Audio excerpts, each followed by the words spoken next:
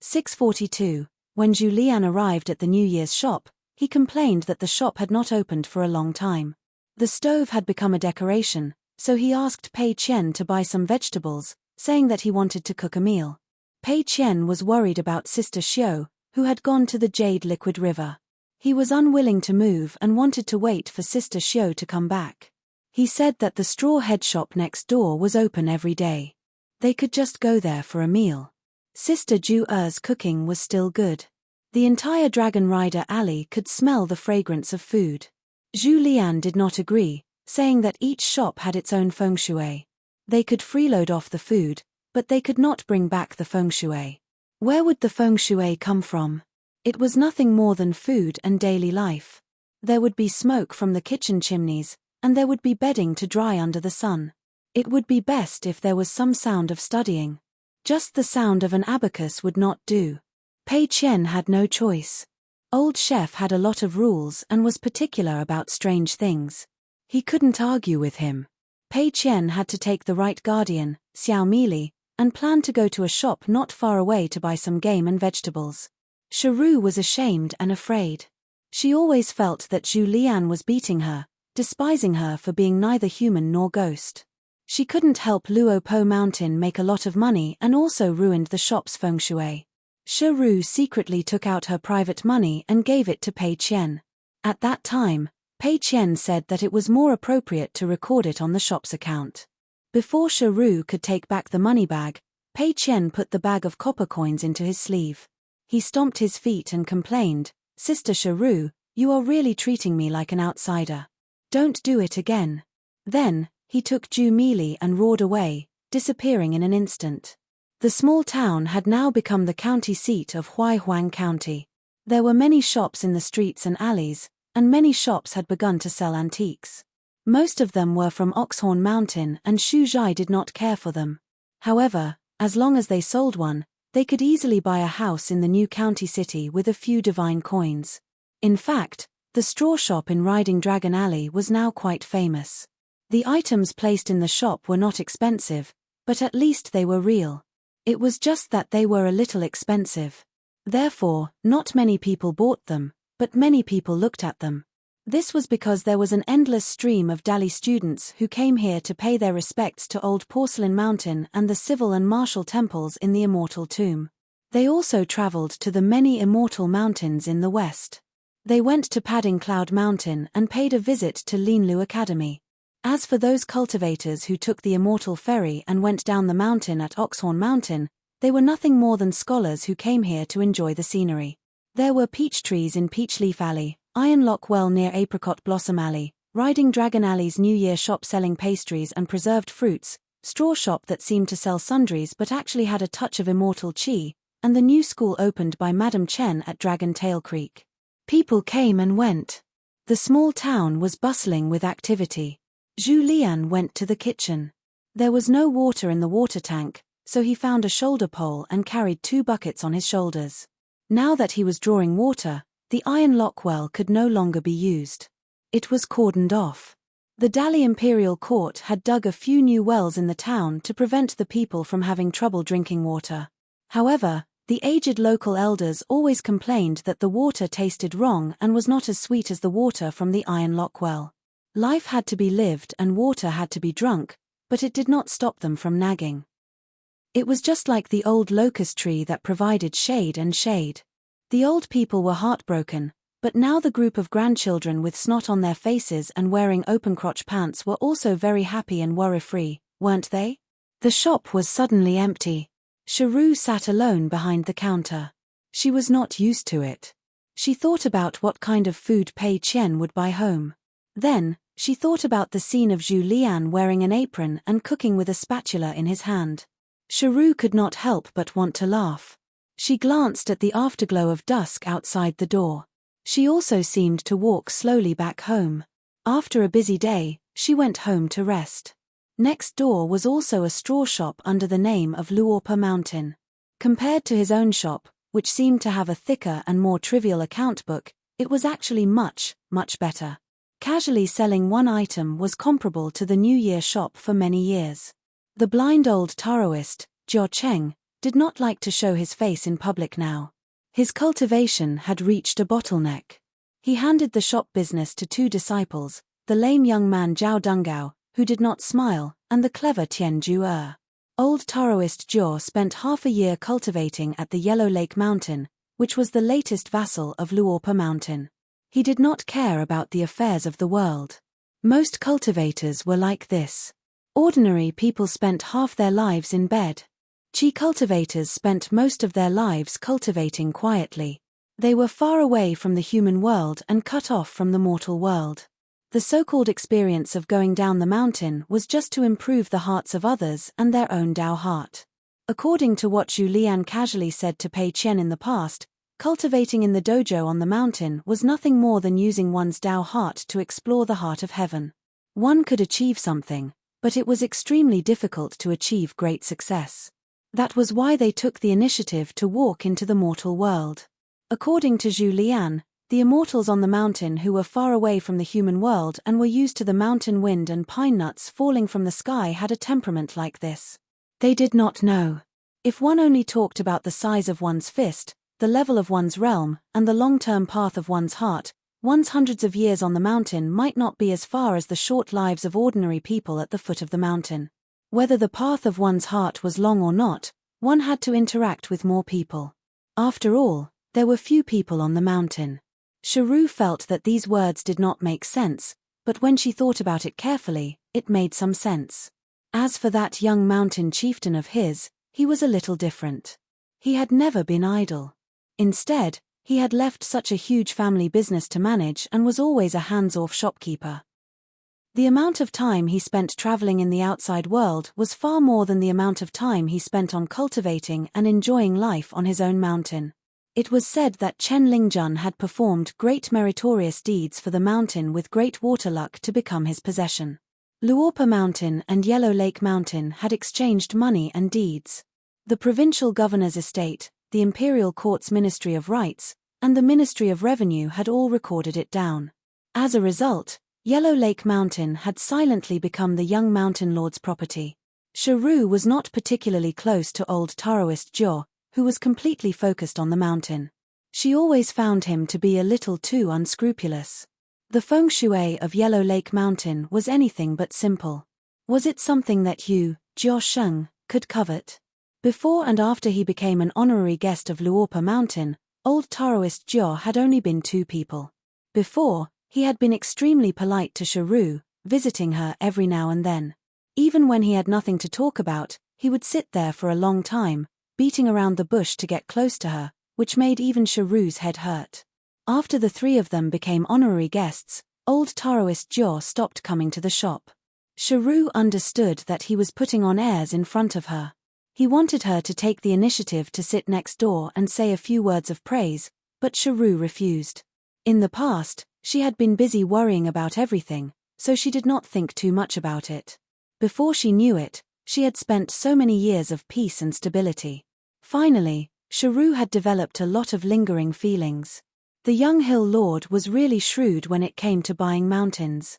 He had always made a lot of money, and he was the kind of person who kept his head down and did not show off.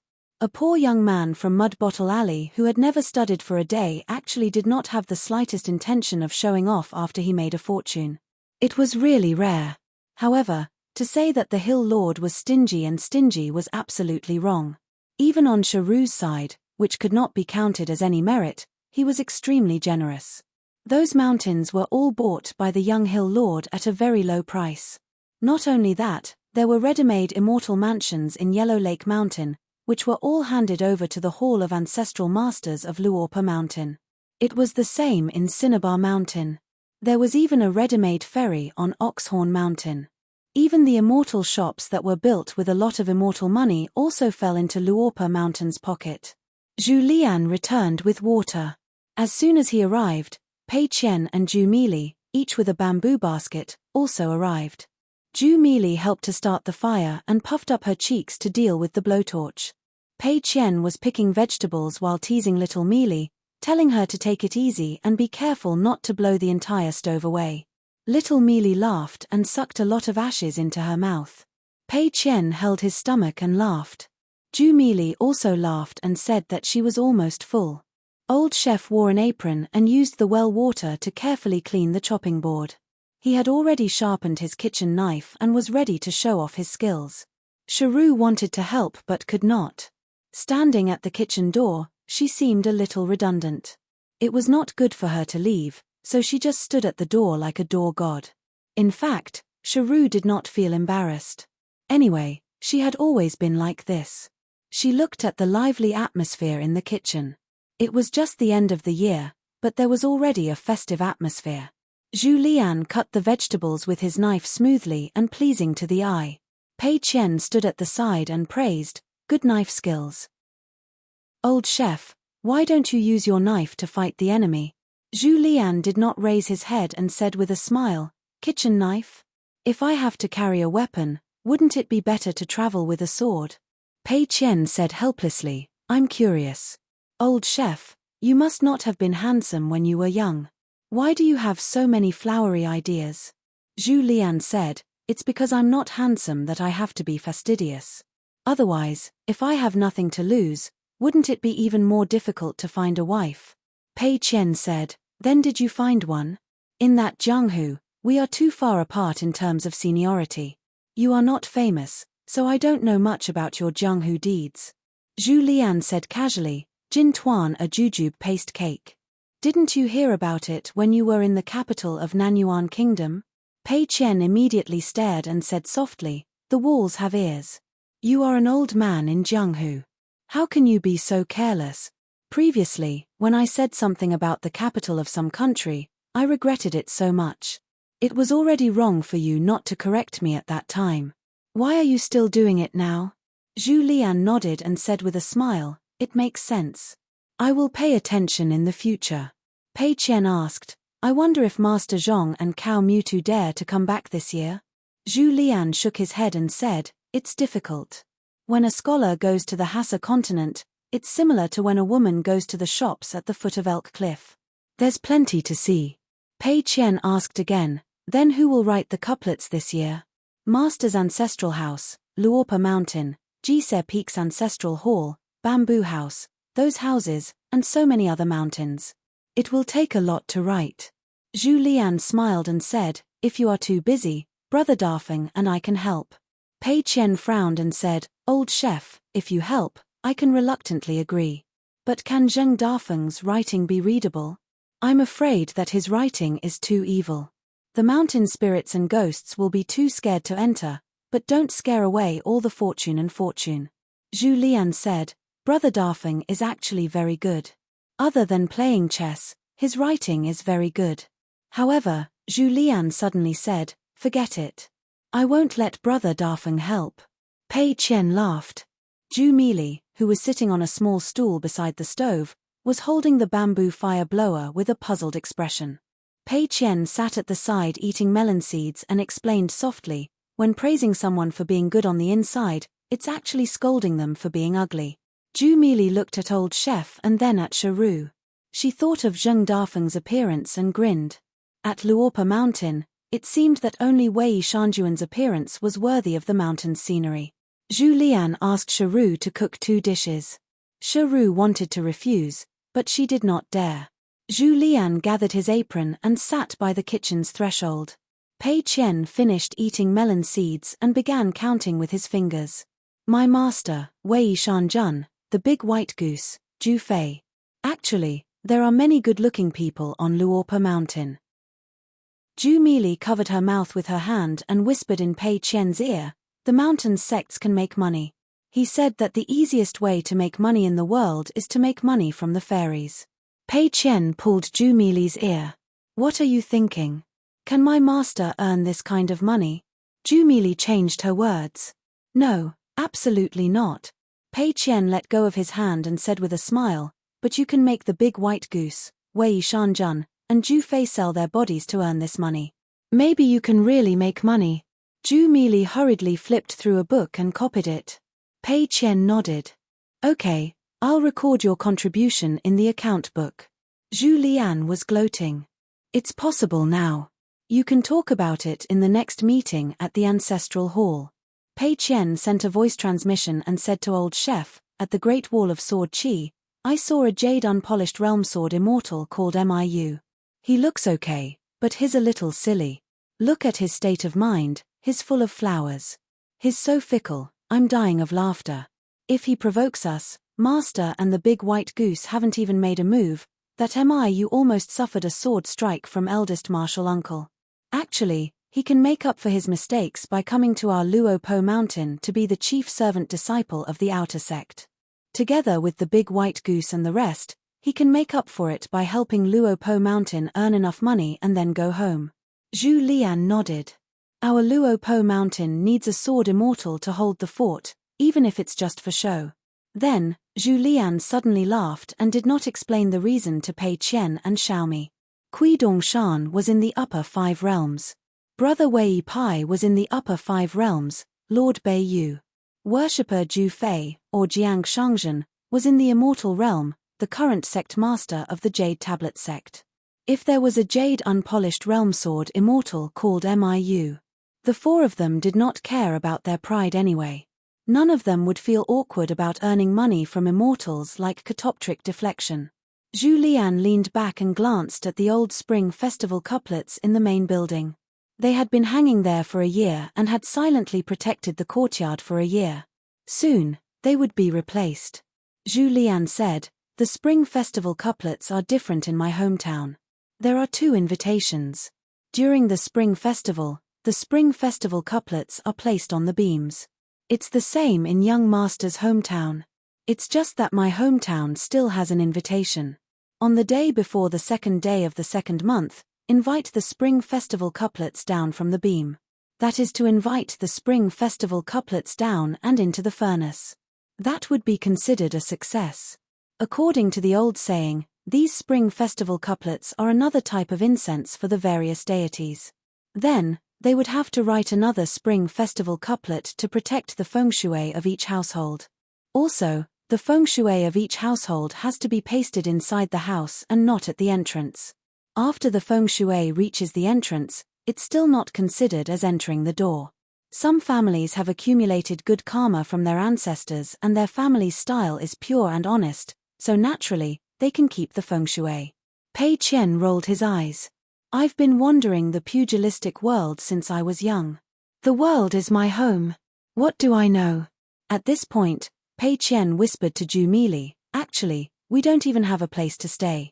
Zhu Mili nodded vigorously. It's all the same. Wandering. The word wandering is used well. It's to your liking. I'm also a pugilistic person. I also like to wander around Mute Lake. Zhu Mili raised her hands and gestured as she swam around. Pei Qian liked to chat with Zhu Mili. He was not afraid of embarrassing himself by talking about his childhood. That was because little Mili did not know the difference between glory and poverty. Pei Qian pressed down on little Mili's head and swung it around.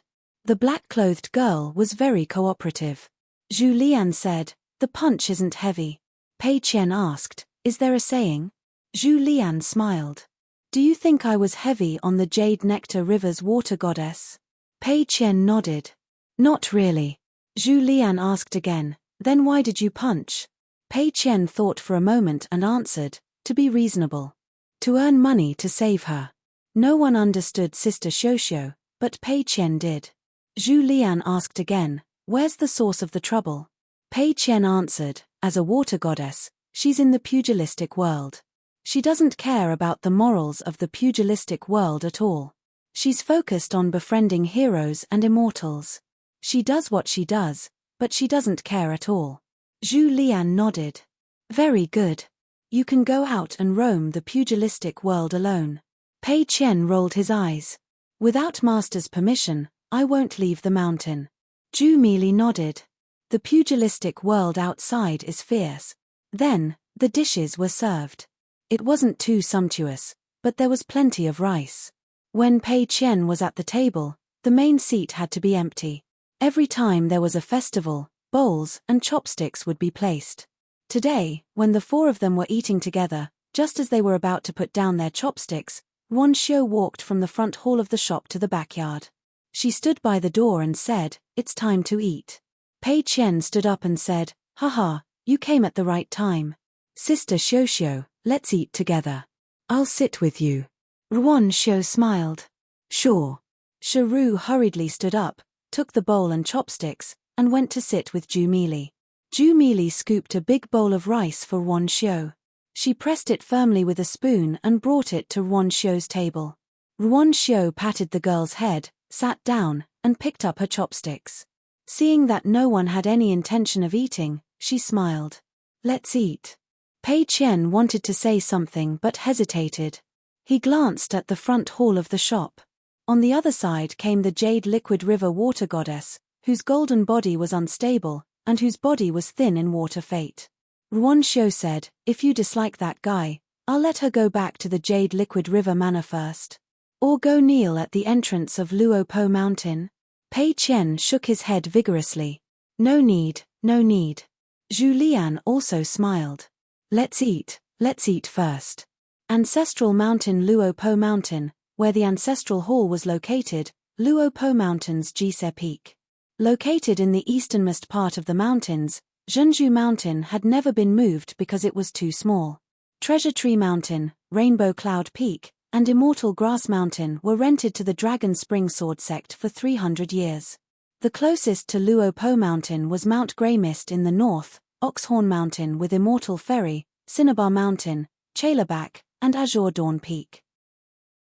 The westernmost part of the mountains was the Sword Prayer Platform, and the newly acquired Yellow Lake Mountain. Luopo Mountain actually already had a total of 11 vassal mountains.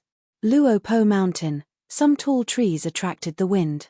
In particular, the Shu family of Clearwind City had new grievances with Luopo Mountain, both old and new. After all, Clearwind City had drawn a clear line with Dali in the past due to their lack of understanding of the situation, selling off Cinnabar Mountain. They did not care about the price at all, so it ended up in the hands of Luopo Mountain. Before the marriage alliance with the Yuan family of the Pillar State, Clearwind City could not care less about this. However, once the situation stabilized, they began to scratch their heads. After all, a Cinnabar Mountain was not some kind of dispensable benefit. They were even more worried that Cinnabar Mountain would become a thorn in the young emperor's heart, so they wanted to take it back very much. As a result, the Shu family had contacted the new provincial governor of the Dragon Province, Wei Li, as well as the left assistant minister of the Ministry of Rights. The feudal officials of the local government and the noble officials of the central government all visited Luopo Mountain one after another. Unfortunately, they were all turned down by Zhu Lian.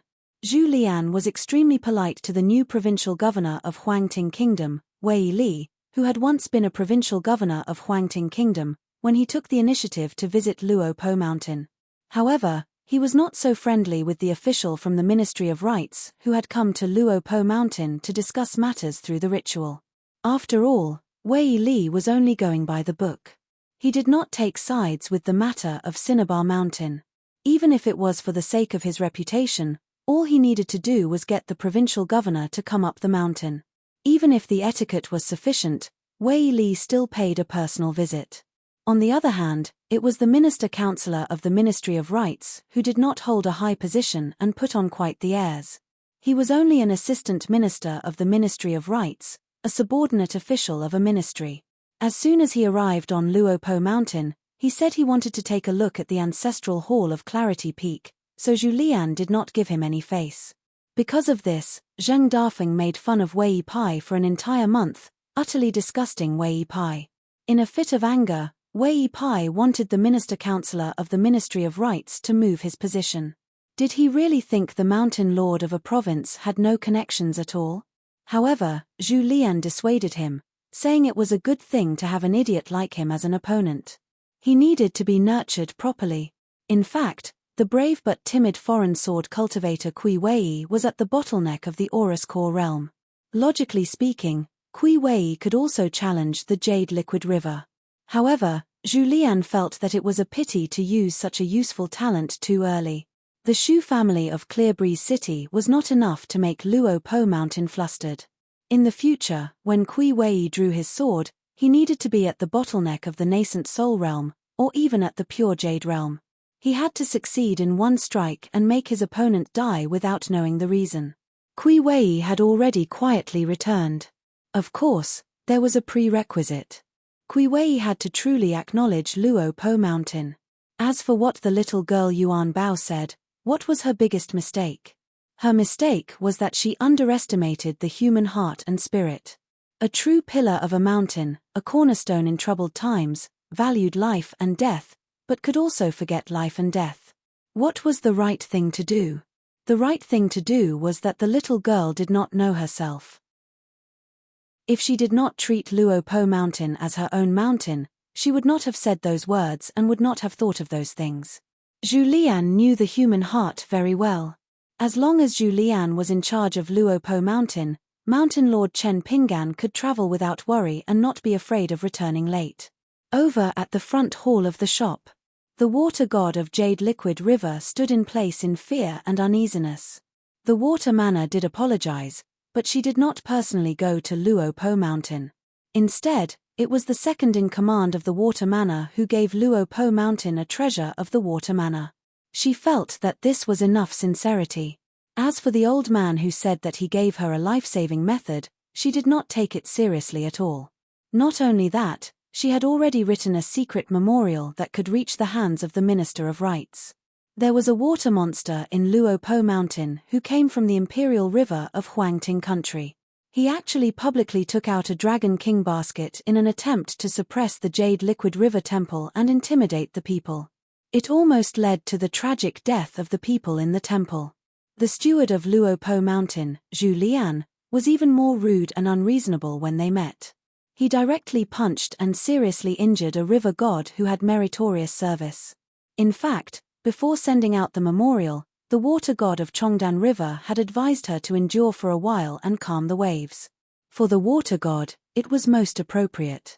However, how could she listen to him? Moreover, she had never really taken a liking to her colleague from Chongdan River, who was born as a spirit and had suddenly obtained a divine position. As for some roundabout inside stories, he was even more of an outsider. Ruan Xiu came from the Dragon Spring Sword sect and was the only daughter of Saint Ruan Tong. However, Ruan Tong was famous for following the rules. Was he really willing to wrestle with the entire Dali Mountains and Rivers law for such a thing? When an accident happened, everything made sense. When she was detained in this small town, Dragon Riding Alley, the water god of Jade Liquid River wanted to cry but had no tears. It was better to die than to live. The people at the table were like a family eating a home-cooked meal. This water god was like holding a bowl of rice, and it was an empty bowl. She did not even give the rice to eat. After eating, other than Shiru cleaning up the table, everyone else walked to the shop. Ruan Xiu was choosing pastries. Pei Qian brought Ju Mili to stand behind the counter and stood on a small stool together. Otherwise, Ju Mili was too short and could not even see her brain. Zhu Lian sat on a long stool and said with a smile, "In a fight in the streets, how much pain would it be to hit someone with a punch? In a battle with that immortal, who would be hit by a Dharma treasure? Actually, the logic is the same. If you really want to argue, there is no difference in the size of the logic. Madam Water God, do you understand?" The water god nodded. She pretended to understand when she didn't. Even if she understood, she didn't recognize it. However, the situation was forced. What else could she do? If Ju Mili wasn't a disciple of Luorpa Mountain, if Luorpa Mountain didn't have that she to help you teach me a lesson, how would this happen? In the end, both sides were on the same side. They were using their strength to suppress others. Ruan Xiu, who had her back facing everyone, frowned. Zhu Lian smiled and said, "Pei Qian, bring Xiaomi to the back." Pei Qian nodded and patted Xiaomi's head. The water god immediately knelt on the ground and faced the counter. "I know I'm wrong." Pei Qian scratched his head and said helplessly, "Why is it so difficult? Isn't it just a sincere apology? Is it that difficult? Why do you think that you have enough etiquette and superficial skills? Is everything enough?" Then, Pei Qian leaned on the table. "I don't like this. Originally, it was such a simple matter. Wouldn't it be fine if the water god residence official apologized to Xiaomi? In the end, be it the old woman or the officials, They were so scheming. It's fine if they don't admit their mistakes, but all of them have evil intentions. They're like a bunch of black seaweed scaring people. What are they doing? Zhu Lian smiled and said, "You're wrong. This is really the most difficult part for us. If others see and hear this, they will think that we are unforgiving and making a mountain out of a molehill. And what makes you even angrier is that the compassion of these people is not a bad thing. On the contrary, it's the bottom line of the world." Pei Qian's head hurt when he heard this. He said unhappily, "But we can't just blow up like this. If we kill a water god, how will outsiders view our Luo Po mountain? You already said that outsiders will help the Jade Liquid River. Besides, I also feel that even if this water god says that she won't admit her mistake, they won't beat her to death. If Master is here, how should we deal with it?" Zhu Lian thought for a moment and said, "Young Master can probably help smooth out the entire Jade Liquid River water god residence from top to bottom, from inside to outside. Right and wrong, not a little more, not a little less." However, there were some things that Zhu Lian did not want to tell Pei Qian. For example, it involved the Shu family of Clear Wind City, Zhengyang Mountain, and some other insider information. Zhu Mili, who was in a daze, had already quietly bent her knees and secretly hid her head behind the counter. "I don't know anything. I'm not in the shop. None of you can see me." Zhu Lian was not in a hurry. All of this could also help Pei Qian cultivate his heart. Otherwise, Zhu Lian would have followed Miss Wan's instructions. Just like what Pei Qian knew in his heart, the real enemy of the Jade Liquid River water god residence was actually Pei Qian's sister Xiuxiu. It could be to directly destroy the water god's golden body, or to refine the entire Jade Liquid River, leaving only the water god alive. Don't you like to think that small matters are not a problem? Then you can use your own reasoning to talk to the Dali Imperial Court. Changing to a more dedicated and responsible river god, for the current Dali Imperial Court, wouldn't it be simple? As for some possibilities, ordinary people would not think about it. For example, the little spirit being kidnapped, and a mountain being destroyed. Anyway, as long as nothing happened, it was not reasonable. It was difficult to have the best of both worlds. Pei Qian asked tentatively, "Old chef, why don't we forget about it?" "I don't understand. When Master returns home, I'll ask Master again." Zhu Lian smiled and nodded, looking at Ruan Xiu. Ruan Xiu picked up a peach blossom cake and put it in her mouth. She turned her head and said vaguely, "I'm fine with anything." Ruan Xiu looked at the water god who was kneeling on the ground. "Why aren't you leaving?" The water god left in a hurry. She hated the Shu family's guardian of Clear Wind City, and hated the subordinate who caused trouble even more. As for Luopa Mountain, she did not dare to hate at all. As for that Ruan Xiu, she did not even dare to think about it. Zhu Lian said to Pei Qian, "The matter of cultivation is not to be unreasonable, but to be more reasonable. If it is within your power, help the weak to reason clearly. This has to do with cultivation. If the realm is high enough, the fist is the reason. There is a world of difference between the two." Then Zhu Lian smiled again, "Just take it slow. Everyone's good deeds may be big or small, but a good heart is just a good heart. There is no difference." Ruan Xiu continued to choose the pastries and said, "It's actually not that complicated." Pei Qian asked, "Sister Xiuxiu, what do you mean?" Ruan Xiu said, "Cultivate well." Zhu Lian was relieved. He was really afraid that this Miss Ruan would say some shocking pure reason. Ruan Xiu picked up a pastry and said with a smile, "Fresh pastries are indeed delicious." Pei Qian was a little worried. "I cultivate like a turtle crawling." Zhu Mili poked her head out and said, "Actually, turtles swim and run ashore. They are very, very fast. At the Mute Lake, I chased them many times." Pei Qian reached out and pressed Zhu Mili's head. "What's going on?" Zhu Mili shook her head and suddenly thought of a small question that she often thought of but forgot. Why do people like to bully others? Zhu Lian laughed involuntarily. This question was really not easy to answer. Ruan Xiu said, "When people are hungry, they eat everything." Zhu Mili laughed. "Sister Xiu is still the best. You only like to eat pastries." Zhu Lian did not speak. Pei Qian blinked. Ruan Xiu smiled. A master and a servant girl, two riding horses in the snowy south. Their destination was the southernmost old dragon city of the Aquarius continent. But the two horses took many detours. They traveled through Clear Breeze City, Shu family's fox country, and also passed through Stone Hare country, and went to Bookslip Lake. The young man sat on the horse's back and was dozing off. The servant girl's horse only dared to follow behind, and did not dare to ride side by side with the man. Song Jisin from Clay Bottle Alley had a servant girl following him. Ma Ku Xian from Apricot Blossom Alley also followed suit. He took in a servant girl and named her Shu Dian.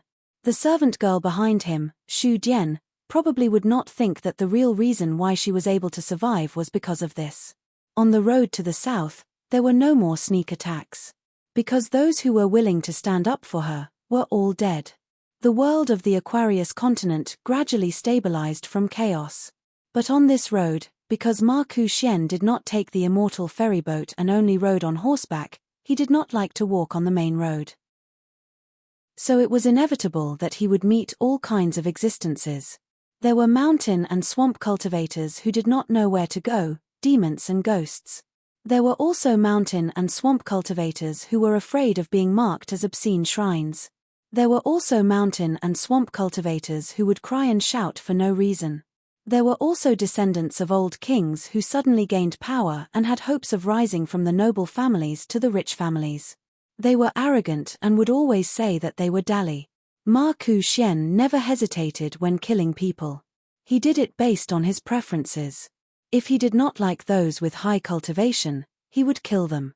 If his cultivation was low, he would also kill those who were not cultivators. If they bumped into Ma Ku Xian, he would also kill them. But Shu Dian still did not know why this heaven-blessed person with a strong killing intent was able to eat and sleep in the open. When he was in a good mood, he could chat for a long time with the mountain woodcutter and the farmer. Not long ago, in the Stone Hare country, Ma Ku Xian killed a group of rich and powerful young masters who were climbing the mountain to enjoy the snow. They saw the beautiful Shu Dian and also saw Ma Ku Xian and the servant girl who were leading the horses. They should not be immortal cultivators. They mistakenly thought that Ma Ku Xian was from a wealthy family in the Stone Hare country. Which one of them did not come from an influential family in the capital? Thus, they had crooked thoughts. The Stone Hare country had been through a real war. It was normal for ordinary people to have a little accident when they went out. Ma Ku Xian flipped onto the horse and gave Shu Dian two choices. She could either take off her clothes and be humiliated by others, or she could show a bit of the demeanor of an immortal cultivator and kill the group of rich and powerful young masters. Shu Dian's face was pale, even paler than the snow. Ma Ku Xian was not very patient. He flicked his finger and hit one of the rich and powerful young masters off the cliff. His body flew like a bird, but his cry was a bit miserable. The rest of the young masters followed one by one. They climbed the mountain together and fell to their deaths together. During this time, the local god hurriedly came out to stop them and begged for mercy on behalf of the rich and powerful young masters. However, he was also slapped by Ma Ku Xian and his golden body was smashed into pieces. Some of the heaven and earth's chi came back and got close to Ma Ku Xian before it dispersed. In the end, Shu Dian's cultivation was restrained by Ma Ku Xian. Her hands were tied with ropes and she was dragged behind the horse all the way down the mountain. When they reached the foot of the mountain, Ma Ku Xian removed the technique. Shu Dian was a cultivator after all. She was not badly mutilated, but she was battered and exhausted. She sat in the snow blankly. Ma Ku Xian seemed to have forgotten about this servant girl and rode away alone. Shu Dian hesitated for a long time. In the end, she still rode the horse and followed Ma Ku Xian in the snow. At that time, Ma Ku Xian only smiled and said one sentence, "It is true that I killed indiscriminately. However, if I killed innocents, I was wronged." At that time, Shu Dian did not know where she got the courage to cry and shout, "You killed so many people. Most of them did not deserve to die." Ma Ku Xian smiled and said, "Those who died innocents were not as lucky as you. Not only are they alive, but they can also speak so loudly." In the end, Ma Ku Xian looked up at the sky and smiled, "The heavens and earth should thank me for killing people like this." Shu Dian sat on the back of the horse dejectedly. She was mentally and physically exhausted. She sobbed and murmured, "You are a madman, a madman." Ma Ku-shen yawned and continued to rush forward in languid. Xu Dian silently told herself that she could not die. She definitely could not die. She had to see this madman with her own eyes. People like Ma Ku-shen would definitely be punished by the heavens. Then, she realized that this madman seemed to be in a good mood. In fact, after passing by the Bookslip Lake, Ma Ku-shen smiled more. Ma Ku-shuan was still in the mood to leisurely go to one of the mountain peaks as a guest. He sat in the host's seat and asked a few questions, which made him even happier. The guy from Mud Bottle Alley had been here for almost 3 years. It seemed that he was not happy. Ma Ku-shen was very happy. Ma Ku-shen grabbed a snowball and turned around. He threw it at Xu Dian's head. She did not dare to dodge. The snowball exploded and snow flew everywhere, blocking her sight.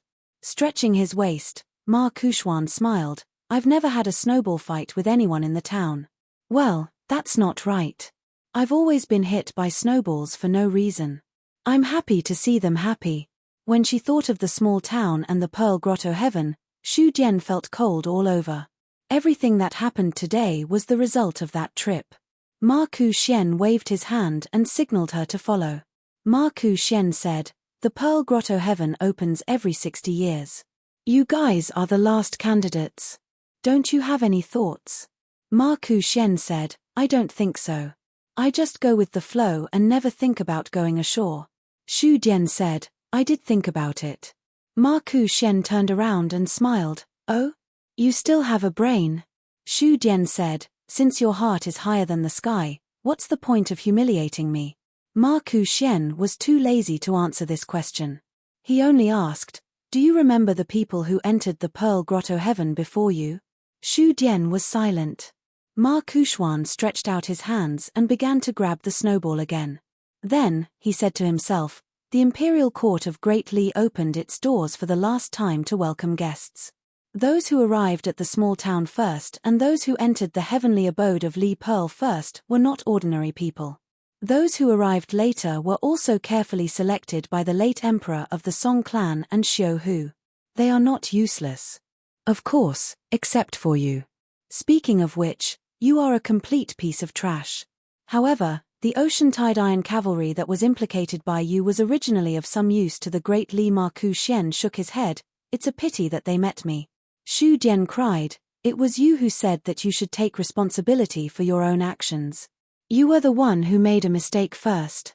You deliberately attacked me and delayed my cultivation. Even if I made a big mistake, why didn't you just kill me? Why did you kill so many people?" Ma Ku-shen had already turned to think about his own matters. After a while, he turned around and asked, "What did you say just now?" Xu Dian was silent again. Ma Ku-shen did not care. If her Taoist heart was completely broken, it would not be fun. Ma Ku-shen suddenly asked, "Why don't I take in a disciple who will definitely like you in the future and let him avenge you?" Xu Dian was stunned. Ma Ku-shen was in high spirits. He felt that this seemed to be interesting. "What do you think?" "I promise that I will not kill him before he kills me. After that, I will not kill you. Just watch the show. I only want to remind you of one thing. Do not let him get what he wants easily. Don't make it real and fall in love with him. I don't care about this. However, if you do this, he might get tired of you and kill you to show his loyalty to me. At that time, you two will die together. Are you trying to disgust me?" Xu Dian stared at this madman. Cultivators were emotionless and had few desires. But how many would be as extreme as the man in front of him? Ma Ku-shen curled his lips. "When you have thought it through, tell me. I will definitely fulfill your wish." Ma Ku-shen weighed the snowball in his hand and looked into the distance. The wind and snow were everywhere. The road ahead was vast and desolate. Ma Ku-shen's thoughts drifted away. That year, when the bumpkin from Clay Bottle Alley ran to the small town gate to receive the letter from Zheng Dafeng, Ma Ku-shen had also left Apricot Blossom Alley and looked at the gate from afar. The scene that Chen Pinggan saw outside the gate, Ma Ku-shen naturally saw it too. Previously, The only upper 5 realms wild cultivator in Aquarius continent, Liu Larocheng's only direct disciple, Yun Lin Jiang clan's descendant, Jiang Yun. This guy had obtained the fortune from the Iron Lock Well. The prince of the Great Sui Kingdom, Gao Xian, bought the golden carp from Li and also obtained a Dragon King basket for free. Later, the Great Sui Kingdom and Dali signed an alliance, and Gao Xian became a hostage, living under their roof, and studied at Cloud Mountain Deer Academy. In the future, he would most likely become the emperor of the Great Sui Kingdom. Fu Nanhua, the next city lord of Old Dragon City. Yunxia Mountain, Cai Qinqian, that Yunxia Mountain was one of the few immortal mountains in Aquarius continent that cultivated Buddhism, and now it had become one of the 4 major sects. The cultivators of Yunxia Mountain had always been proficient in Buddhism and building temples. They all went down the mountain to assist Dalis officials, and rebuilt temples in various Dali vassal states. Wasn't it glorious? Zhengyang Mountain, the moving mountain elder ape protected a little girl. What was her name again, Daozi? He remembered that at such a young age, she looked like a mountain person. There was also the mother and son of the Shu family from Qingfeng City. Later, relying on the marriage of the daughter of the first wife to the son of a concubine, they finally connected with the Yuan family of Dali through marriage, and became in-laws. Now, they were also the sect's candidates. Ning Yaro, Gao Xian, an attendant eunuch. Jiang Yun, Fu Nanhua, Cai Qinqian. Moving mountain ape, Daozi. The Shu family's woman from Qingfeng City, with a child in a bright red robe. At that time, the young man from Mud Bottle Alley, who was earning money to deliver letters, stood at the door, and a group of people stood outside. Both sides of the sect, no one would have thought that they would have so many grievances in the future. What Ma Ku Xian regretted the most in the past was that the Clear Breeze city had been too soft. That old beast, the mountain-moving ape, was even worse. Whether it was Liu Xianyang or Chen Pingan, none of them had been able to kill him.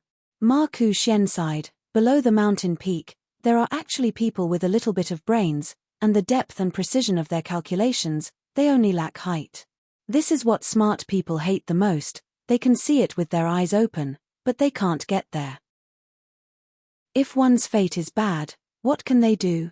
Song Jisin of the Mud Bottle Alley, from an illegitimate son of a manufacturing supervisor who was criticized behind his back, to a descendant of the great Li Song clan. Now, he's a vassal. He's just lucky, that's all. Ma Ku Xian lightly tossed a snowball. I didn't think that I would have to work for such a lucky idiot. My fate isn't too good either. Book Lake Palace Willow Island, where the True Realm sect's ancestral hall was located. When Jiang Shangzhen killed his way back to Tongyi continent from Aquarius continent, the entire continent was turned upside down. Not only Jade Gui sect, but the entire continent's structure also changed.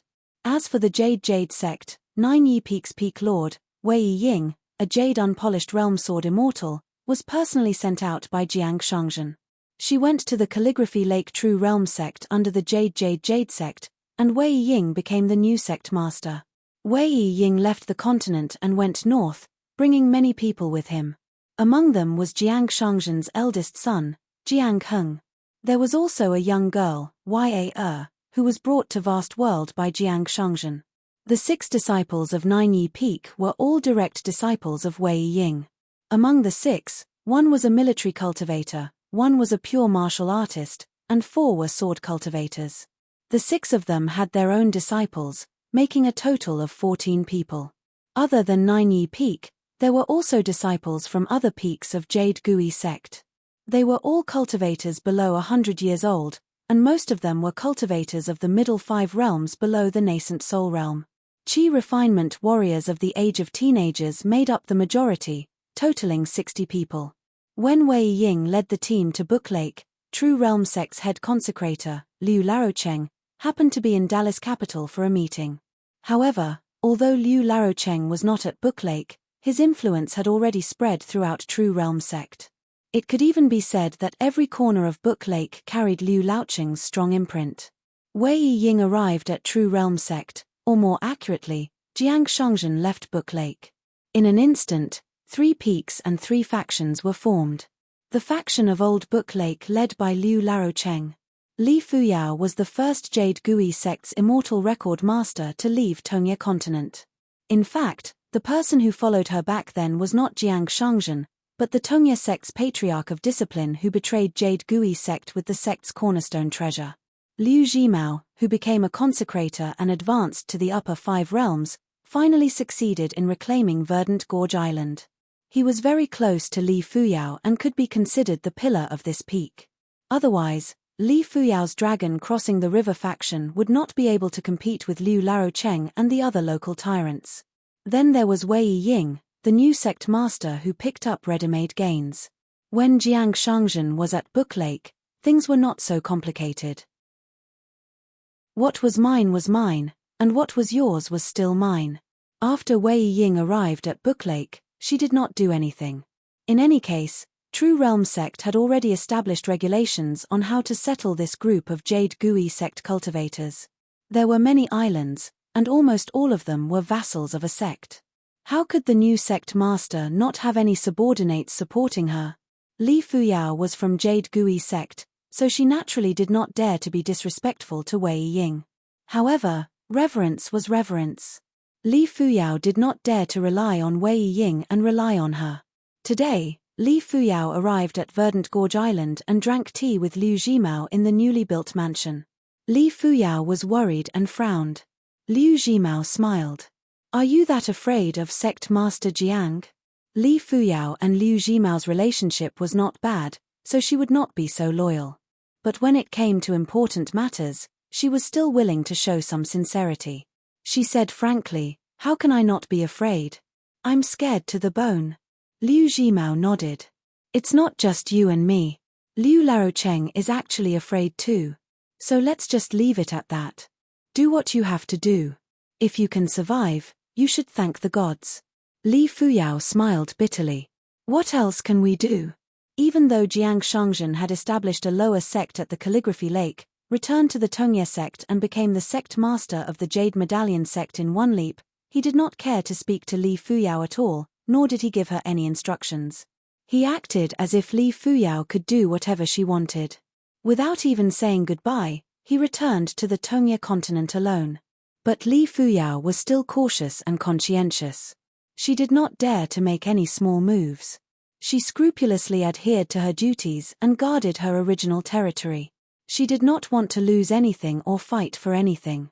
Even though Wei Ying was publicly acknowledged as the most talented person in Jade Gui sect, the owner of Jiui Peak, and the current sect master of True Realm sect, Li Fuyao still did not dare to overstep her boundaries.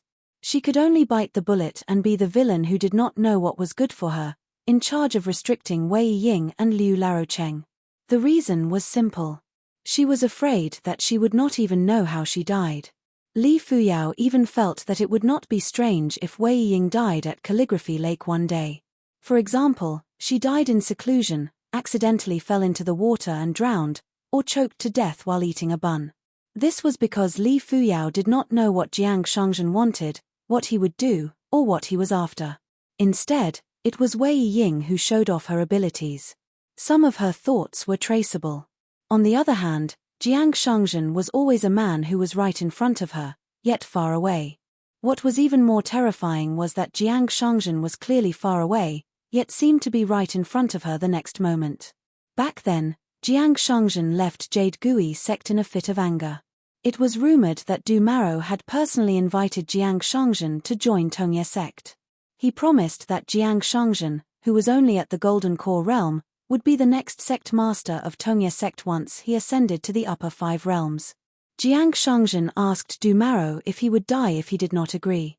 Du Maro laughed and shook his head. Jiang Shangzhen did not agree and continued to travel north, all the way to the North Continent. However, it was said that on his way back, Jiang Shangzhen deliberately took a detour and did not take the land route. He chose to sneak south by sea. However, he was still intercepted by a pure Jade Realm cultivator of Tongye sect. He was then chased for tens of thousands of miles. In the end, Jiang Shangzhen landed on the shore like a beggar. The pure Jade Realm cultivator disappeared without a trace. Until today, Jiang Shangzhen did not explain the reason. Tongye sect did not ask about it either. Both parties acted as if nothing had happened. It became an unsolved case that outsiders took delight in talking about. Before the True Realm sect could gain a foothold in the Aquarius continent, Jiang Shangzhen, as the sect master, gave up and went sightseeing. The second time he went to the North Continent, he did nothing but bring back a baby in swaddling clothes. The child's aptitude was extremely ordinary, but Jiang Shangzhen treated her like his own daughter. Who in Jade Gui sect did not know how Jiang Shangzhen treated his only son, Jiang Heng? There were so many strange stories about Jiang Shangzhen that even a few large baskets could not contain them all. In his early years, he did not go to Jiui Peak. Everyone thought that Jiang Shangzhen had no fate with the title of sect master in this life. However, contrary to everyone's expectations, he replaced the Tongye sect's patriarch of justice who defected to Jade Gui sect and became the sect master of a lower sect. Now, he even made an exception and became the sect master of Jade Gui sect.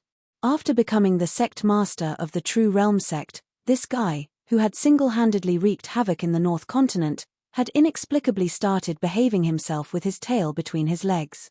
Then, after becoming the sect master of the Jade Medallion sect, just when everyone thought that Jiang Shong was really going to make a move on the Tongye sect, he personally made a trip to the unstable Tongye sect and took the initiative to ask for an alliance.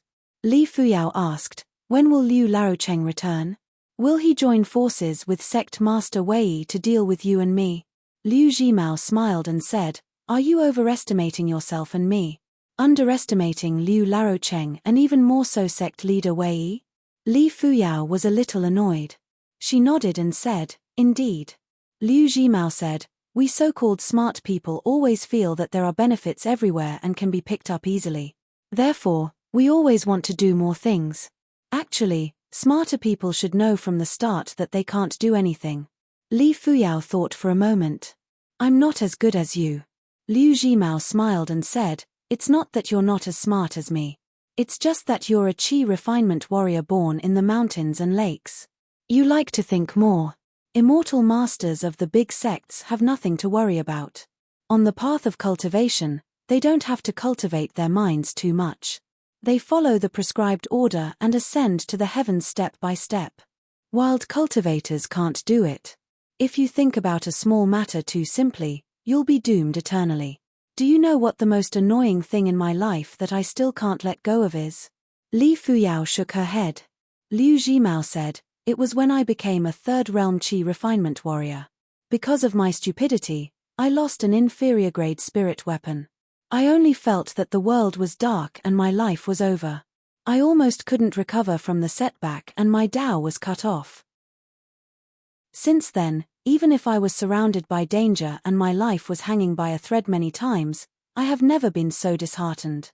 Li Fuyao said sincerely, "It's really unimaginable."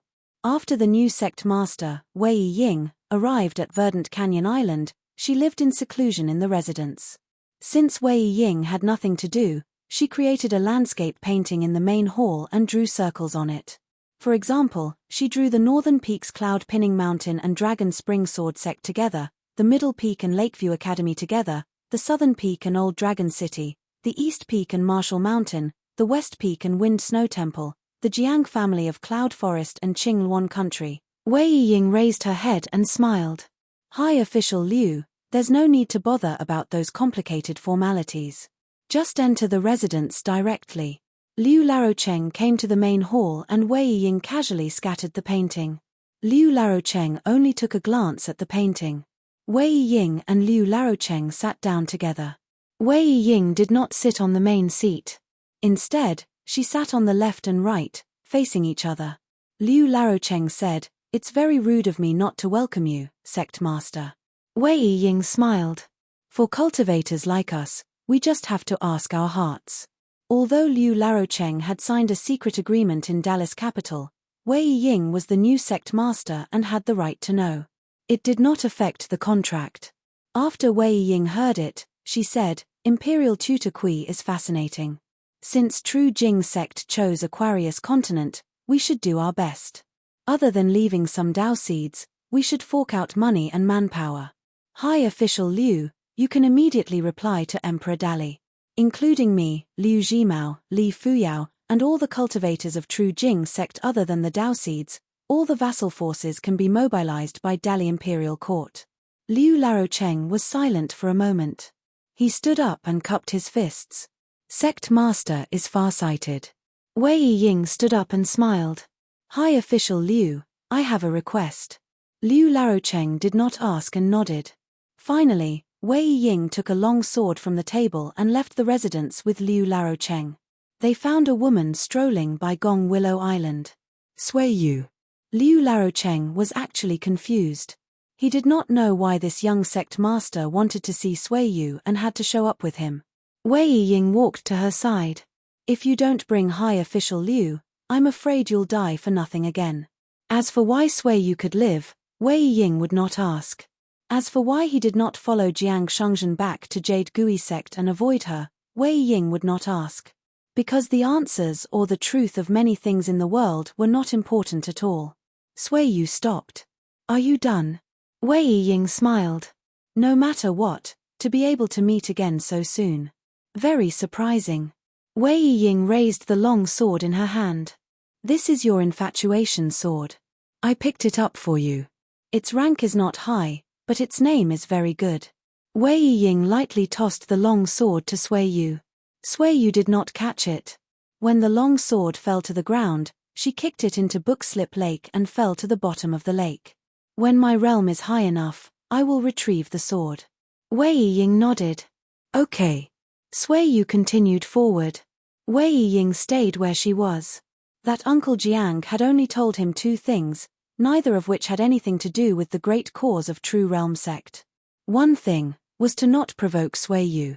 The other thing was to take good care of the child that he brought back from North Continent. All the expenses were to be recorded, and the Jiang family would naturally pay back double. Wei Ying agreed. Looking at the back view of the lady who was walking further and further away, Wei Ying started to look forward to the Q-sword match, hoping that she would not have to wait too long. Wei Ying's only worry was that the sword Dao luck in Treasure Vase Continent was slightly strange. It would affect her own Dao. In an alley, a white-robed young man was playing chess to earn money. He had already earned a lot of copper coins, and his dinner was settled. As for the chessboard and chess pieces, he had won them from a comrade. The latter lost everything and cursed as he left. Beside the white-robed young man, there was a wooden-looking child.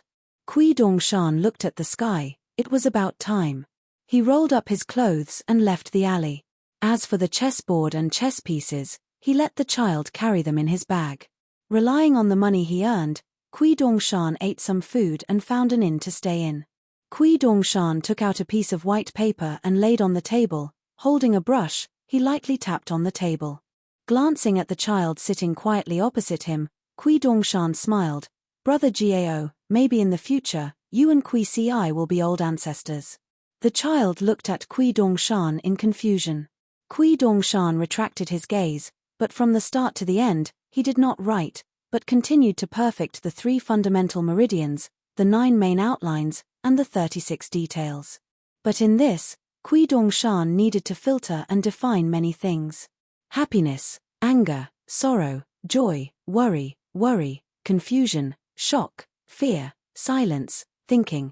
Eyes, ears, nose, tongue, body, mind. Body, family, customs, country, world, life and death. Recognition, resisting loneliness. Sense of belonging, a place of peace. Sense of accomplishment, using nothingness to resolve reality. Many situations in life, separation in death. Clamor, solitude, loneliness, happiness, eating to one's heart, hunger and cold. Comfort, warmth, contentment, satisfaction. Scorching heat. Bitter cold. Needle pricking, heart twisting, grief, anger, joy, luck, shame, annoyance, regret, respect, love, envy, hatred, resentment, joy, sadness, worry, jealousy. The next level, which was relatively complex, relief, trance, confusion, entanglement, epiphany. The next level of perception, tenacity, collapse, persistence, indifference, passion, vigor, calmness. Between the three, Kui Dongshan still had to do a lot of reversals, substitutions, and corrections. Between the three, there was an extremely complicated process of mutual struggle, fusion, killing, disappearance, rebirth, strengthening, and returning to nothing. There would be vortexes of different sizes that would ripple in all directions. Some would increase and decrease, some would increase and decrease, some would overlap, some would bypass each other, and some would almost never meet from beginning to end. One of the key starting points was the storage of people's thoughts, how many there were, and how to classify them. Seeing with one's own eyes, from books far away, but close to one's eyes, hearing, remembering, thinking that one remembered, remembering clearly, remembering vaguely, and chaos. Occasionally, it would be triggered, but only at some critical moments. For example, the playing of Go, the theory of fixed patterns, and the sudden flash of inspiration were the hands of immortals. Therefore, the second thing was derived from this, which was to determine a trigger mechanism.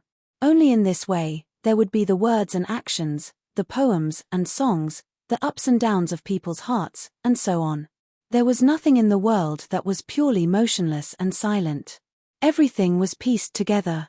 Countless tiny things became visible to the naked eye. Every tiny thing became a dreamlike life. Books would turn yellow, mountains would rise and fall, plants would grow and wither, and people would grow old and die. Kui Dongshan had been gently tapping the end of the pen on the table, staring at the blank piece of paper. During his travels to the Great Sway Kingdom, he had taken out 3 items, a bowl of water, a stone, and a tree branch. He had also joked with the teacher and little treasure bottle about how many times a mortal teacher would have to be reborn in this lifetime, and how many times he would have to quietly switch between life and death. The stone was like a person's body, but also like a mountain. It carried all things and was a world. In fact, it had always been in a state of relative stillness. The water in the bowl was the flow of thoughts. The tree branch was the fundamental meridian, where the rules of the great Tao operated. All these years, Kui Dongshan had actually been competing with him on these matters. Just the more general 7 emotions and 6 desires were, in fact, far from enough. The first porcelain man that Kui Dongshan had created, the study boy Kui Ci, who was brought by Li Shisheng, could be considered to be proficient in general calculations. However, when it came to emotions, he was still very weak. To put it simply, his meridian was too weak, and it was difficult for him to have a sense of belonging. Also, his soul was too simple, and the bottleneck of the great Tao was too great. Even becoming a Jindan cultivator was an extravagant hope. However, this brother Gao in front of him had more thoughts, and his meridian was clearer and more stable. In the future, not only would he be able to play chess, but he could also cultivate to the nascent soul realm bottleneck. He could also write poems and create everything related to emotions. He could also sincerely believe that he was a real person. In this world, there were no illusory things. Everything was traceable. Therefore, when those so-called talisman puppets met Kui Ci created by Kui Dongshan, especially brother Gao, they all had to kneel on the ground and call out ancestor. However, even so, there was still a big gap between Kui Dongshan's expectations. Firstly, the cost was too high.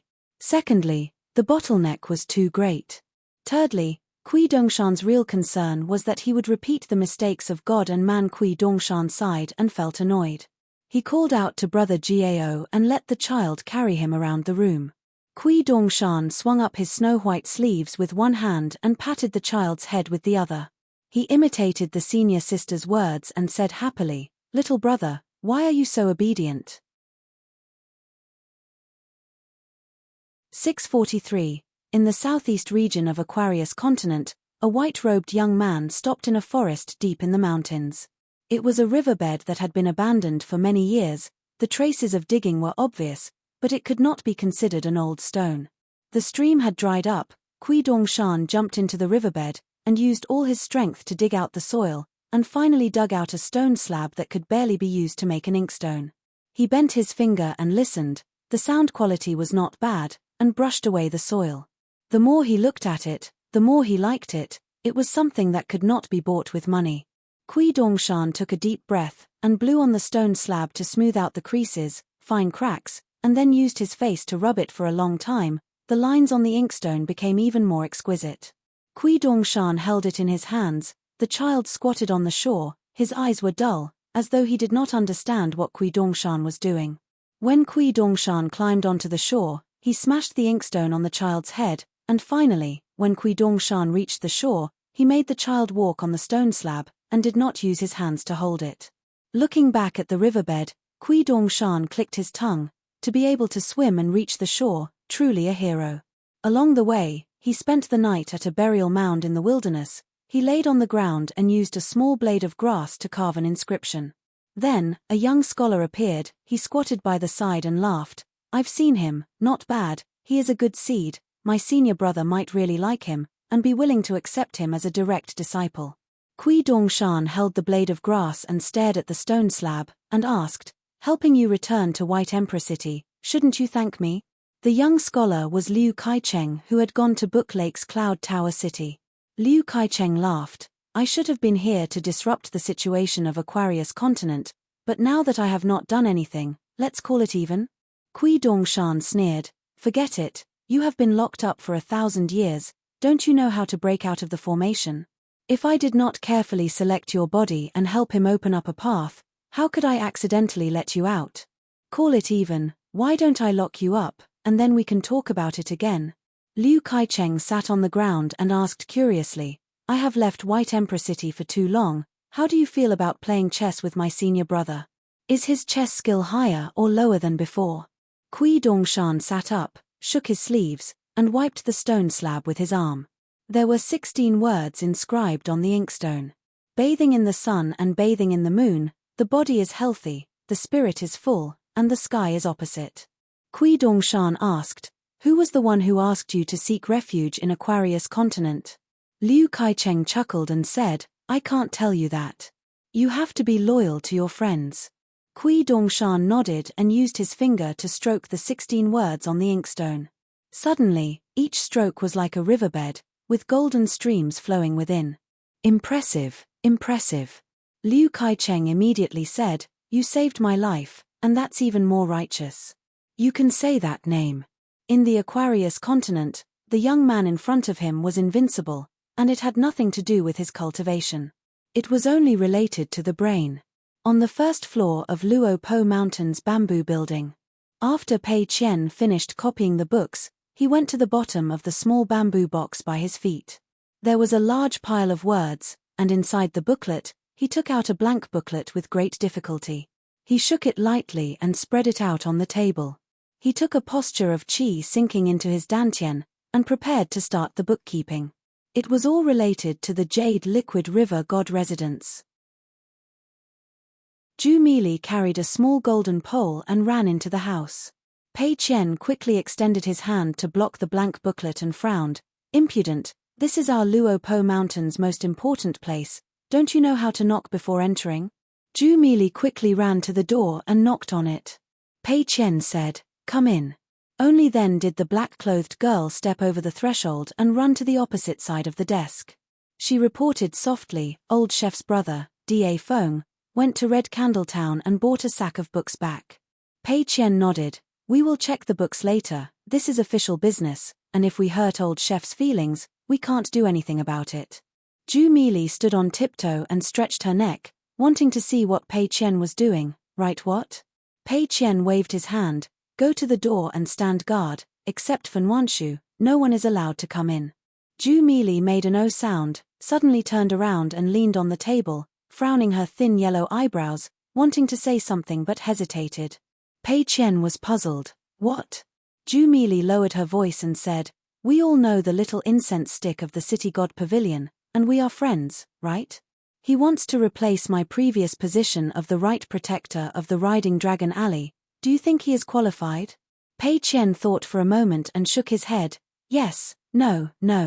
Although the two positions of the right and right protector of the Riding Dragon Alley are decided by me alone, but we can't just nod and agree when that little guy asks. Let's wait for a moment and test him first." Zhu Mili's face was sullen. She had patted her chest and promised him before. Pei Qian sighed. Okay, you go and tell him that I agree, but the responsibility is important, and he is not allowed to neglect his duty, and he has to come to me once a month. As for filial piety, forget it, he is just a poor little guy. Ju Mili straightened her back. Yes, sir. A horse left the capital of the Great Sui Kingdom and traveled south. The young woman was dressed in red, with a narrow saber and a silver blade strengthening gourd hanging on her waist. She looked up at the sea of clouds in the sky. She remembered that when she was young, she would look at the clouds casually and feel that they were fairies who loved to dress up, and they were changing their clothes. When she was young, it seemed that she would have these messy thoughts every day. They would be noisy in groups, just like a group of mischievous little people. She couldn't control them, nor could she stop them.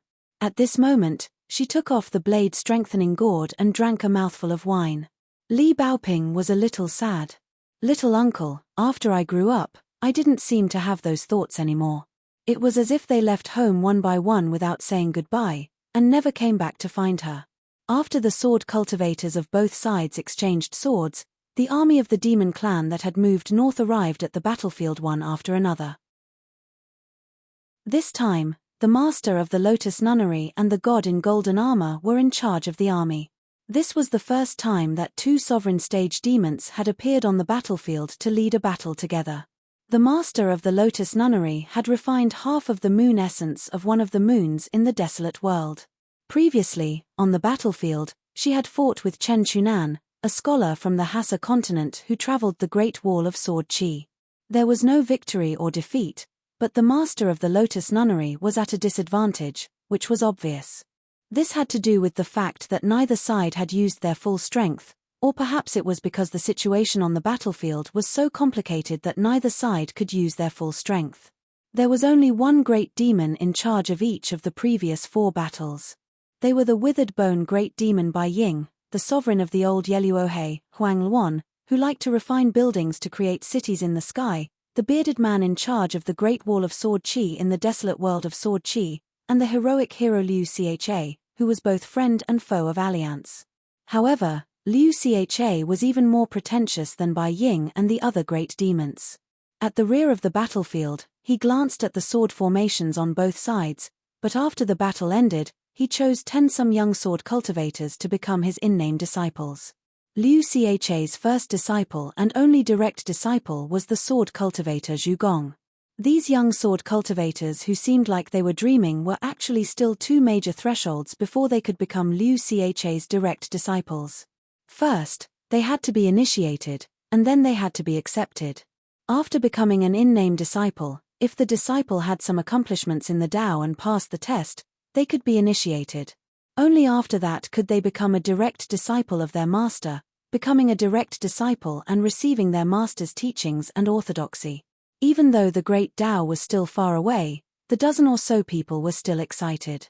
They instantly gathered together and formed a small mountain. After all, the swordsman Liu Cha, who was half a master, was at the peak of the Tao of the sword in the wilderness.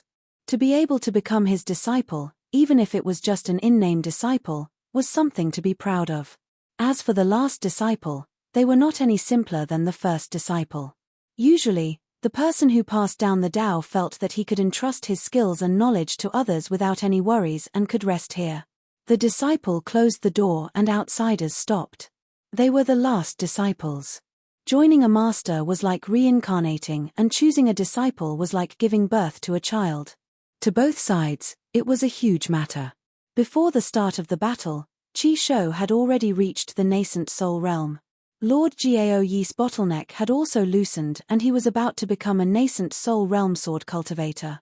Pang Yuanji, whose talent was better than Lord Gao Yi's and whose great Tao was considered to be better than Qi Shou's, had his sword heart clouded and his great Tao was unstable. This was probably what they meant by the great Tao being unpredictable. The battle was magnificent. Fan Dash, who was only in the Dragon's Gate realm, managed to advance to the Golden Core realm. This was actually a small matter. It was nothing more than Fan Dash and his friends drinking a pot of celebratory wine during a break in the battle. The group of demonic cultivators rushed back to the battlefield and continued to use their magic treasures to clash against the sword formation. The demonic sword cultivators did not participate. They were too precious and they were unwilling to waste too much on the siege. If the demonic cultivators of the wilderness who had yet to take human form were the most worthless copper coins, then the demonic cultivators who had opened their apertures and cultivated their Tao were the snow money. Those who had cultivated their Tao were the small summer money that sat on spiritual tools and magic treasures. The demonic sword cultivators were the most protected grain rain money. It was not to say that it was meaningless to continue to practice the Great Wall of Sword Chi. It was just that they could use an endless stream of copper coins to achieve the same results. Why would they waste the grain rain money of the sword cultivators that would rarely appear again after using one? If it was in the vast world, the fact that the military camp dared to deploy troops like this and disregard the lives of ants and sent hundreds of thousands of them to their deaths and their corpses piled up on the battlefield below the city was destined to go down in history. However, it was not a problem in the wilderness. For the first time in the wilderness, there was finally a siege of ants.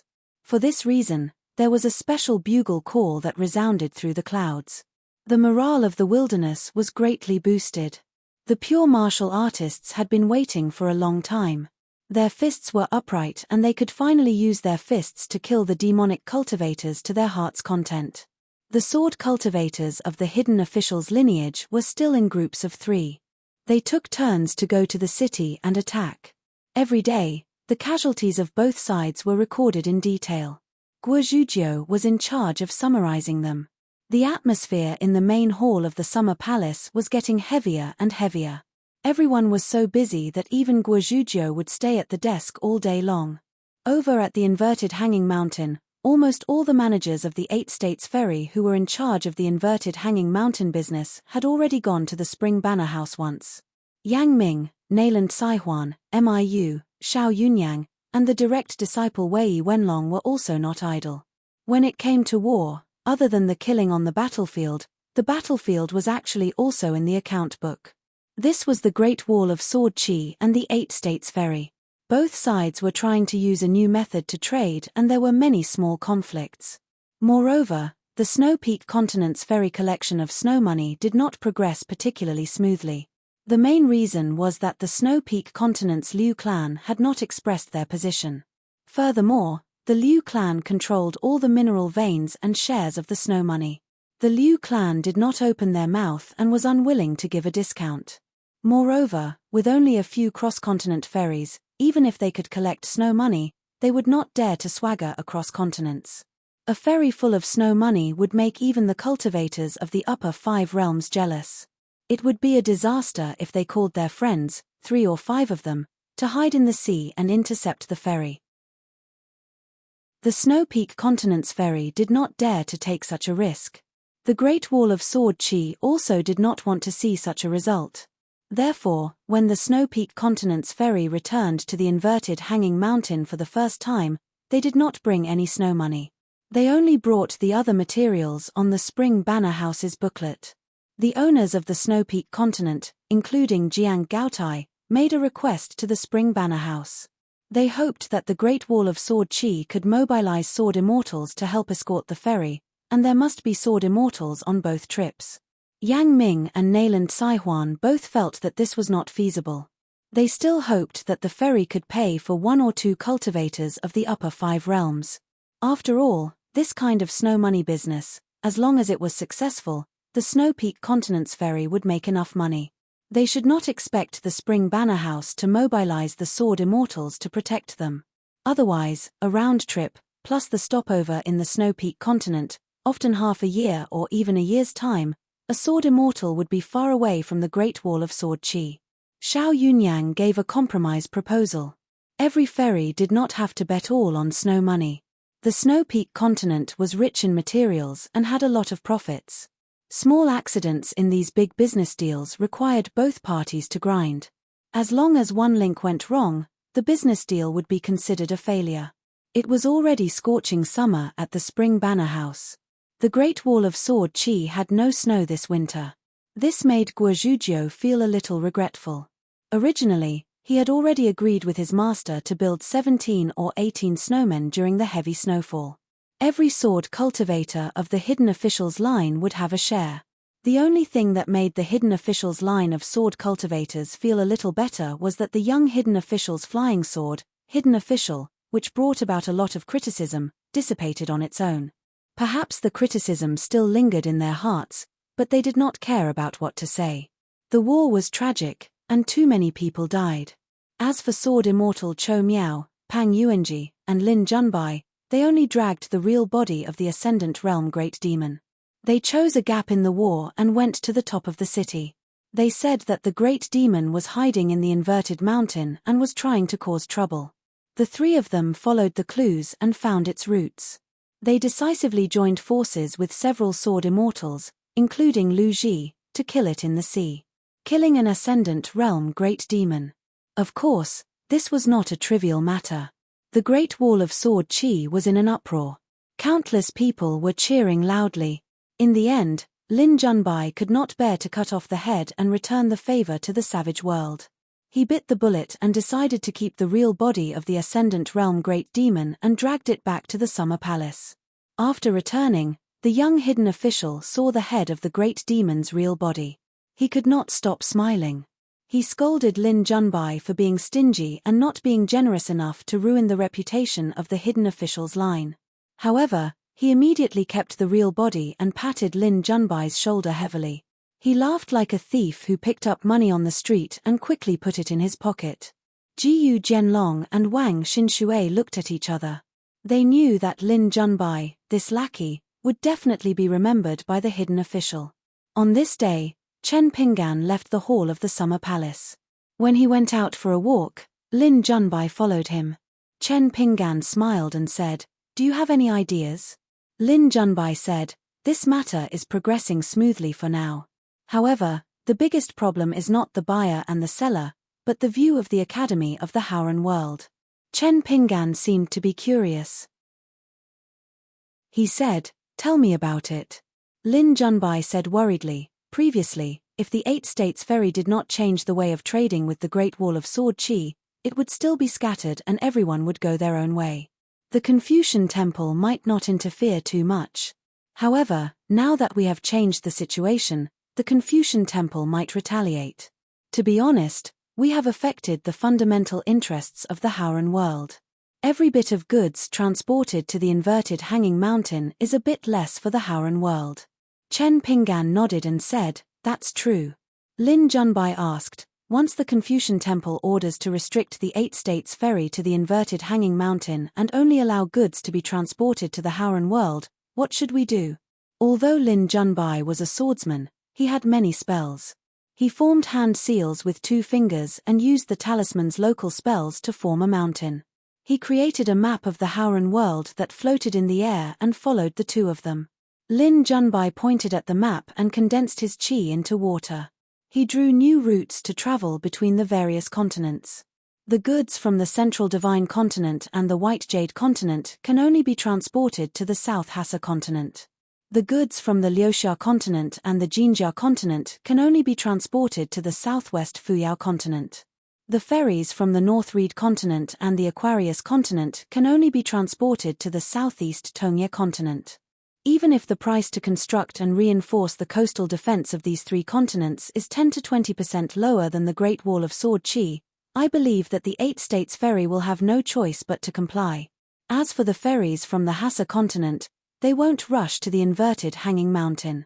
Chen Pinggan brought Lin Junbai along for a stroll. Regarding this matter, Sword Immortal Cho Miao has already warned me about the worst-case scenario that you mentioned. However, I have no choice. I can't just sit back and do nothing because I'm afraid of the outcome. We'll take it one step at a time. Every time a ferry approaches the inverted hanging mountain, we'll treat it as an additional sum of goods. I just hope that the Confucian Temple will take some time to come to a conclusion." Lin Junbai asked, "Mr. Wensheng, can you speak to the Confucian Temple on such an important matter?" Chen Pinggan shook his head and said, "It's difficult. The Confucian school values status. They're particular about having a good reason." Lin Junbai asked again, "Is it still not enough with the addition of mellow scholar Chen?" Chen Pinggan shook his head again. Everyone has their own difficulties. Lin Junbai gritted his teeth. I'll write a secret letter to my teacher. Can you help me say a few words? Chen Pinggan stopped in his tracks and said, Remember, in the Great Wall of Sword Qi, you're just a sword cultivator, Lin Junbai. Don't drag your own lineage into this, and don't drag Xiao Yuanchao into this. Not only will it be useless, but it will also make you work for nothing. It might even ruin things. Chen Pinggan smiled. I appreciate your kind intentions. Actually, Chen Pinggan could have just nodded and agreed. Regardless of whether Lin Junbai was acting on impulse or scheming, Lin Junbai had already written a letter and sent it to Xiao Yuanchao via flying sword. Then the sword immortal would intercept it midway. Chen Pinggan would first read the contents before deciding whether to keep the secret letter and keep it in the summer retreat temporary residence. It would be placed in a secret record that only the hidden officials could see, or it would be sent to the central divine continent. However, after spending so much time together, Chen Pinggan had a rough understanding of Lin Junbai's temperament. In order to achieve his goals, he would do anything. However, Lin Junbai's pursuit was not just for personal gain. He was ambitious, but also for the peace of the nation. Thinking of this, Chen Pinggan confessed his intentions to Lin Junbai. He got him to write the letter and then go through the formalities. Finally, it would be filed in the hidden official's lineage. He would try to find an opportunity to let the world know of this little secret without leaving a trace. Perhaps one day, it would be the icing on the cake for Lin Junbai, who would return to the world. Lin Junbai was stunned for a long time before he sighed. Do you really want to do that? Chen Pinggan smiled. Good intentions are rewarded. What's there to be surprised about? Doing good without leaving a trace is naturally the best. However, since the world is temporarily unable to be so pure, and the hearts of people are clear, then it's a little inferior. Didn't I hear that calligraphy and painting have the reputation of being inferior to the original? I think it's pretty good that it's like this. Junbai, regarding this matter, you don't have to feel bad. Doing good deeds with a pure heart is the only good deed. Lin Junbai thought for a while and did not feel awkward. He nodded and agreed readily. Chen Pinggan said, if the Confucian Temple really wants to do this, it's not for personal gain or prejudice against the Great Wall of Sword Qi. Chen Pinggan said helplessly, opening the door to the thieves is to beat the dogs behind closed doors. This can solve the problem once and for all. Since ancient times, the Confucian Temple has had this idea. However, this idea can be debated behind closed doors, but it can't be said to the outside world. Not a single word can be leaked. The burden of benevolence and righteousness is too heavy. However, which lineage will bear the blame for opening the door to the thieves? Someone has to take the lead and advocate for this, right? The Confucian Temple's records must have recorded everything clearly. Once the door is opened, the people of several continents will be plunged into misery and suffering. Even if the end result is good, so what? How will the Confucian disciples of that lineage pass the test of conscience? Will they be heartbroken and disappointed in the sages of their lineage? As a virtuous sage of the Confucian Temple, how can they treat human lives like grass? How is that different from those vile people who seek merit? Will the lineage's legacy of literature and Taoism not collapse just like that? As long as the fight for the lineage is involved, the sages can uphold the bottom line of the fight between gentlemen. However, there are countless Confucian disciples and so many half-baked scholars. How can all of them be so virtuous? The bigger problem is that within the lineage, there are those who only care about the honor of their lineage and don't care about right or wrong. When the time comes, this group of people will be the ones who will argue the most with outsiders. The bad things will be worse, and the wrong things will be worse. How will the sages deal with this? Will they deal with the criticism of outsiders first, or will they suppress the anger of their own lineage disciples? Will they say that they are at fault first, and then they will shut up and stop scolding others? Scholars and cultivators, in the end, aren't they still humans? At this point, Chen Pinggan patted Lin Junbai's shoulder. Let's just talk about the people around you. Didn't Mr. Shi Lu, who is your friend despite the difference in age, become famous after he ran to smash the statue and took advantage of it. If he didn't have some knowledge and ability, how could he write the Kuazai Pavilion chess record? If you say that he didn't contribute to the Shao Yuan dynasty's literary legacy, I don't think so, right? The flattery of some scholars was really beautiful like a bouquet of flowers, but in fact, it had long been rotten to the core. Once these people worked hard to curry favor, it was very easy for them to reach a high position. It couldn't be said that these people didn't do anything and were just sitting in their positions without doing anything. The reason why the world was complicated was that bad people did good things and good people made mistakes. The good and bad of some things would vary from place to place and from person to person. It was getting easier for people in the world to obtain information. They could connect facts into the truth and get used to it. The world should be getting better and better. It was probably because they were well-fed and knew etiquette. It was hard not to be disappointed when you didn't know anything. If you knew more, even if you were still disappointed, you could still see a little hope. What was scary was that a person would use his own despair to casually destroy other people's hope. Chen Pinggan smiled and asked, Lin Junbai, do you really approve of this person? Lin Junbai was resentful and didn't say anything. Lin Junbai really didn't approve of the matter of smashing the idol, but he wouldn't go so far as to agree with the young hidden official and scold him. Then he, Lin Junbai, would be too petty. Moreover, Lin Junbai also acknowledged Mr. Shi Lu in many aspects. The autumn air was refreshing, and countless thieves were killed. Guo Zhujiu flipped through the 7th edition today and then flipped through the pages. The little girl's forehead was sweating.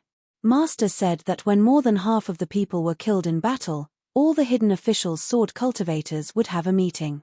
Today, someone visited the summer palace. They abided by the rules and stayed outside. Sword Immortal Ku Xia would temporarily leave the Great Wall of Sword Qi for a period of time. He needed to escort Jin Zhunming, Yu Zhuanfu, and Zhu Mai to the inverted hanging mountain and then to the South Hassa continent before returning. Before leaving, Sword Immortal Ku Xia brought the three of them to visit the summer palace. They had 3 young children with them. 2 of them were potential sword cultivators, and one of them was a rare candidate for a purely martial husband. Lin Junbai had obtained an exception from the hidden official and was allowed to send them off. It was obvious that Lin Junbai was special in the hidden official's heart. When Lin Junbai went to the gates of the summer palace, he was a little emotional. That Mr. Kui probably hadn't predicted today's events.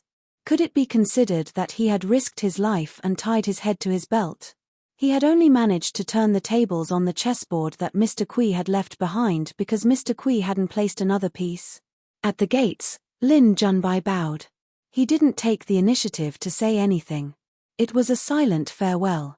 Yu Zhuanfu took the initiative to speak to Lin Junbai. This was the first time. Yu Zhuanfu smiled. Lin Junbai, don't die if you can.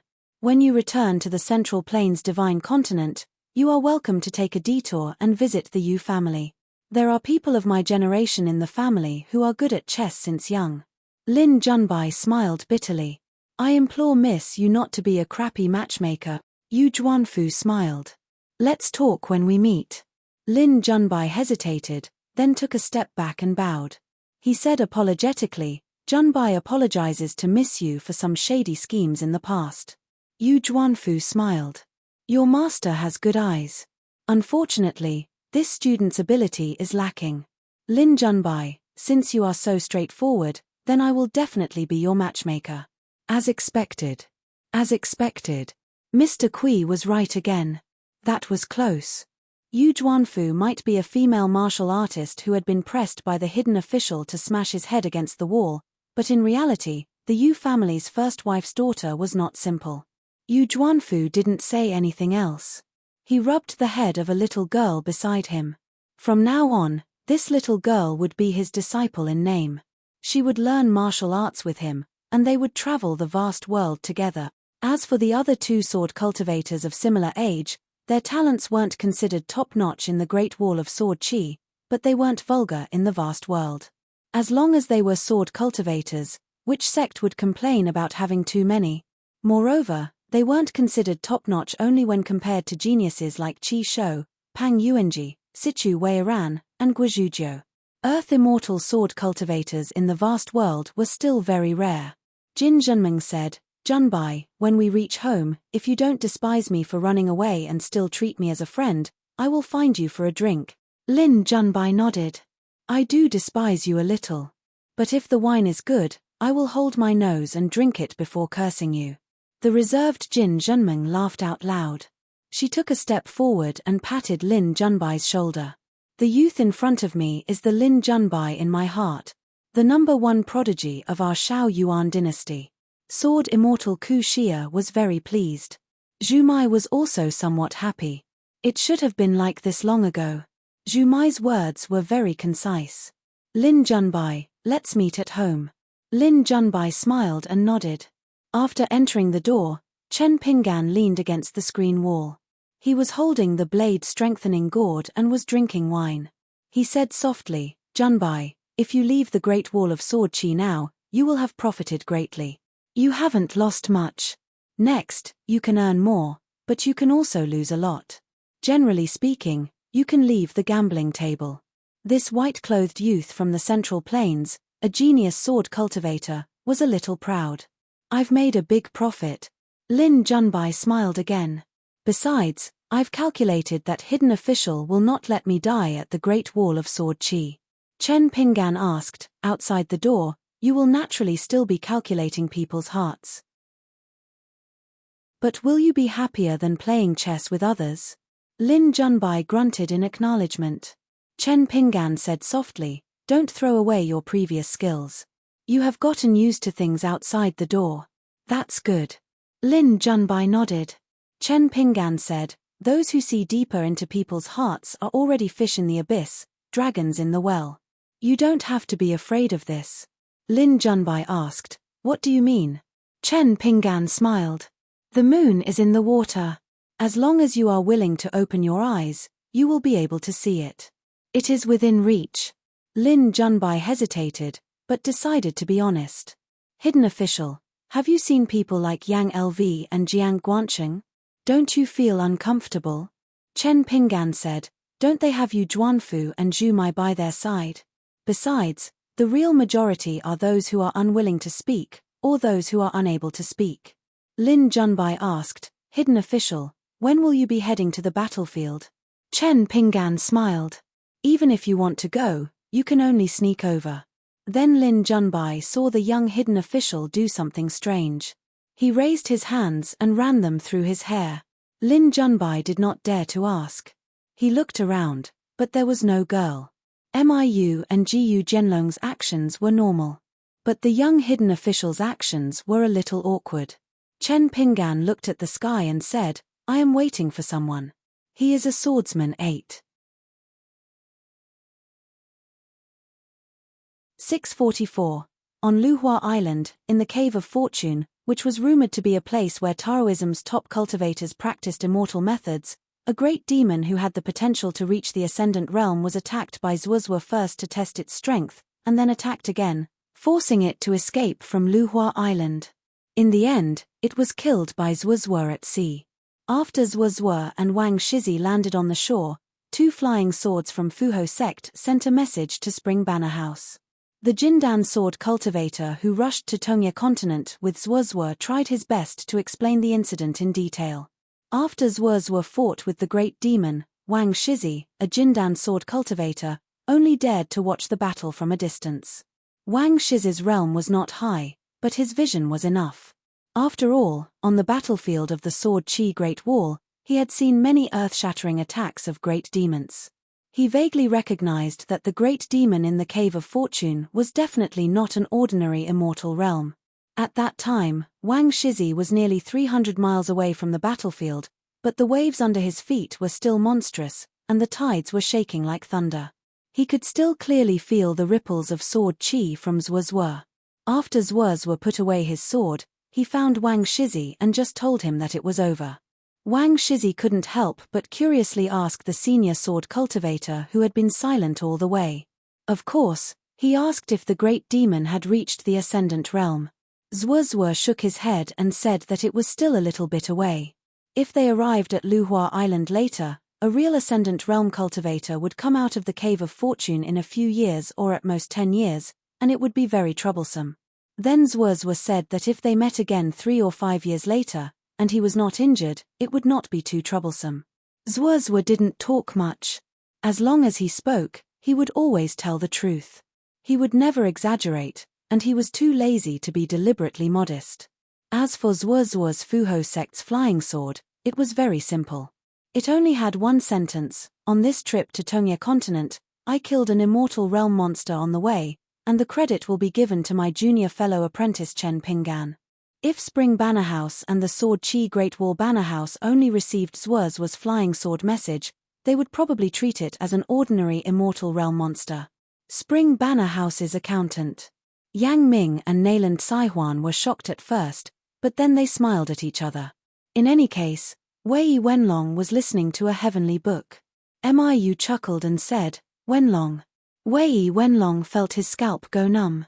He raised his head and asked, "May I ask Sword Immortal Mi, what advice do you have?" Miu asked, "Do you know who Senior's was junior brother is?" Wei Wenlong guessed, it should be the hidden official. His realm was not high, but his brain was good. He was referring to Wei Wenlong. Miu looked at the guy who killed the conversation. Wei Wenlong hurriedly said, "Right?"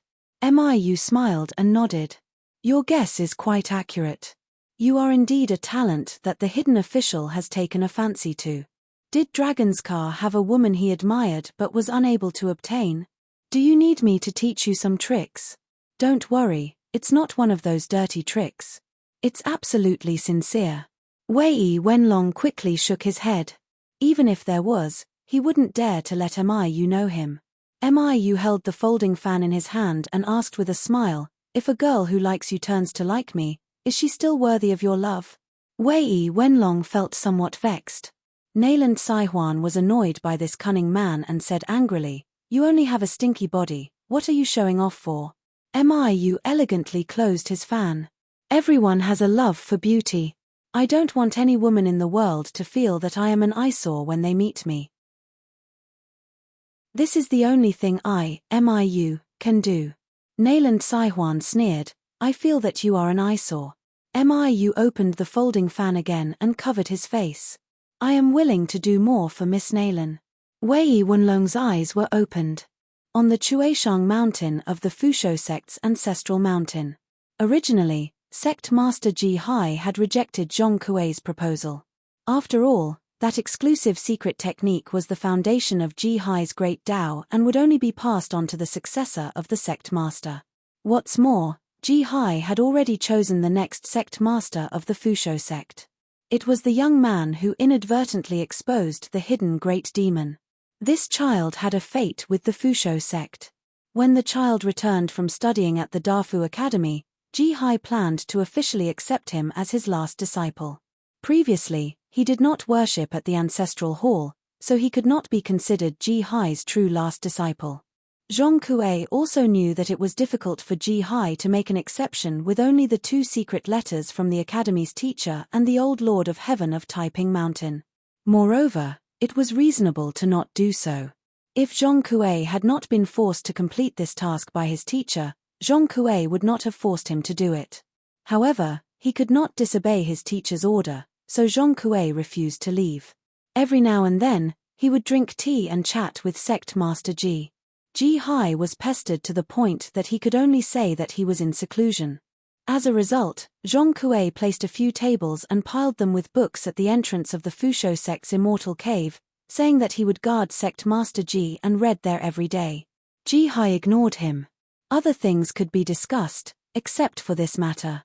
Not to mention the words of Taiping Mountain and the Dafu Academy, even the old sect master of the Jade Gui sect, Zun Yuan, and the new sect master Jiang Shangzhen could not plead for mercy. Huang Ting was not as thick-skinned as Zhong Kuei, so he went down the mountain alone.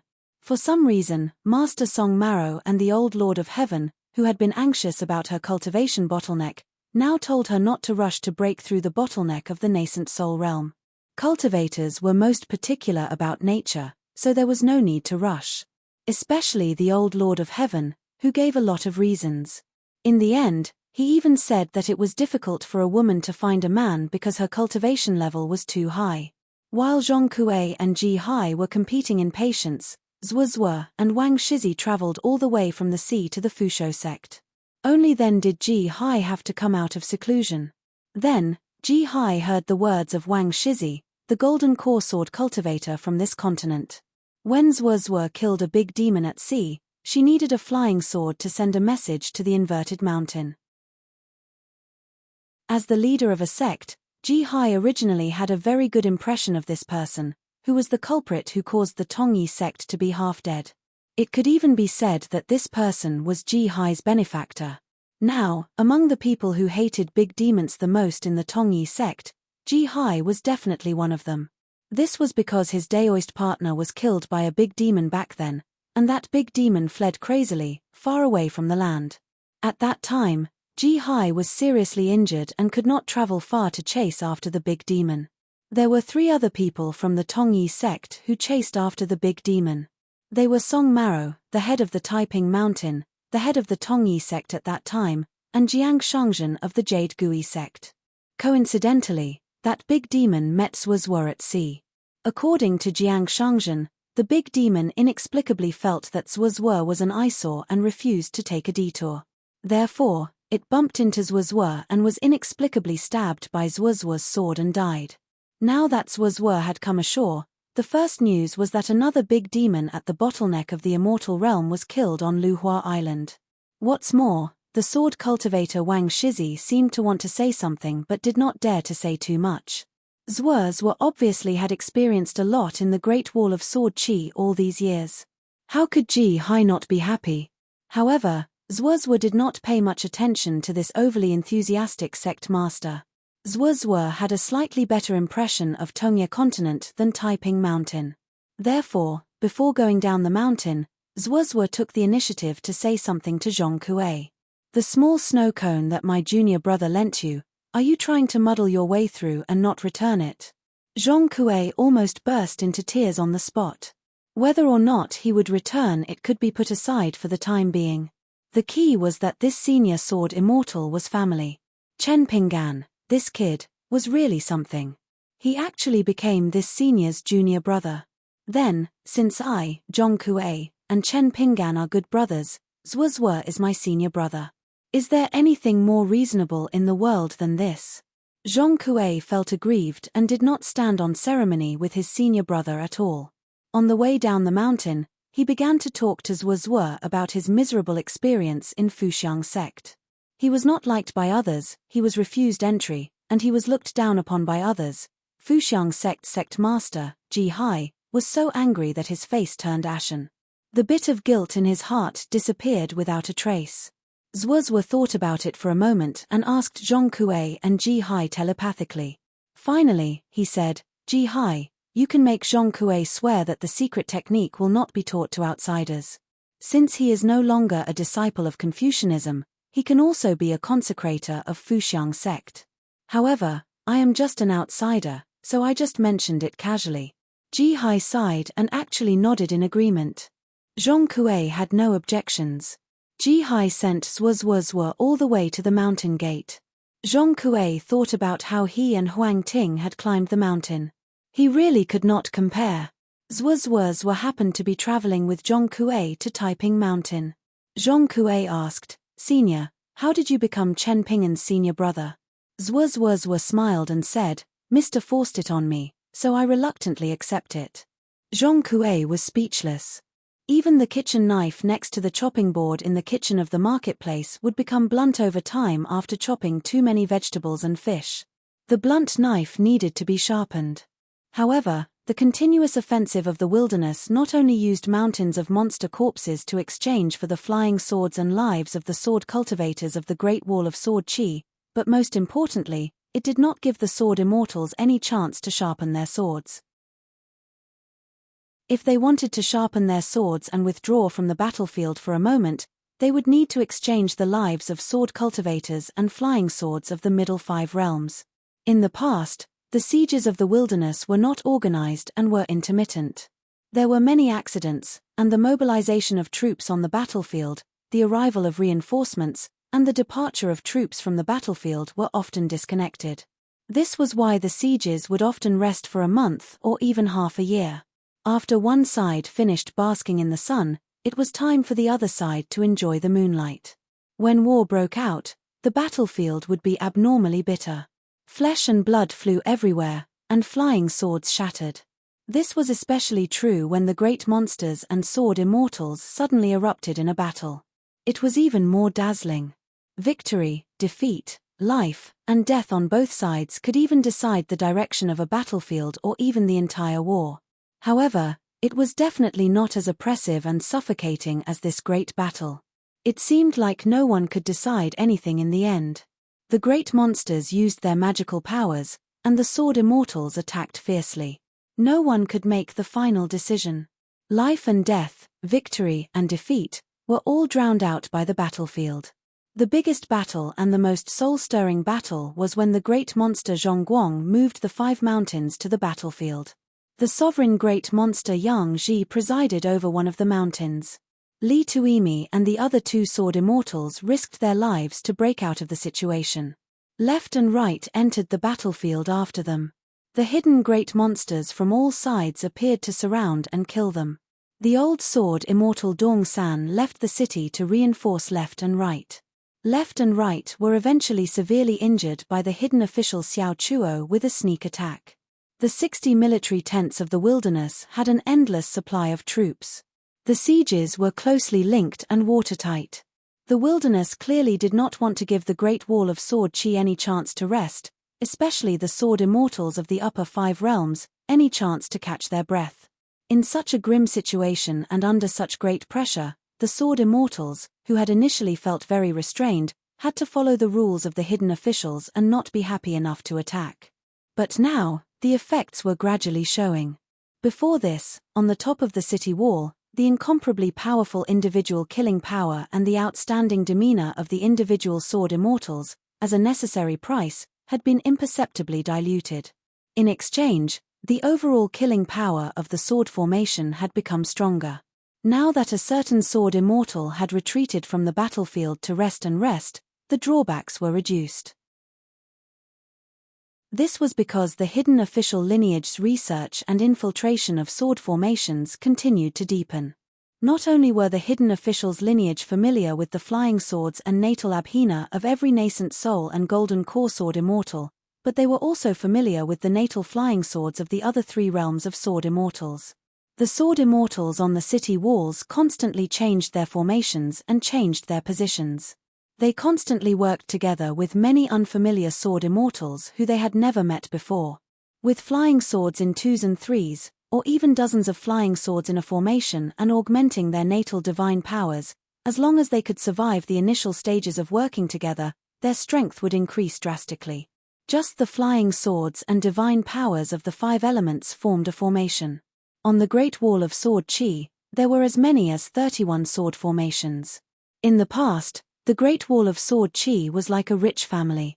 It was so rich that even they did not know how much gold, silver, and fertile land they had.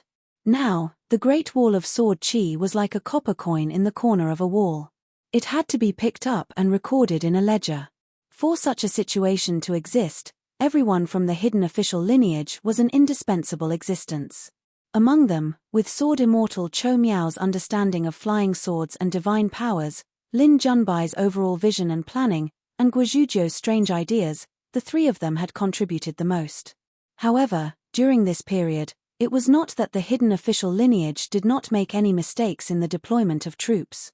There were even some mistakes that required the sword immortals on the battlefield to use their flying swords and lives to make up for them. Between the hidden official lineage, it was not as if there were no quarrels and grudges. After all, on the same small battlefield, there would often be 2 different plans that differed. Before the outcome was out, no one dared to say that the 2 plans had a greater chance of success or were more reliable. If the battlefield developed according to expectations, it would be fine. However, once a problem occurred, it would be very troublesome.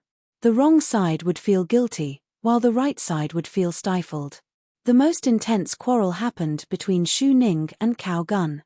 They quarreled until their faces turned red, and both sides nearly engaged in a battle of swords. The Summer Refuge Palace came up with a plan that led to the death of 2 Earth Immortal Sword Immortals on the Great Wall of Sword Chi, as well as 31 Sword Immortals from the Middle 5 realms. Everyone was heartbroken. Xian Can, who was in charge of coming up with the specific plan, was extremely regretful. Although Xu Ning's words were just a grumble at first, it was still adding fuel to the fire. Xian Can's expression dimmed, and he felt guilty. He did not retort. Cao Gun, who had a good relationship with Xian Can, could not take it anymore. He immediately scolded Xu Ning, telling her to watch her mouth and not be a smart person after the fact. Xu Ning directly cursed Xian Can's 18 generations of ancestors. Xian Can's chess skills were high, or else he would not have frequently played with Lin Junbai. They could even win and lose. He was even better at scolding others. He scolded Xu Ning until her face turned green, and she was about to ask for swords. At that time, the atmosphere in the hall was extremely solemn. Once they asked for swords, regardless of the outcome, there was no winner for the hidden official lineage. Luo Zhenyi then said that if Xu Ning's plan had been used, it would not have been so severe. If he remembered correctly, it was you who rejected it. How could Xu Ning be smart after the fact? Chang Taiqing, Xu Ning, and Luo Zhenyi were originally from the same mountain. He was also good friends with Xu Ning, so he said something even harsher. She was stupid before, but she did not admit her mistakes after the fact. That was even more stupid.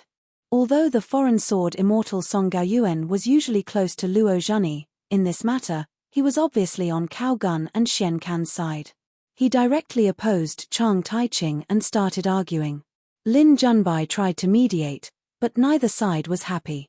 Dong Bude could not scold Xu Ning and Xian Can, but scolding Lin Junbai was not a burden. Guo Zhujiu had never seen such a situation, and was at a loss for the first time.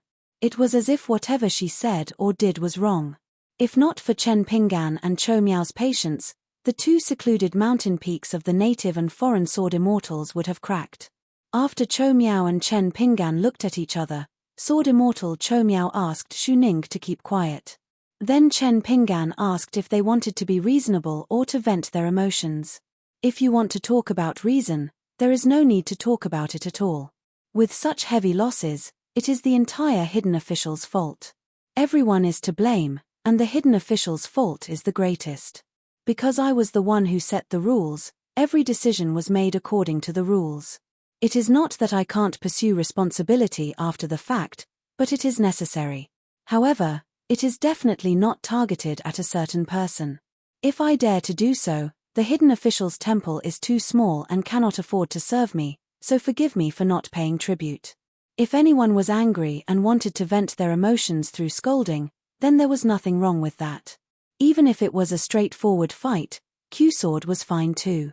3 against 3, Deng Liang against Luo Zhenyi, Cao Gun against Chang Taiqing, and Xian Can against Xu Ning.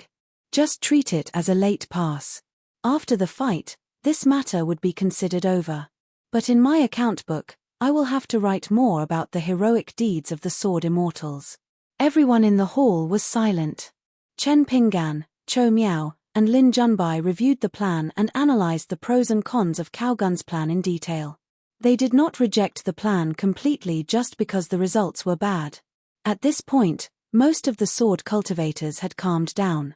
Chen Pinggan concluded once again, those who can sit here are all extremely intelligent people, and each of them has their own cleverness. So everyone here must be more reasonable and act according to the rules. I believe that Xu Ning's words at the beginning did not have much malice. I don't even think that this sentence should not be said. On the contrary, it should be said clearly. We have to let Xian Can understand that if he did something wrong, he would not be forgiven completely just because he had good intentions. Since it was wrong, we will not cover it up for you just because we are all from the hidden official's lineage. On the contrary, we are friends, so we will scold you behind closed doors. We have been part of the hidden official's lineage for more than a year. We know each other's temperament very well. We are all intelligent people. Isn't it easy to find fault and scold others? Who doesn't understand this principle?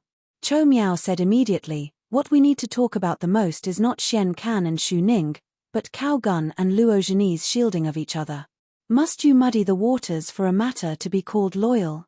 Chen Pinggan laughed. If not for the great sword immortal Chou Miao holding the fort, you would have beaten each other's brains out. Fortunately, I was able to predict the future and split you up with a group of 3 to kill the demons. Otherwise, 1 less today, 1 less tomorrow, and in less than half a year, the summer palace would be half gone. I would have to put incense burners on each empty desk and stick 3 incense sticks on each empty desk. Who would be responsible for this expense? A good summer palace has been turned into a mourning hall. When the time comes, should I scold you all for being wastrels, or should I miss your hard work? It's here, it's here. The hidden official's specialty, the hidden official's eccentricity.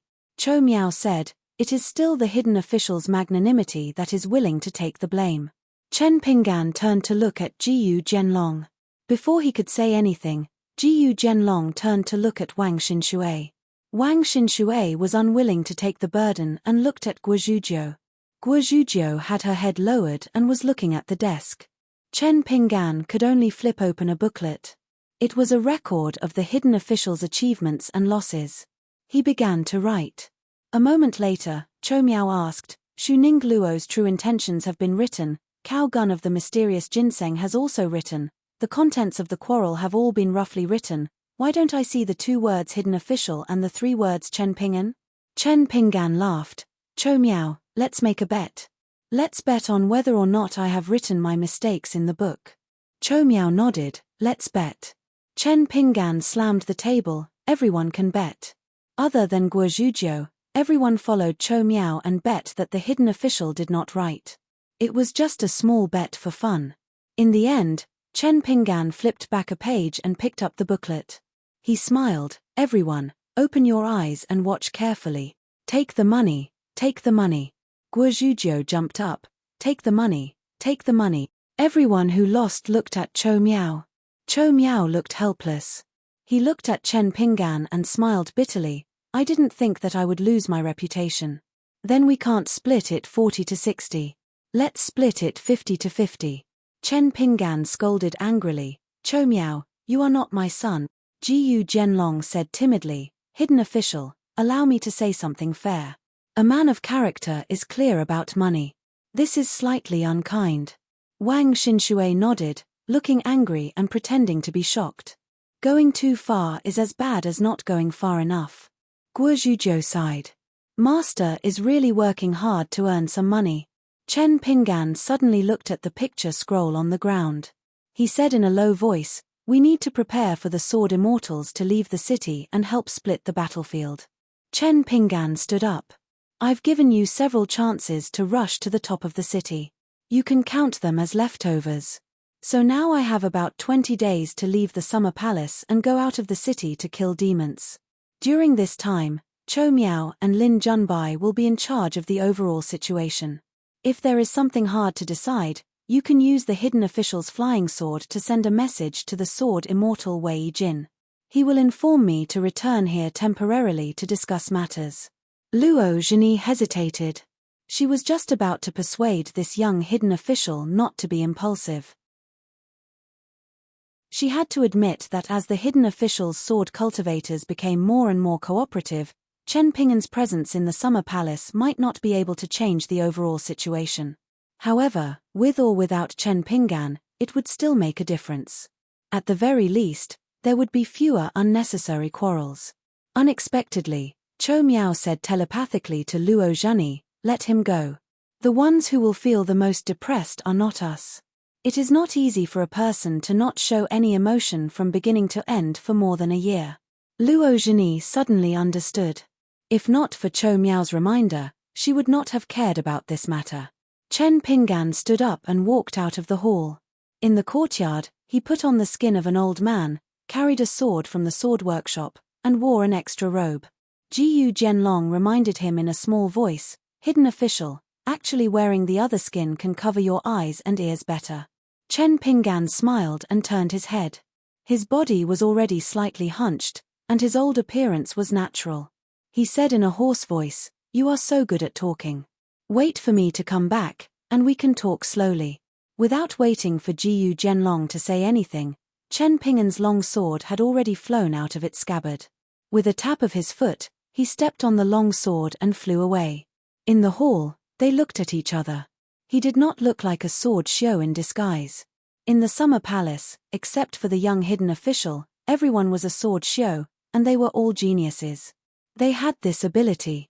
Chou Miao smiled and said, "Come, let's bet on whether hidden official is a real sword show. I will be the banker this time." Then Chou Miao immediately said, "Guozhujiu, you are not allowed to bet. Otherwise, not to mention making money, they would definitely lose money, and most likely lose everything." This girl did have a lot of money. Guozhujiu, who was about to bet all her money, stared and said, "Why?" In the end, not only Cao Gun's group, even Luo Zhani, Xu Ning, and Chang Taiching bet that Chen Ping'an was a sword show. Chou Miao waved her hand and said, "What are you betting for? You are all so young, and your realms are so low. Hurry up and get to work. Guozhujiu, put everything back in the bamboo box." Guozhujiu rolled her eyes. He did not even have a shill, yet he dared to be the banker. Master said that a gambling table, including the banker, had to have 8 shills for 10 people. After Guozhujiu put away all the items, she frowned and looked around. In the end, she reluctantly found Sword Immortal Chou Miao, who had the highest realm but an average brain. She asked, "Great Sword Immortal Chou Miao, will my master be okay?" Chou Miao smiled and said, "Don't worry." The other sword show all had strange expressions. Jiyu Zhenlong said, "I don't know if hidden official is okay. I only know that he has been targeted by your master. Something must be wrong." Wang Xinshui nodded and said, "Brother Jiyu, I agree with you." Everyone quickly fell silent.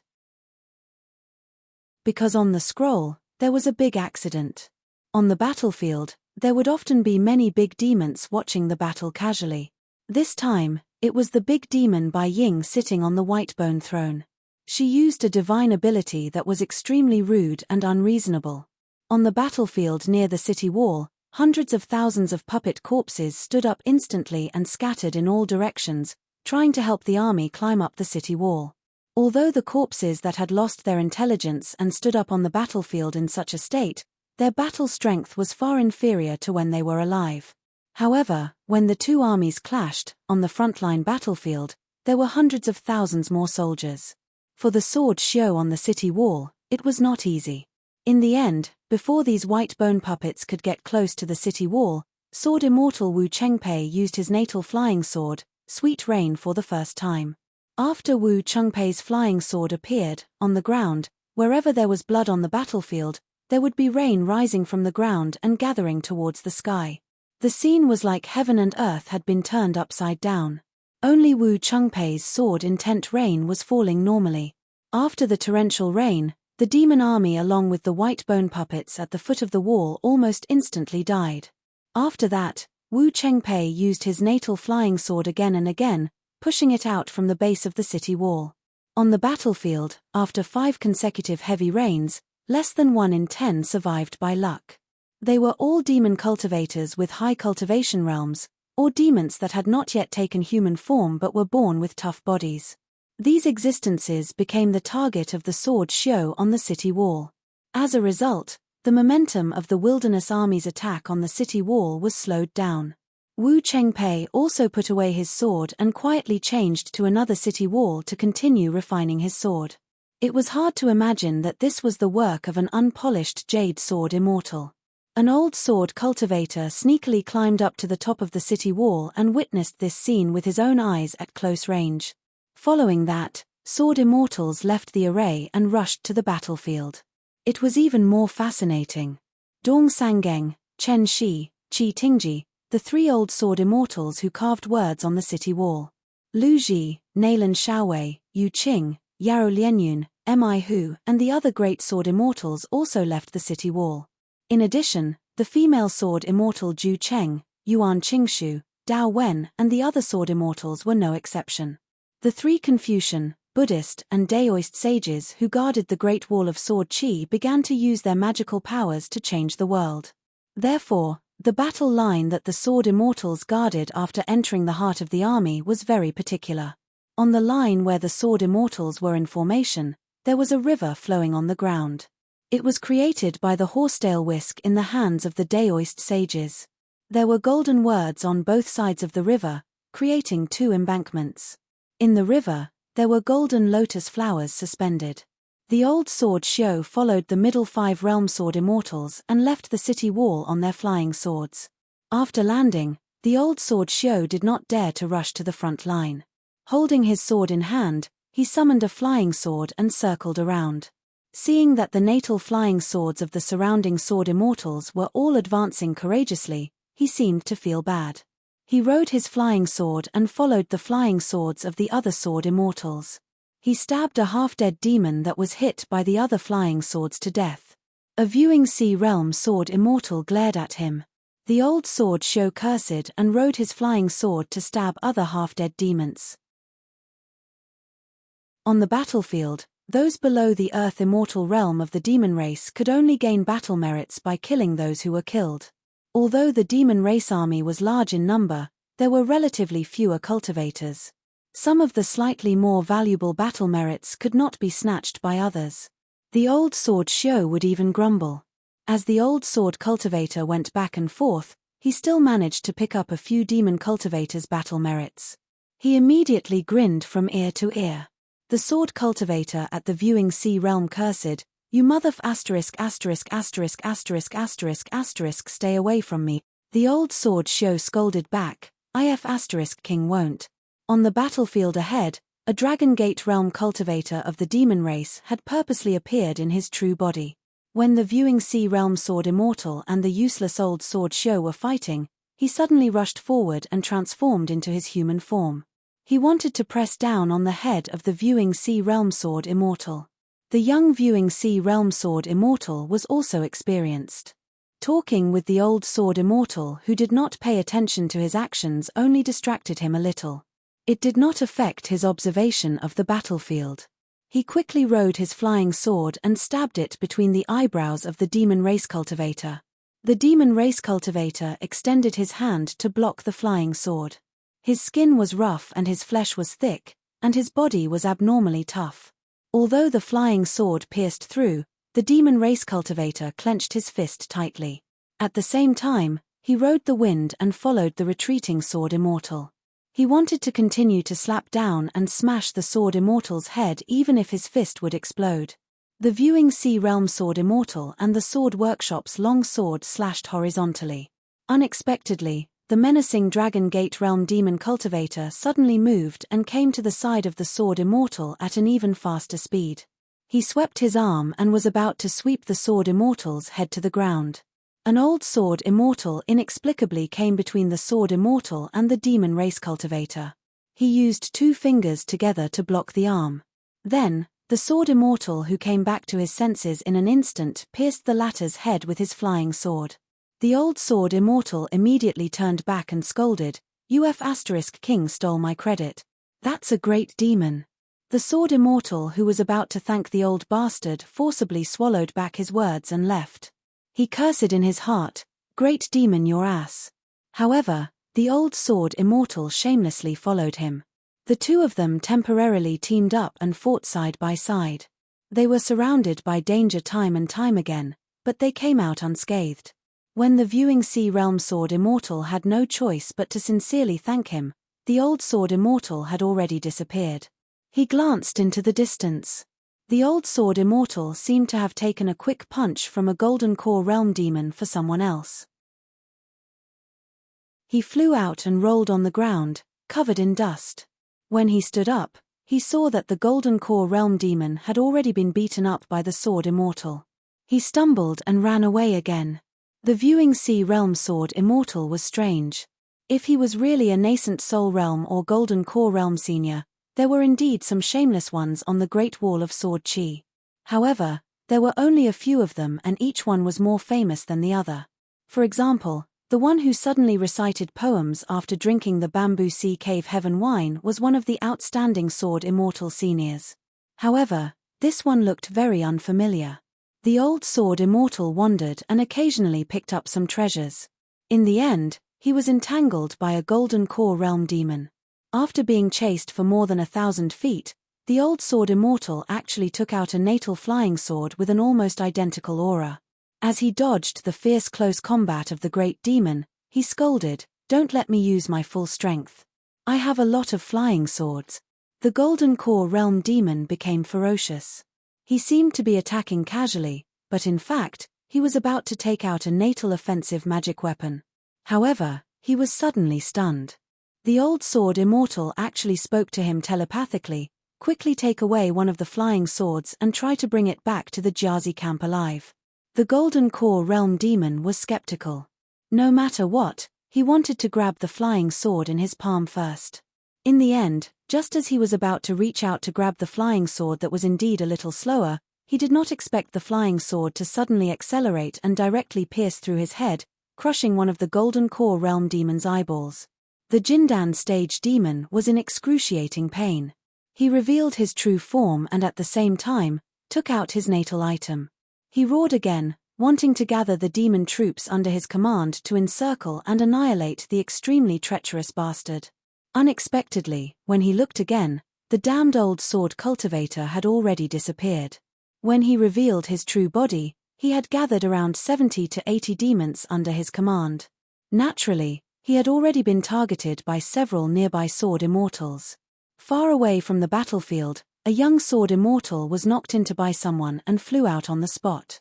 The demon cultivator's natal item smashed a huge hole in the ground where he stood. In the next moment, the young sword immortal was supported by an old sword immortal. At the same time, the surrounding demons began to surround and kill. Some charged forward with their heads buried, while others leaped. They were densely packed and surged forward, covering the sky and earth. The old sword immortal who had a sword on his back did not unsheath his sword, nor did he take out his flying sword. He only pushed the young man away with a palm, causing the latter to instantly leave the battlefield. Then, the old sword immortal casually opened a fist stance. Fist intent scattered in all directions, crushing the surroundings into powder.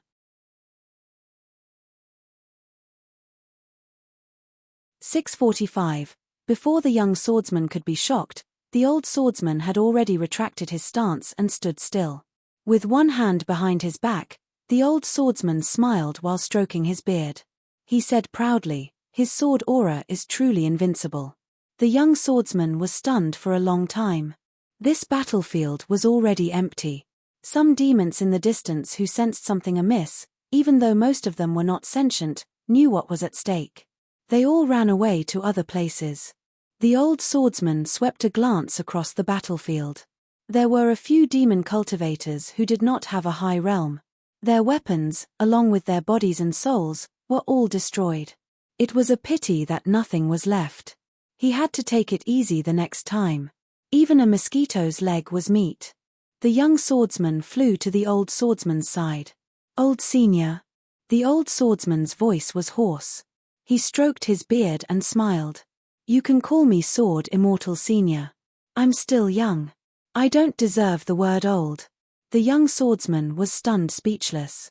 The old swordsman had already flown away on his sword. His long sword was close to the ground as it pierced through the formation like a fish swimming among the aquatic plants. He only used his flying sword against the demon cultivators. He killed and injured them if he could. Moreover, he chose the right time to attack. He did not delay the swordsman from the Great Wall of Sword Chi from attacking. The young swordsman glanced at the figure of the Sword Immortal Senior and his sword. He could not tell the level of his realm and cultivation. He suppressed his doubts and headed south with his sword, rushing to the next battlefield. This time, the Great Wall of Sword Chi had more than 6,000 sword cultivators in the middle 5 realms. It sounded like a large number, but in reality, compared to the 1,000-mile battlefield, everyone would still be trapped in the perilous situation of the demon army. In addition, there were many abode of immortals and sea-viewing realm sword cultivators. Most of them were there to sharpen their swords and familiarize themselves with the battlefield. They had to take care of both killing demons and practicing their swords. According to the rules of the hidden officials, these 2 realms of sword cultivators sought to survive first, then to break through their realms, and finally to kill more demons. As for the Earth Immortal sword cultivators who had the highest realm and the greatest killing power, killing demons was their priority. Protecting the abode of immortals and sea-viewing realm sword cultivators was their second priority. There were sword cultivators guarding the city walls. As long as the north and south lines did not collapse too much, there was no need to worry about the demons bypassing the sword cultivators and going to the city walls.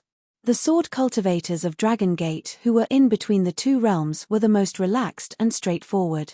They could use their swords to break formations and kill monsters alone, and it was fine for them to form groups with their friends who were in the same realm as them. They did not have too many rules and restrictions.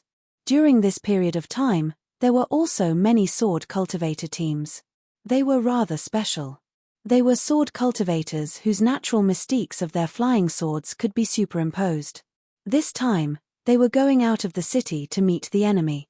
They were striving to familiarize themselves with the coordination of their flying swords on the battlefield. A certain golden core or nascent soul sword cultivator who was guarding the formation for this group of sword cultivators would usually prioritize protecting the former as their top priority. Killing demons and earning merit would instead be secondary. Once the life grand dows and flying swords of these sword cultivators were damaged, these earthly immortal realm sword cultivators would have to bear extremely great punishment, and if they intended to make up for it with battle merits, it was an extremely uneconomical type. Once they left the city, there weren't many rules set by the hidden officials. Therefore, sword cultivators paid special attention to every one of them. The old sword cultivator passed by a battlefield far away from the city walls. The battle there was especially brutal.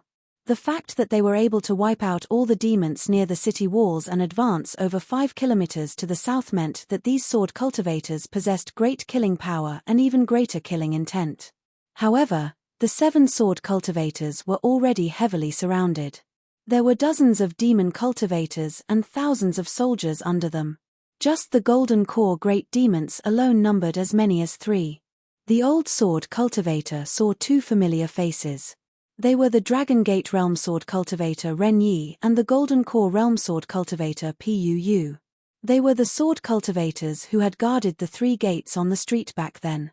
The old sword cultivator glanced at Puu and sighed.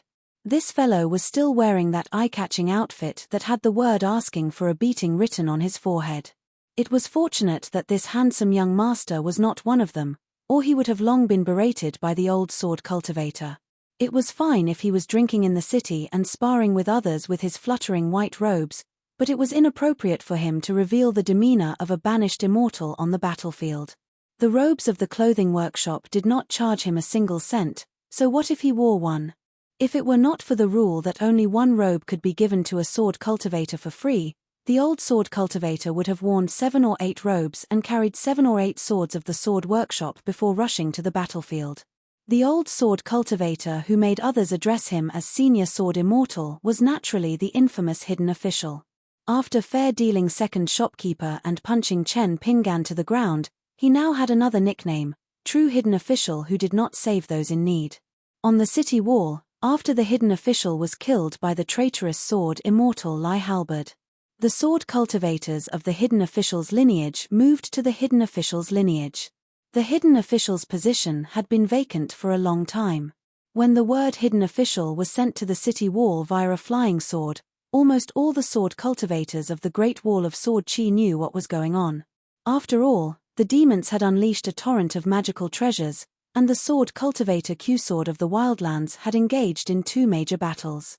The sword energy waterfall on the city walls had changed many times, and had killed many nascent soul demon cultivators.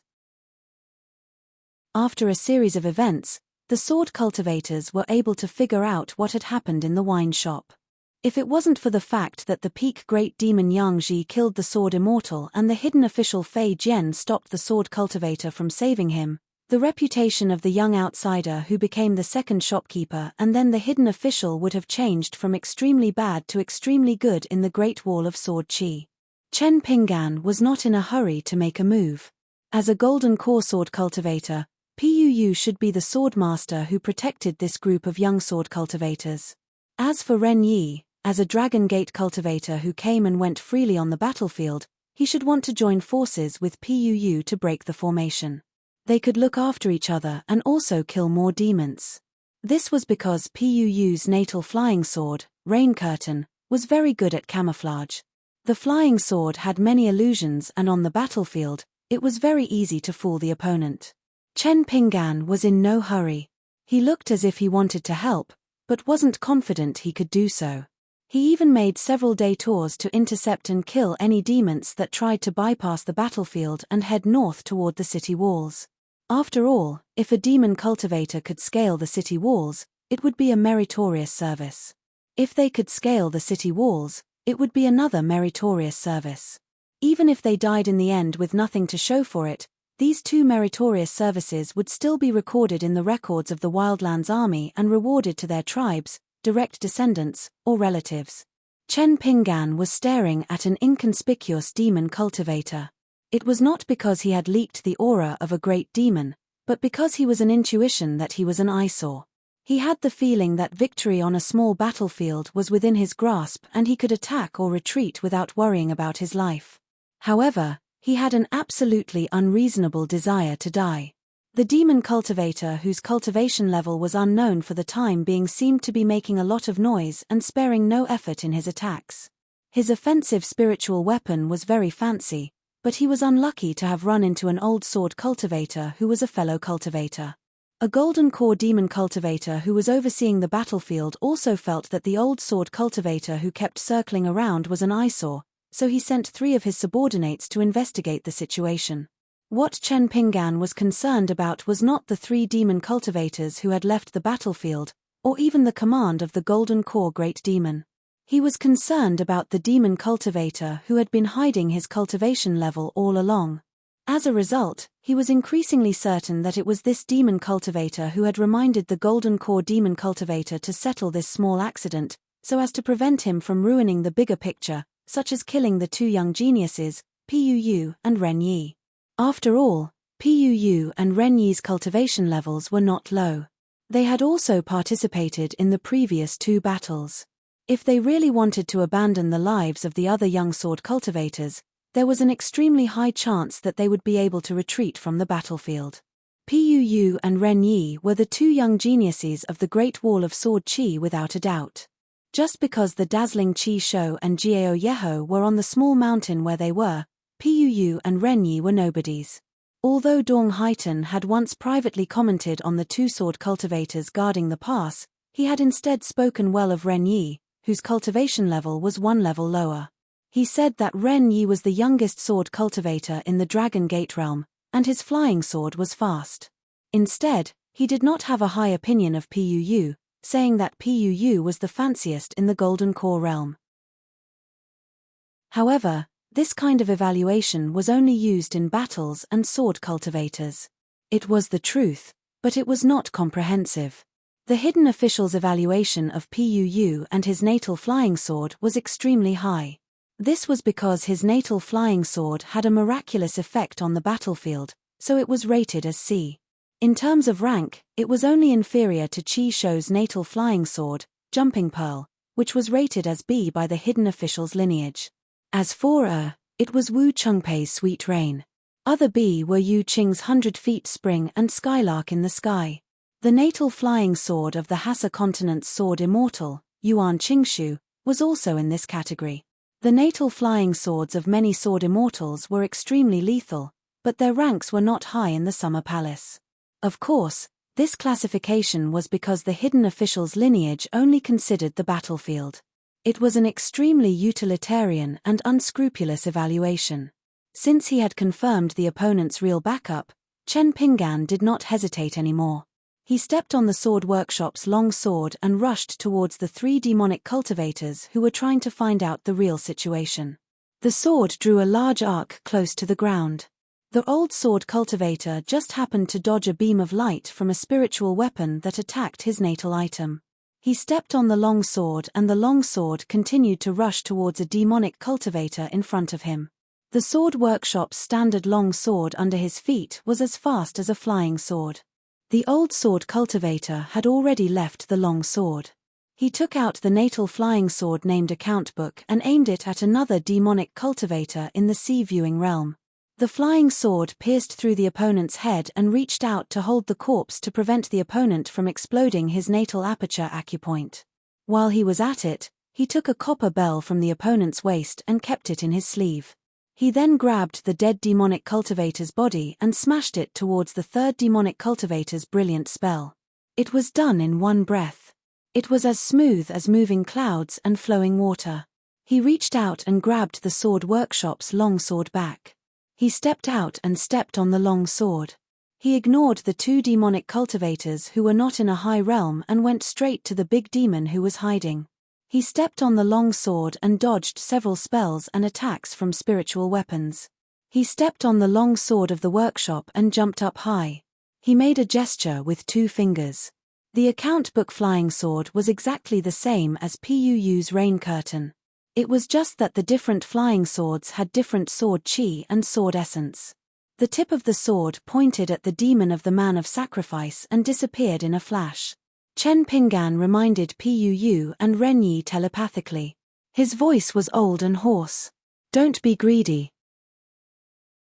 Be careful of the ambush.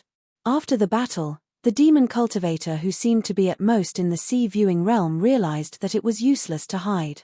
He changed into a sword cultivator and at least a sword cultivator at the bottleneck of the golden elixir realm. The sword light flashed between his eyebrows. The natal flying sword had a mysterious supernatural power. The golden light floated and protected his body. After a crisp sound, it repelled the dozens of flying swords of the unknown old sword cultivator from the great wall of sword chi. The demon of the man of sacrifice also reminded the 3 golden elixir realm demons with telepathic thoughts. Golden elixir realm sword cultivators start with strange flying swords. They are all real. They are different from Puu's rain curtain flying sword. You don't have to save your strength. Try to kill Renyi and injure Puu so that we can lure this demon to stay here. Then we can besiege and kill him. The golden light emitted from the natal flying sword of this demon cultivator quickly gathered and finally condensed into a small particle. The light became brighter and brighter. It went straight to the enemy's head. The old sword cultivator who exposed the big demon's identity quickly fell to the ground.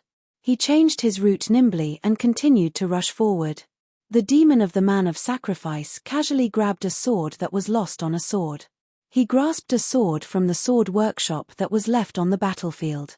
He tilted his body slightly and slashed with the sword. The old sword cultivator bent his knees slightly and suddenly exerted force. Dust flew under his feet and the ground shook. The old sword cultivator's figure was as fast as a wisp of smoke. He dodged a flying sword and the sword light of the long sword and closed in. The demon of the man of sacrifice was relieved. His opponent's flying swords were strange enough and his control was good enough. However, his killing power was average and not outstanding. His flying swords most likely hid some temporarily unknown natal supernatural power. In fact, this was the most troublesome part. However, seeing that his opponent dared to fight in close combat, the demon of the man of sacrifice would not be restrained. This old man doesn't know what's good for him. How dare he compete with me in terms of the toughness of his body? In the blink of an eye, the flying swords of both sides met again. One transformed into a dozen swords and the other condensed and dispersed golden light. Sparks flew in all directions from the distance of several hundred feet. When they were less than 50 feet apart, their natal flying swords collided again. This time, sparks flew. Sword chi rippled and exploded. Spiritual chi became chaotic. Many sparks that were stained with sword chi flew out. The sparks were the size of mustard seeds. Many demons felt bone-piercing pain when they touched them. When they looked again, they saw bowl-sized wounds that were already badly mangled. The demon of the man of sacrifice became calmer. When the 2 flying swords confronted each other, he still had strength to spare. However, his opponent was most likely going all out. With a distance of 50 feet, the faces of both sides could be seen clearly. The old sword cultivator was just as expected. When he saw that his natal flying swords were unable to succeed, he already had thoughts of retreating. A hint of panic flashed through his eyes. His next step forward suddenly slowed down. However, he still had to pretend to be calm. Then, he stopped and flew back. At the same time, he tried his best to control his flying swords. He used all his trump cards because his flying swords were finally willing to use their natal supernatural power. They no longer hid anything. It was a sword formation that was connected to each other, blocking between the two sword cultivators. The demon of the man of sacrifice no longer had any misgivings. Although the old sword cultivator in front of him was not the person recorded in the book, killing another Jindan sword cultivator from the Great Wall of Sword Chi was a pleasant surprise. It was a great merit. After using his natal flying swords to break through the opponent's sword formation, the demon of the man of sacrifice did not give his opponent a chance to retreat. He rushed forward and caught up with the anxious old sword cultivator. He slashed down with his sword. If he dared to save someone, he would have to pay with his life. In his panic, the old sword cultivator could only tilt his head and stretch out a hand to block the sword. Otherwise, he would not be able to escape the fate of being split in half. A moment later, the sacrificial demon of the man of sacrifice looked down in a daze. His soul trembled and his heart twisted. The old sword cultivator who was close to him still had a look of fear and uneasiness on his face. However, his opponent's left hand was firmly holding onto his sword. Not only that, his right hand was like a chisel through the enemy's formation, piercing through his opponent's chest. However, it did not penetrate through his back. His fist was clenched and it just happened to grab onto an illusory Jindan. Before this, he had already used his explosive fist intent to destroy the chi dwelling near his natal aperture. It was as if he had completely isolated himself from the world. He did not give the sacrificial demon of the man of sacrifice the slightest chance to explode his Jindan. Before he died, the sacrificial demon of the man of sacrifice saw that the old sword cultivator was still in the mood to put on an act. He had a look of sincerity and fear in his heart. Then, he smiled and said guiltily, "It was a small victory. I was just lucky." The attacking army of the wasteland world was split into two by the golden river created by the saints of the three sects. The sword immortals held their swords and guarded the river. The demons behind the sword immortals could only fight like trapped beasts. Without any reinforcements, they had to fight the sword immortals of the middle five realms who had left the city. However, it was not an easy task for the sword immortals of the Great Wall of Sword Chi to guard the river and cut the battle formation in half. They wanted to stop the reinforcements from moving forward for a long time.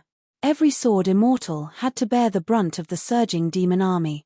Outside the battlefield, in the first military tent. Although there were some young children in this military tent, it was the largest tent among the 60 military tents. It was heavily guarded and had many rules. Unless there was an important military mission, any outsiders who dared to enter the tent without permission would be killed immediately, even if they were sword immortals or great demons. Today, two esteemed guests of extremely high status had come to the first military tent. One of them was a muscular old man dressed in a crimson robe. His crimson robe was as dazzling as the clouds, flowing with red light that flickered in and out of existence. This was an immortal armament robe. It was rumored that he had obtained it from the Yeluohe, one of the entrances to the Great Abyss, and that it had once been the foundation of the Great River. This old man was of extremely high seniority, on par with Yang Ji and Huang Luan. However, they had their own grudges, and their relationship was extremely complicated. This old man was one of the great demon candidates for the throne of the Martyr's Palace. He was even stronger than the great demon Chongguang, but he had always been a loner, so his reputation was inferior to Chongguang's. His most recent public appearance was that of Alliance, who had been rumored to be in the middle of the war. Afterward, he couldn't hold back and destroyed more than half of the old man's lair. Only then did the old man join forces with Chongguang and pursue Alliance for hundreds of thousands of li. They pursued Alliance all the way to the Great Wall of Sword Chi and conveniently received a blow from Dong Sangeng. Next to the old man stood a young great demon who carried as many as 5 long swords on his back. He was dressed in the equally famous emerald robe banana binding refinement. His appearance was handsome and young, but one of his eyes was a lifeless white. The young great sword immortal did not try to hide it. He did not even bother to use camouflage. If it weren't for the eyeball destroying his appearance, he could probably compete with sword immortal Miu of the Great Wall of Sword Chi in terms of appearance. However, the difference between him and the unpolished Jade Realm sword immortal Miu was that this sword immortal great demon had extremely high swordsmanship. He was the youngest sword immortal great demon in the upper 5 realms. In the Battle of the 13, he had won fair and square against the great sword immortal Zhonglu, who had been famous for a long time. The latter's reputation was ruined, and he was sent to guard the door of the inverted hanging mountain as a criminal. He could only spend time with the little Daoist child who liked to sit on a praying mat and read books. It was rumored that Zhonglu had an extremely good relationship with the Ning Mansion sword immortal couple. However, the 3 of them who seemed to be friends didn't have a good ending. 2 died in battle, while the other survived and became a laughingstock. The female sword immortal Liu Bai accompanied the leader of the tent, the young Wooden Clog. The 2 of them went out to welcome the guests. Wooden Clog said respectfully, "Greetings to Patriarch Guan Xiong and sword immortal Sai Chen." Liu Bai's words were more casual and intimate. She smiled and said, "Greetings to old man Guan Xiong and senior brother Sai Chen." The great demon Guan Xiong smiled and nodded. "Liu Bai girl is getting more and more beautiful. In the future, when you go to the vast world, I will personally help you catch some gentlemen and sages from the academy for you to choose." This was the benefit of having a master. Liu Bai's master was the second highest throne, who was called the Bookworm under the pseudonym Ju Mi. He was known as the Sea of Learning in the wild world. Sword immortal Sai Chen happened to be Liu Bai's senior brother. Among Ju Mi's many disciples, they were all sword immortals. Sai Chen, Cai Ying, Tong Xian, Tong Yin, Yu Zhao, and Liu Bai were all the seeds of the great path of 100 sword immortals evaluated by Moon Supporting Mountain. The 100 sword immortals evaluated by Moon Supporting Mountain were not ranked according to their realm. Liu Bai's senior brother Sai Chen not only had a high realm, but his ranking was also extremely high. He was close to Liu Cha's direct disciple, Li Zhun, who was the last disciple of Moon Supporting Mountain. Liu Bai noticed Sai Chen's abnormality and asked worriedly, "Senior brother Sai Chen?" He didn't understand why senior brother Sai Chen was seriously injured after not seeing him for a few years. The last time they parted, senior brother Sai Chen was said to have received his master's order to travel. Sai Chen pointed at his eyeball that was added back. A great demon's physique was tough, not to mention a great demon of the upper 5 realms. However, he didn't grow a new eyeball, nor did he refine the added eyeball. It was as if he deliberately let people find out that he was blind in one eye. He smiled and said, "That old blind man cut off one of my eyeballs and threw it to the watchdog to eat. It was extremely humiliating, but it was nothing more than that. If I don't take revenge, I won't feel at ease. However, if I want to take revenge, it won't be easy. I can only let outsiders see it as a reminder so that I won't forget it after a long time." Wooden Clog was shocked. Not to mention the old blind man who liked to drive the golden-armored puppets to move 100,000 mountains, just the watchdog alone was said to be an ascendant realm great demon who broke through the bottleneck to find trouble. In the end, it failed to find trouble, so it stayed there and became a veritable lackey. That year, the great demon Guan Xiong brought the sword immortal Sai Chen to find the old blind man to talk about things, hoping that the old blind man could help and kill the world together. They didn't expect to part on bad terms. 12 against 13, the immortal realm confronting the ascendant realm. Even if they couldn't win and had no chance of winning, it was not impossible to escape. However, once the 12 and 13 realms confronted the next realm, it was really unreasonable. Of course, the ascendant realm sword immortal still had the power to fight. As long as the sword was fast enough, it could break the world that was manifested by the great Tao. The legendary 14 realms, wherever the person was, the world would be there. The suppression of the great Tao was everywhere. It was not as simple as a small world with a barrier. The ascendant realm Qi cultivators who were not sword immortals were the most uncomfortable in it. Therefore, the immortal realm sword immortal Sai Chen suffered a great loss. It was really not that Sai Chen's sword Tao was bad, but it was because the old blind man was too strong. He was so strong that an outsider in the desolate world was also the god of the vast territory of the 100,000 mountains. Alliance once had a very interesting analogy. The old blind man was the second master of the desolate world. Unless the second master who had disappeared for 10,000 years was unhappy and personally suppressed it, all the spells and supernatural powers were just fleeting clouds and flowing water. The great demon Guan Xiong smiled and said, "Let's talk about business first. The Jiazi camp is afraid that you children will be depressed. According to the military records, this is the second time the Jiazi camp has rejected the Jiazi camp's suggestions. Therefore, I have to personally make a trip to tell you some inside stories. When you enter the Jiazi camp later, I will tell you the situation. It's fine if you know, but you must not spread it out." Everyone in the Jiazi camp stood up and respectfully welcomed the two seniors. One of them was an ascendant realm cultivator who had lived for a long time. Many pages of the old almanac of the desolate world had the old man's pseudonym and related deeds written on it. The other was young, had outstanding battle achievements, and was also a sword immortal.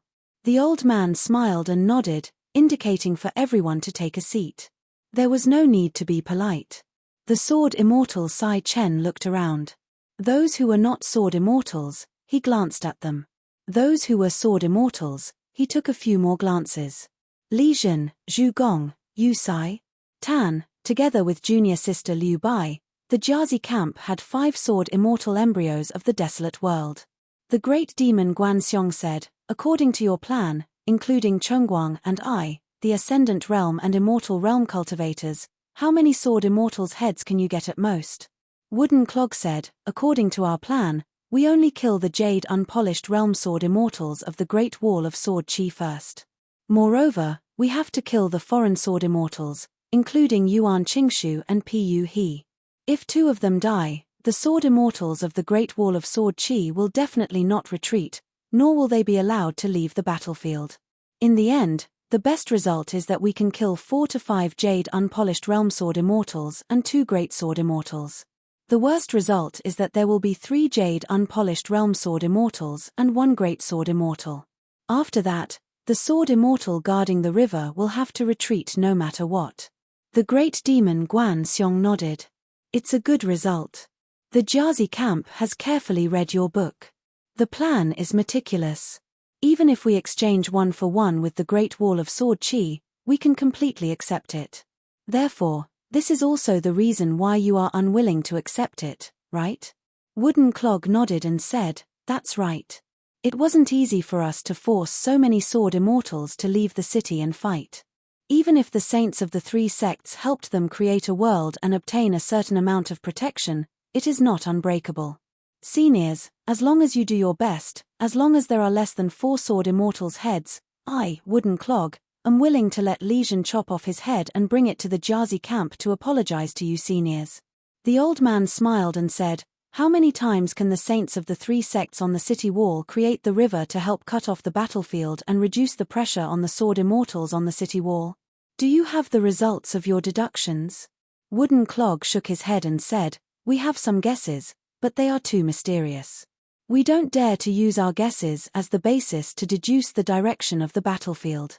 The old man said, "Indeed, you can't be blamed for this. Such a major matter can only be answered by the Jiazi camp. You children can only rely on gambling even if you let your imagination run wild for 100 years. The result of the Jiazi camp is 3 times. After 3 times, the saints of the 3 sects will hurt the foundation of the great Tao." Wooden Clog was puzzled and asked, "Does the Jiazi camp want the saints of the 3 sects to die here?" The old man nodded and said, "After the Great Wall of Sword Qi is breached, we can't stop the saints of the vast world who are guarding the sky screen from doing what they want. However, the saints of the 3 sects must die in the Great Wall of Sword Qi. Therefore, the Jiazi camp has made a new decision. They won't accept your plan completely, but they won't sit by and do nothing. They will let the sword immortals show off their might. Me, Zhongguang, Shichen, and a dozen others who have a high enough realm will all do our best. However, Shichen, Liu Bai's master, and Zhu Jing's master will still not do anything. The young man smiled brightly and said, "Seniors, your Jazi camp is farsighted. I am sincerely convinced." The old man sighed and said, "You are the future of the desolate world. We are rotten and old." Then, the old man turned his head and smiled. "Of course, Shichen doesn't count. He is still very young." Wooden Clog suddenly said, "Patriarch Guan Xiong, Shichen Sword Immortal, I have a request." The old man said, "Let's hear it." Wooden Clog then told the old man about the siege that the Jazi camp had already discussed. He hoped that in the next battle, when the Sword Immortals were guarding the river, the 5 Sword Immortals of the Jazi camp would all come out and hide in the army. They would work together to besiege the new hidden official of the Great Wall of Sword Qi, Chen Pingan. Therefore, Wooden Clog hoped that the Jazi camp could arrange for a senior to be responsible for opening up a path of retreat. Of course, the Jazi camp would also assess the situation. They wouldn't appear in a hurry from the beginning and put the senior in charge of opening the defense formation in too dangerous a situation. The old man said, "This is a big matter. It's useless even if I agree. I have to go to the Jazi camp and mention it. Wait for my news." The young man thanked him. Liu Bai said, "Senior Shichen, you must make Master agree." Shichen said helplessly, "We have to see how effective your next 2 plans are. Otherwise, you know Master's temper very well. Other than the plan to deal with the Sword Immortals of Li City in the Golden River. In fact, there was also a competition between the younger generation of both sides. The undercurrent was already surging and waiting to be unleashed. With the Jazi camp as the leader, several military camps worked together and carefully selected a large group of demon warriors. They were all Earth Immortal Sword Immortals who had been stuck at the bottleneck of Jindan or Yuanying for many years. These heroes who had become Sword Immortals but still ended up as warriors of sacrifice were each given a small booklet written by the Jazi camp before they rushed to the battlefield. The booklet recorded all the information about the 50 genius Sword Immortals of the Great Wall of Sword Qi. Ning Yaro was on the first page. Qi Shou, Gao Yeho, Pang Yuanji, Sichu Wei Iran, Luo Zhani, Chen Sanqiu, Dong Huafu, Taizhong, Yang Kie, Shu Ning, Chang Taiqing, Jiyu Jianlong, Guozhujiu, Gao Yuqing. There was a long list of names, realms, flying swords natal supernatural powers, temperament, fighting style, and the names of their friends who would appear in the same battlefield. The booklet was filled with detailed records.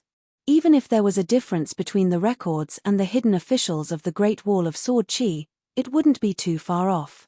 However, when Pang Yuanji was recorded in the booklet, his name was crossed out and the words "cannot be killed" were written in red.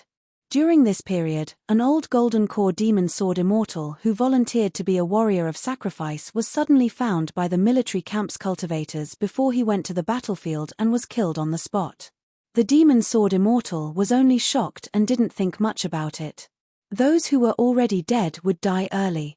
Those who were still alive would not be treated as a joke and would die later. He was probably a traitor who wanted to leak information to the Great Wall of Sword Qi. This small story about the demon race and humans, sword immortals, and life and death, wilderness and the Great Wall of Sword Qi disappeared forever in the river of time. It was like a piece of duckweed that floated for a long time and then disappeared without a trace. This generation of the Great Wall of Sword Qi produced many geniuses. It was known as the Second Great Wall of Sword Immortals in 10,000 years. What the wilderness needed to do next was to use the Great Wall of Sword Immortals as the price to grind down this opponent into a Great Wall of Sword Immortals. It seemed like it was a success, but it wasn't a gain. However, that was not the case. Reality had proven that the Great Wall of Sword Qi's pure sword will, the older the sword will, the more it would not reject the sword immortals of the wilderness. As long as the latter's sword heart was pure and clear, they would be able to gain the favor of the ancient sword will and seize the opportunity of the Great Tao. In terms of sword Tao providence, the Great Wall of Sword Qi was without a doubt the most majestic. Once the Great Wall of Sword Qi was breached and all the sword immortals died, the wilderness would be able to seize more of the Great Wall of Sword Immortals. The 100 Sword Immortals' seeds would be able to grow rapidly. On the battlefield, Pu didn't stay idle. She summoned her natal flying sword, Rain Veil, with all her might. Even if she couldn't help much, she wanted to prevent the old sword immortal from falling into a trap just to save them. After all, when sword cultivators nurtured their flying swords, other than tempering their sword intent, they could also temper their physique. As for the Fey race, their physique was innately tough. Once they were sword cultivators, the toughness of their physique would reach an exaggerated level. Renyi even cooperated with Puu's flying sword Mystique to assassinate the demon cultivators. However, there were golden core demon cultivators on the other side who purposely ignored Puu and Renyi. Unless their flying swords were close to them, they would specifically target the young sword immortals whose cultivation was not high. This made it difficult for the two genius sword immortals to use their flying swords to their heart's content. The other young sword immortals had already received Puu and Renyi's warning. For the time being, they only cared about supporting each other and controlling their flying swords to protect themselves. The old sword cultivator who had sneakily hidden a golden core in his sleeve seemed to have suffered a heavy blow as he was sent flying backward. After rolling to his feet, he vomited blood onto his palm and unleashed his flying sword to randomly stab the sword cultivator who had already died. Then, he was sent flying again and slid on the ground for several meters before he staggered to his feet and wiped the blood on his face. The old sword immortal reached out and grabbed the sword immortal's sword on the ground. Another sharp sword light arrived in an instant. It was another golden core demon cultivator. The old sword immortal blocked the sword radiance with his sword. He slid backwards and plowed a deep trench in the ground. The sword immortal's sword was finally broken by the sword radiance. The old sword immortal pinched his fingers and controlled the broken sword to return to its sheath. He faced off against the golden core sword immortal who had come out alone. Not only were Puu and the other young sword immortals of the Great Wall of Sword Chi shocked, but the golden core demon cultivators and their subordinates were also very confused. Since when did their side have two of the most valuable sword immortals in the wilderness? Chen Pinggan had a rough idea of what was going on. The wilderness had been cut off from the battlefield this time, so they had already made arrangements. For example, Puu and Renyi had each summoned a golden core sword immortal. They were older and were likely to be sword immortals who had no hope of breaking through their bottlenecks. They were the most suitable sword immortals to serve as assassins. If this happened everywhere on the battlefield, it was a meticulous plan that the wilderness had long planned. It would be very troublesome for the young sword immortals of the Great Wall of Sword Chi. Therefore, Chen Pinggan did not plan to stay for too long. After cleaning up the battlefield, he would first send a message to Wei Jin on the city wall and pass the news to the Summer Palace.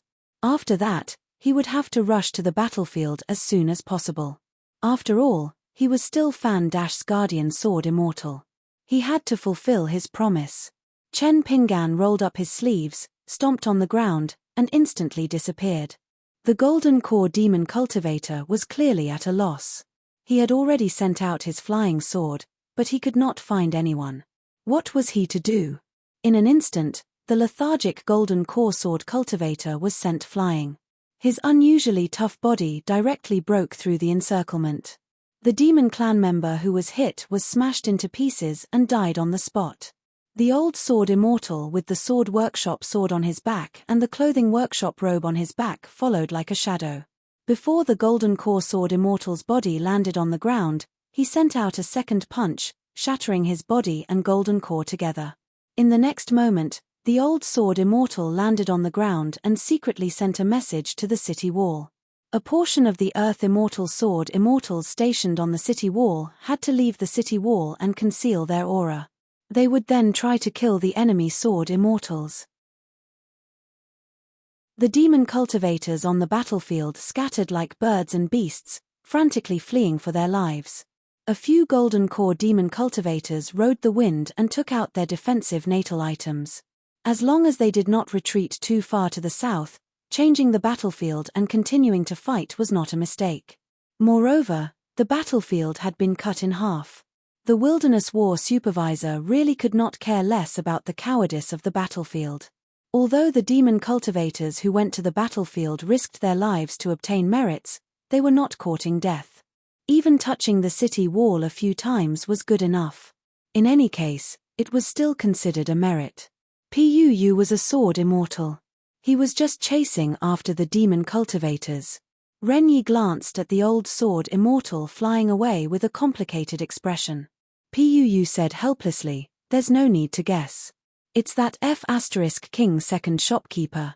However, the two of them did not understand why the newly appointed hidden official seemed to be a completely different person after not seeing him for just a year. Especially the last punch with a heavy killing intent. Even the young people on the Great Wall of Sword Chi felt uncomfortable and suffocated. If they were to fight against him on the battlefield, how would it feel? The two genius sword immortals who had been fighting for a long time almost simultaneously abandoned the distracting thoughts in their hearts. Their minds were clear and their hearts were clear. They tried their best to attack as quickly as possible. As for whether the young hidden official was already a sword immortal or a new disguise, both of them were too lazy to guess. Anyway, they could not guess. As for the truth, only the heavens knew. No matter what, they only knew that he was actually a fellow of the same age. Now, killing golden core cultivators was like picking up grass. Under the fist and sword, all were ants.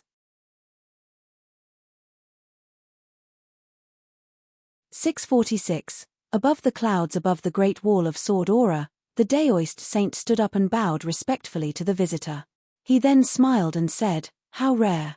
Chen Qingju smiled and said, "The view from a high place is much better than what I can see from my small thatched hut."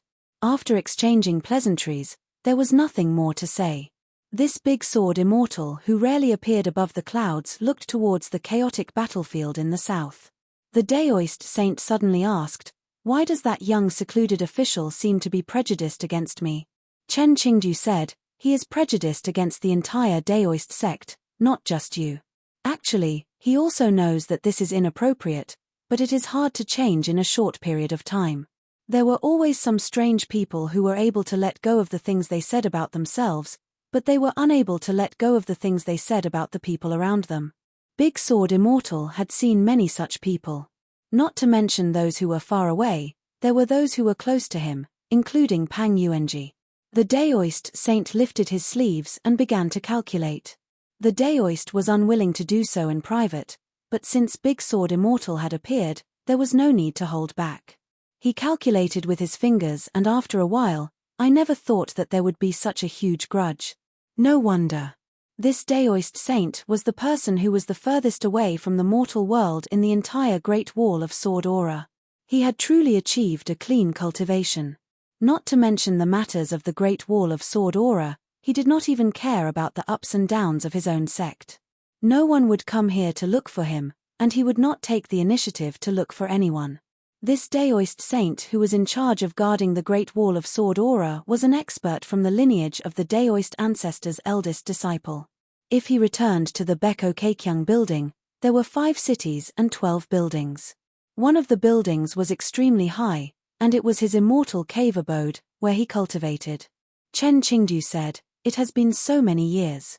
You have wasted your time, and it has been difficult for you to improve. It has been hard on you." The Daoist quickly bowed and said, "I'm sorry." Chen Qingju said helplessly, "If that kid met you, the two of you would probably have a good chat." The Daoist calculated with his fingers again and shook his head, "Not necessarily." Chen Qing didn't want to say anything more. But it wouldn't be good to leave so soon, so he stood where he was and looked down at the battlefield in the south. The Taoist suddenly exclaimed, "Our young hidden official actually has some connections with that Sun Daoist of Xiandu Temple." The head of Xuanju Temple, Sun Huizhong, was already extremely skilled in the sword. He was also known as the unshakable fifth person in the Qingming world. The Daoist sighed, "I never thought that Daoist Sun would actually leave his own world and make a trip to the vast world. It was fine if he didn't calculate, but once he calculated 10 times, 1,000 times. It was close to the heavens." Chen Qingju said with a smile, "That Taoism sword immortal lineage is quite something. That Daoist Sun is quite an interesting person. As long as the matter of swords was mentioned, if the big boss sword immortal said that he was something, then it was naturally something. Otherwise, why would Chen Qingju have nothing better to do? Every now and then, He would catch a person beside him and say that their swordsmanship was not good enough. In terms of swordsmanship, he was already the undisputed #1 in the world. The 4 immortal swords represented the 4 lineages of the world's swordsmanship. The celestial master residence of Mount Longhu had 1, the most proud scholar of the Central Plains had 1, the second Daoist had 1, and the sword suppression tower, one of the 9 great towers that the vast world had always claimed to be suppressing the last one. In fact, the immortal sword of the scholar of the Central Plains should belong to the Taoism sword immortal lineage. Logically speaking, it should be enshrined in the ancestral hall of Xiandu Temple. But this involved an extremely complicated network of origins. Furthermore, Sun Huizhong of the Xiandu Temple was a cultivator who was more chivalrous than immortal. He was unwilling to take it back to the Qingming world. This led to the scholar's magnificent feat of breaking open the Yellow River Grotto heaven with 1 sword, and the sentence that spread throughout the world, "Bai Yi's poetry is invincible, the proudest in the world." The Daoist side, I suddenly thought of the Xiandu Temple. When the peach blossoms bloom, if there are aureoles on the flowers, it's especially moving. Even if one doesn't dare to move one's eyes, one's soul will be moved. Chen Qingdu laughed and said, "Not extremely beautiful." The Daoist shook his head, "That's vulgar." The wine shop that had 3 shops had little business. In fact, it was not only this shop, but all the restaurants and wine shops in the city were the same. Only the old, the young, the women, and the men who had destroyed their natal flying swords and could not be considered sword cultivators would stay in the city. Moreover, the battle at the top of the city wall was fierce. Few people would spend money to drink at this time. The 2 shop assistants of the same age in the shop, the young man Qiu Long and the young lady Liu Yi, were puzzled. This was because the youngest shop assistant in the shop, the child Daoban, ran all the way to Feng Kangol. They whispered to each other and ran away together. When they came back, the 2 children were bruised and covered in dust. They sat down. Feng Kangol asked his father to make 2 big bowls of yangchun noodles. He and Daoban just ate the noodles. They were too small and their feet were off the ground. The 2 children had to lean over the table to eat the noodles. There were no pickles because Daoban said that if they did not buy wine, there would not be pickles to eat. This was the shop's rule. Liu Yi sat at the table and asked with a smile, "What happened?" Feng Kangol was unhappy as he buried his head in the noodles. Daoban said angrily, "A bunch of little bastards scolded our second manager for being heartless and not a good person. Anyway, they said a lot of nasty things. Didn't they deserve a beating? So Kangol and I beat them up." The young lady quipped, "Who was the one beating who?" Feng Kangol scoffed, "They had more people, all right? How could we fight with just the 2 of us? It's said in the books that 2 fists are no match for 4. Don't you know that?" The more Daoban spoke, the angrier he became. What's most infuriating are those who watched the show from the sidelines. All of them heard the second manager's story of not accepting money, but they did not help us. This bunch of people are even more heartless. Liu Yi held back her laughter. "I'll go get those 2 eggs. You can take them to disperse the bruises." Daoban nodded. "Kangol, get your father to make 2 more bowls of yangchun noodles. We can each have a bowl of yangchun noodles. With a fried egg, it'll be very fragrant." Feng Kangol leaned his head over and whispered, Don't. We are injured. It'll be better later. It's best if the second manager sees it." Daoban asked, "Why?" "The second manager is so stingy. It's not like he'll give you money." Feng Kangol chuckled. "I'll listen to a story." Daoban rolled his eyes. "And then tell it to that little girl. You're still too young. You don't know that these pretty little girls are also smart. It's more important if your family has money or not." Feng Kangol smiled. "My family has money now." Daoban silently ate the yangchun noodles. Feng Kangol scratched his head and whispered, "Daoban, if you lack money in the future, remember to borrow it from me first. My jar is full of copper coins. It's very heavy now. I can't even carry it, but those are my wife's money. When I get a wife, remember to return them to me." Feng Kangol and Daoban talked about everything. One time, they talked about his grievances. He got up in the middle of the night to pee outside the door. In the end, he fell asleep next to the broom at the door. He slept like a log. In the end, his parents searched for him in the middle of the night. When they finally found him, his mother spanked him until his buttocks bloomed. When Daoban heard about this, he lowered his head and cried. Later, Foam Kangol found out that Taoban's ancestors, including his parents, were all laborious in the clothing store. Daoban could not see his parents at all. Daoban suddenly laughed. Actually, I also like that little girl. Foam Kangol was dumbfounded. Daoban laughed. I'm just teasing you. Girl, what's there to like? Foam Kangol also laughed. The youth Chiu Long took 2 eggs and said with a smile, put it on my tab. Daoban imitated the second manager and gave a thumbs up. Generous. Foam Kangol nodded. The second manager and I are close friends. Our relationship is very good. Later, I'll ask him to be the matchmaker and give Liu Yi to you. The youth was speechless. The girl blushed. Her face was as red as a peach blossom.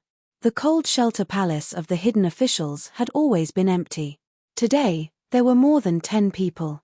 Other than a white-haired old woman, they were all children. The youngest was 4 or 5 years old, while the oldest was only 7 or 8 years old. There were both boys and girls, but their backgrounds were as different as the clouds and mud. There were children of rich and powerful families from Tai Xiong Street and Yushu Street, and there were also little bumpkins from the streets and alleys. The old woman said, "You are all martial artists. In the past, there were some grandmasters of martial arts in the Great Wall of Sword Chi. However, most of them did not live long. It was hard to live more than 100 years. The path of martial arts relies on talent and hard work. Therefore, if you don't live long, your realm will not be high. I'm one of the luckier ones. Do you know who I am?" A child from Tai Xiong Street said in a childish voice, "Nanny Bai from the Ning Mansion. She's an old woman with a hard fist." "Yes, I'm Bai Lian Shuang. I'm from the Ning Mansion. I'm a female martial artist. My fist art is not bad." The old woman nodded with a smile. She kicked the child's stomach and sent him flying. He fell on the ground and rolled around. In the end, he curled up. It was so painful that tears and snot came out of the child's nose. The old woman asked again, "Do you know why I gathered you here?" A little girl from Yushu Street said with a pale face, "Nanny Bai, I want to be a sword cultivator. I don't want to learn martial arts. It's useless." The old woman rubbed the little girl's head and pressed her gently. The latter sat on the ground. The old woman glanced at the delicate child on the ground. She weighed her for a while and could only say that her foundation was not bad. She smiled and said, "Whether you want to be a sword cultivator and whether you can become one are 2 different things. I had the same idea as you when I was young. However, I couldn't become a sword cultivator. There's nothing I can do about it. It can't be forced." Just as the little girl was about to speak, the old woman smiled and said, "Don't worry. After a month, those who want to learn martial arts might not be able to stay. Those who don't might stay." The old woman turned to look at the group of children who looked cautious but had passionate eyes. The foundation of martial arts is not as important as learning the sword, but it's only relative. But whether you can do it or not, you'll only know after you've suffered a lot, right? The group of children nodded one after another. The old woman said, "First, learn 2 fist stances from me. Without a stance or a house without a pillar, you won't succeed. First, I'll teach you 2 stances, one standing and one walking. It's easy to get started, but not easy to master. Practice 1,000 moves, and familiarity is the most important." After the old woman taught the 8 children how to stand and walk, she walked slowly. She looked at the children's awkward stances and said slowly, "After 1,000 punches, your movements will be natural. Don't believe this statement even if you want to. If you believe it, you'll need to practice more. If you don't believe it, you'll be natural after 1,000 punches. Even if you're a martial arts genius with good foundation, aptitude, and temperament, it'll still be difficult to get the fist intent in your body after 1,000 punches." The child who was rolling on the ground sat on the ground. He was really a ghoul. He gritted his teeth and said, That genius martial artist from the Central Divine Continent, Cao Ci, does he need to practice 1,000 punches for the same fist technique? Definitely not. The old woman was not angry. She looked at the child and said with a smile, "In the vast world, martial arts are great. Pure martial artists can be unreasonable with their fists, but they also pay attention to etiquette before they learn martial arts, and morality before they learn martial arts." The child crossed his arms and sneered, "I'm teaching you fist techniques, and you're talking reason with me? Granny Bai, I don't think your fist technique is that good." The old woman's expression became more and more amiable. She bypassed the row of 8 children who were already swaying. The heart is righteous, the fist is righteous, the heart is evil, the fist is evil. So, teaching fist techniques is teaching people. The child looked at the old woman who was smiling more and more. He knew something was wrong. He said loudly, "You're an old woman. Rather than learning fist techniques from you, I'd rather learn from the second shopkeeper. He's a master. I've seen him fight with my own eyes. Although he lost to Cao Ci 3 times earlier, didn't he also win against Yu Juanfu 3 times later?" The old woman laughed. "You're smart, kid. All right, get up. Do your stance with the others. If you do it well, you'll get hit less. The 6-step stance I taught you just now was taught by Mr. Chen." The child stood up and rubbed his stomach. He grimaced. It really hurt. The old woman smiled. The child's pain was real. It was only superficial and would be over soon. The child muttered, "I have some food at home. I don't need to do this." The old woman glanced at him. The child immediately wailed, I'll learn, okay?" The old woman felt helpless. When it came to dealing with children, her son-in-law was better. Actually, she was not even good at teaching fist techniques. Even though Bai Lianshuang was the only level 10 martial artist on the Great Wall of Sword Qi. Even when she was teaching her son-in-law at Ning Manor, the old woman felt bad about it. She could not bring herself to give him a heavy punch. However, her son-in-law had said that the martial artist seeds on the Great Wall of Sword Qi were insignificant on the Great Wall of Sword Qi. No one knew what would happen in the future. Even if she took a step back, it was still a good thing to have a skill to rely on. Chen Pinggan found a secluded area and changed his face to that of a teenager. He secretly took out a long sword he borrowed from the sword workshop and put away the broken longsword on his back. He would have to return it to Pang Yuanji when the time came. He flew on the sword again. His aura changed from an old man past his prime to a young man full of vigor. His eyes were bright and clear. The great refined flying sword Day 1 and 15, the hateful sword mountain imitation sword Pine Needle and Cough Thunder. Unless it was an emergency, he would not use any of them.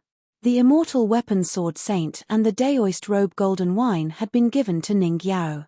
Therefore, Chen Pinggan's sword Kinesis Flight, as well as the conjuring of 1 or 2 intrinsic flying swords from the account book, was the best disguise for him to enter the battlefield as a true sword cultivator. As for the skin on the faces made by Zhu Lian, that was secondary. After all, it was never a burden to have more skills. The more the better. Chen Pinggan had a thought. He flew on the sword and looked at the situation on the battlefield. Soon, he flew on the sword close to the ground again. On the battlefield, thousands of sword cultivators chiseled their way down south, forcing the demon army to the south. The fiercest battle was still at the line of the Golden River.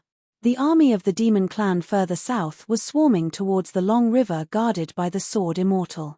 Usually, the moment the sword immortal struck out with his sword, the army of the demon clan could instantly pile up a sloping hill. The invisible barrier that squeezed the small world of the long river was smashed by the waves of the Golden River, causing blood to splatter everywhere. The waves came and went, leaving behind countless piles of white bones. The white bones were then covered by the demon clan behind, layer upon layer, constantly eroding the text bank on the southern bank of the Golden River. The sword saint could only retract his sword a little and clean up the battlefield in front of him. He did not want the bones and flesh to pile up and corrode the Golden River. The sage's words that were as small as the head of a fly, and the swaying golden lotuses in the long river were disappearing all the time. It was only because the saints of the three sects kept reinforcing the long river from afar that this small world did not dissipate too quickly. On the battlefield, there were already a few great demons who had personally broken the array. There were also demon cultivators who had the innate supernatural powers of moving mountains and moving rivers. They kept smashing down mountains on the Golden River and the Sword Saints' heads, or pouring rain that was filled with yin energy and filth. Some of the great demons directly used spells to crack the ground and hollow out the ground. Some of them rode on huge demons to break through the ground and dig deep into the ground.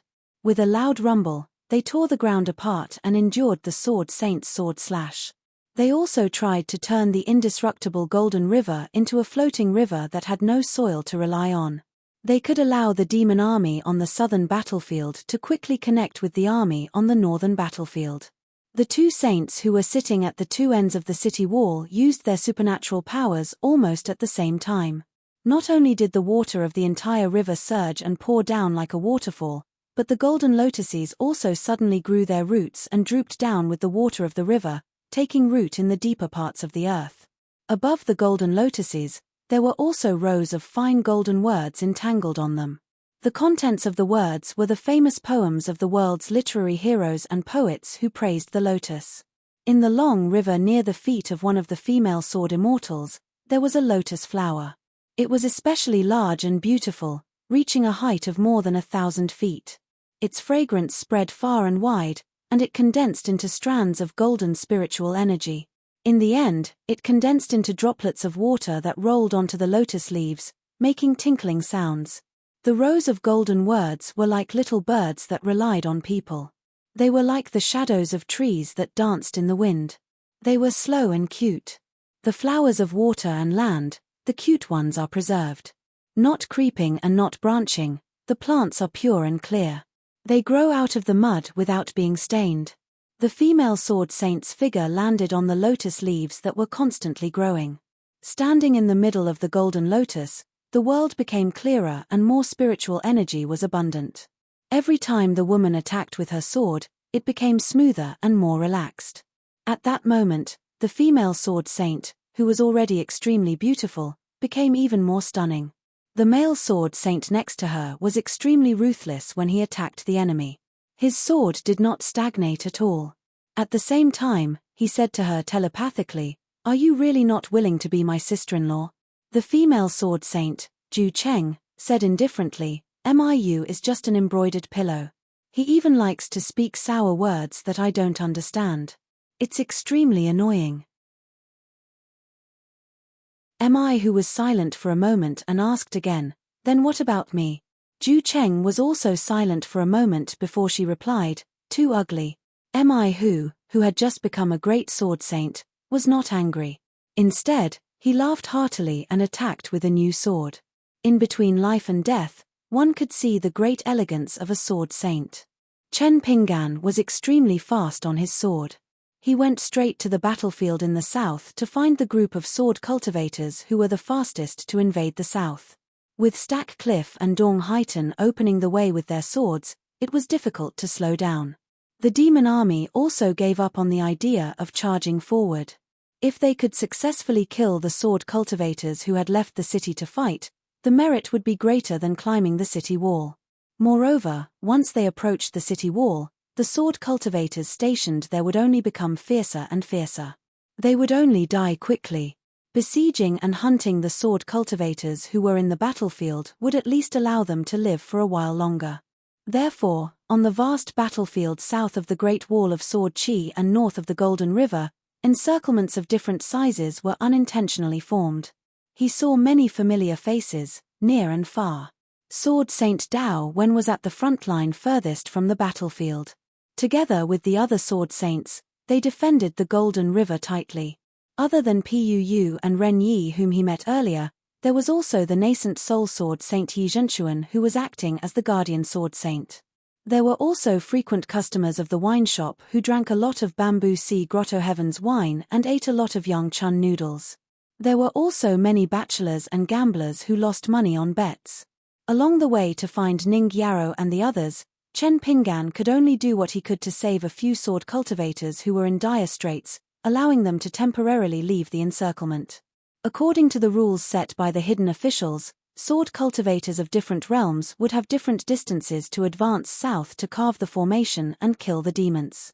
After reaching a certain distance, or after killing a corresponding number of demons, they could retreat north and return to the base of the Great Wall of Sword Chi to recuperate.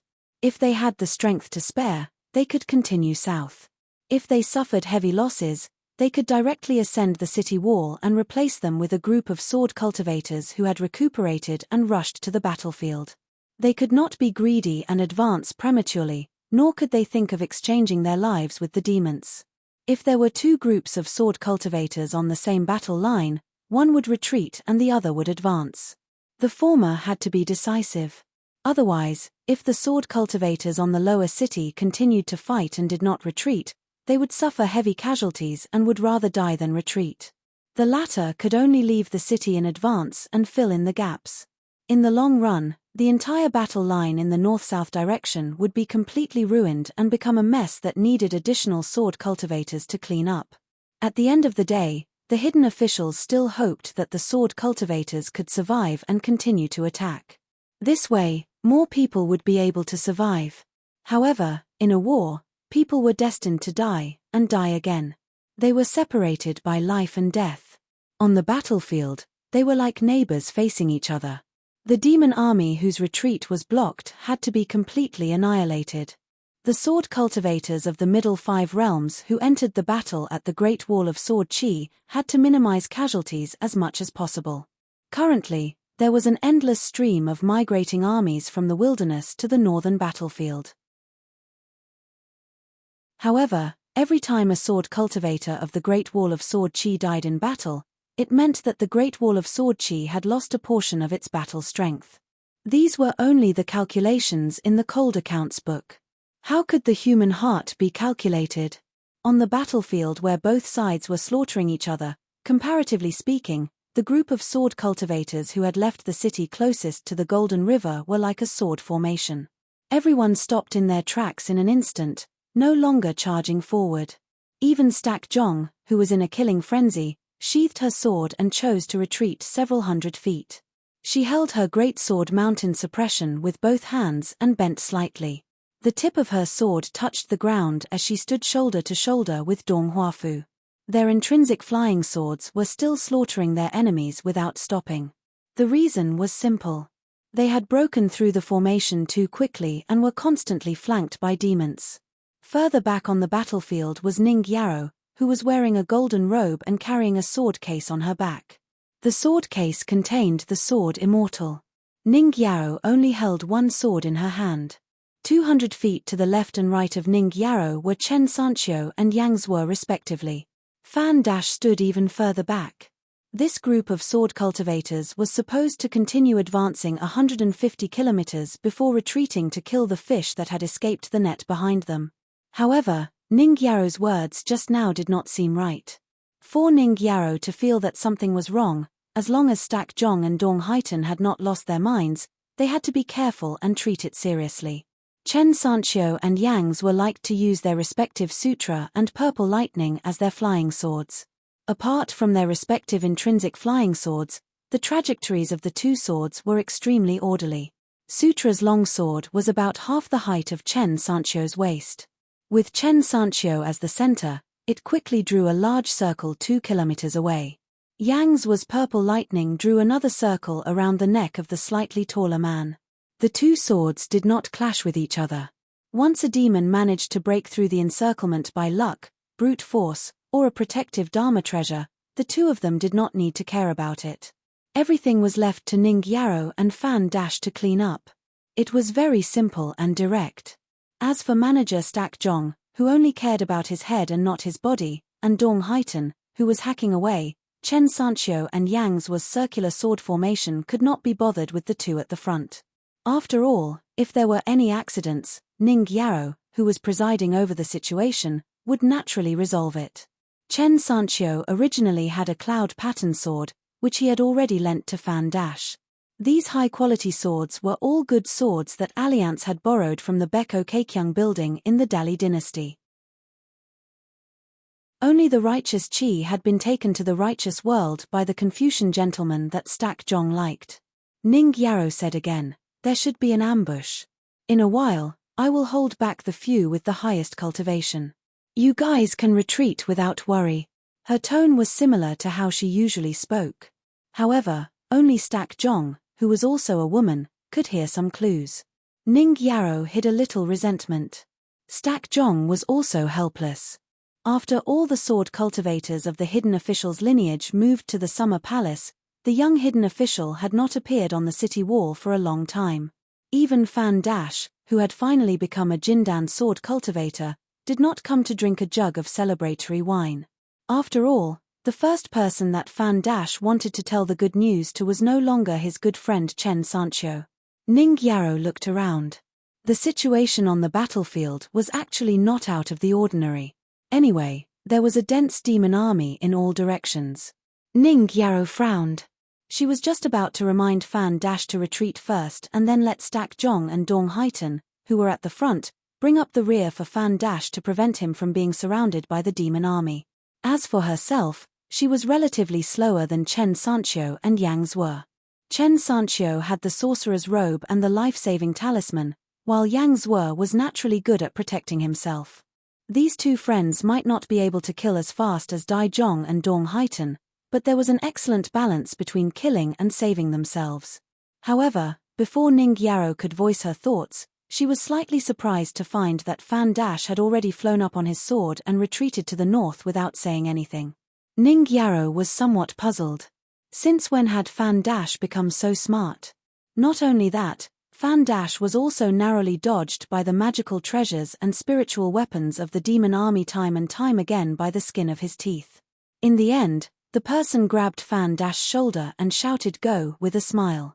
He swung his arm and kicked the hilt of the cloud-patterned sword, causing Fan Dash and his sword to fly even faster.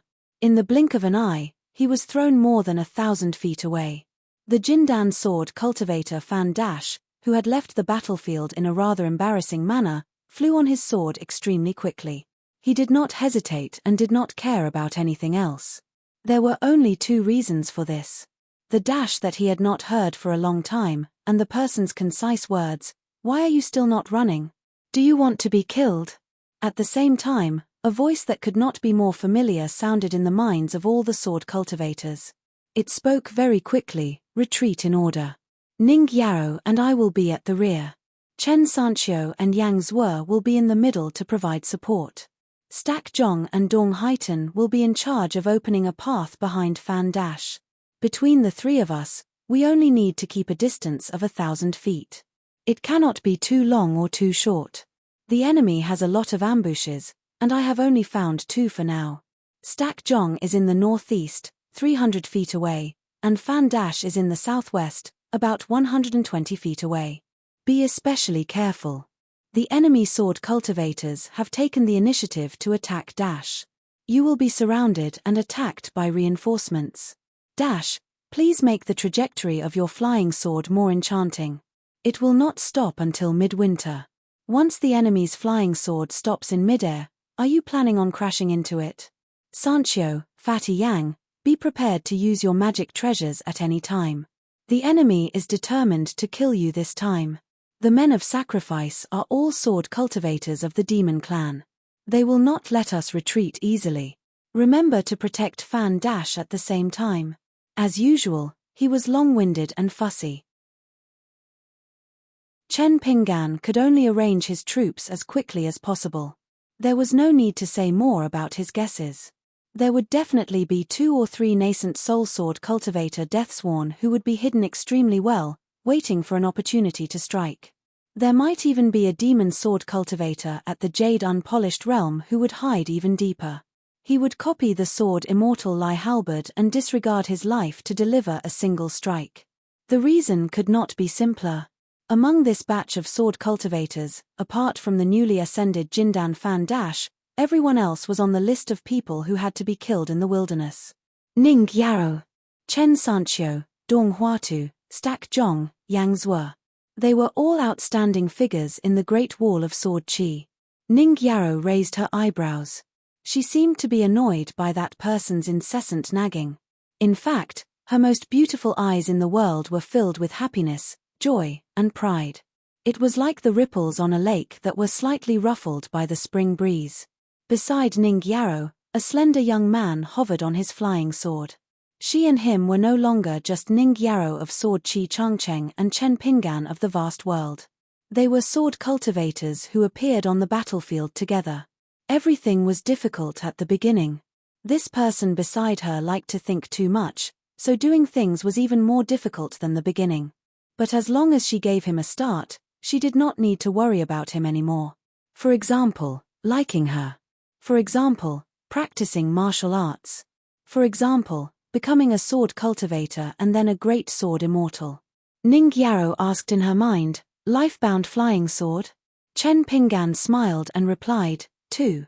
Ning Yarrow did not speak further. See. Chen Pingan naturally did not know what Ning Yarrow was thinking, nor did he have the time to guess her thoughts. What worried him the most was that the enemy's loyalists had chosen not to act and continued to conceal their tracks. Ning Yarrow and company were in charge of the battle line. There were no more sword cultivators on the city walls to replace them. They also needed to kill the most enemies and be the fastest to penetrate the enemy's formation. Only when they approached the Golden River could they be considered to have succeeded. Once they were evenly matched, Fan Dash, who had just entered the Golden Core realm, would be the best breakthrough point. If they were to ask Fan Dash to leave the battlefield and watch from the sidelines, it would be unreasonable. No matter what, Chen Pingan was only certain that his appearance might have killed an accident, but it could also bring about an even bigger accident. This was like Shenshen and Xu Ning's two plans. Before the results were revealed, no one knew which plan was better. The most helpless part was that Xu Ning's plan might not be better than Xuanshen's once it was implemented by the hidden officials.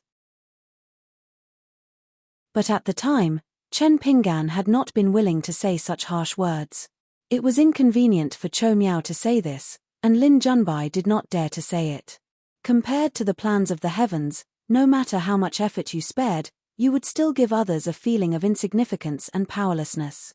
This was the greatest feeling in Chen Pingan's heart after he became the hidden official. The group retreated as they fought. Stack Zhong and Dong Huafu did their best to protect Fan Dash as they retreated from the battlefield. With Ning Yarrow and Chen Pingan behind them, Chen Sanqiu and Yang Zuo did not have any worries. Their focus was still on killing the monsters. Ning Yarrow did not summon her flying sword. She only held her sword and attacked. She still gave people the illusion that the essence of swordsmanship in the world was nothing more than two words. Sword after sword, compared to Ning Yarrow's previous calm and composed demeanor, her sword became extremely fast. Sword energy swept through the air, instantly slicing apart a large number of corpses. As for Chen Pingan, he rode his sword beside Ning Yarrow. For a time, he had nothing to do, so he paid more attention to the clues on the battlefield. In addition to the two sword cultivators that had exposed themselves, there was also a monster race sword cultivator with a golden core aura that Chen Pingan had found.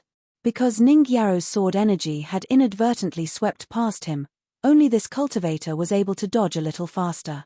There was an imperceptible stagnation in his movements, and in order to not reveal his identity, he even deliberately suffered some injuries, allowing the sword energy to cut off a large chunk of flesh from his shoulder.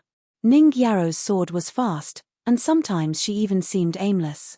This was clearly done on purpose so that Chen Pingan could see more details. Ning Yarrow had been the fastest to break through the array formation and was the closest to the Golden River. But unknowingly, she had become the closest sword cultivator to the city walls. Chen Sanqiu and the others didn't care about this at all. In any case, no one in the monster army on this line would steal from them. Moreover, no one thought that they would be slower to break through the array formation than the sword cultivators on the other lines. This was because there was Ning Yarrow, and now there was also Chen Pingan. Everyone felt that this was the most natural thing to do. After temporarily distancing themselves from that dangerous accident, Fan Dash hesitated to speak. Chen Sanqiu said in a soft voice, "It's fine. Don't feel ashamed." Stack Zhong and the others also felt that Fan Dash intended to take the lead and return to the city walls. But Fan Dash said, "My boundary is the lowest and my skills are the worst. Then let me be the bait.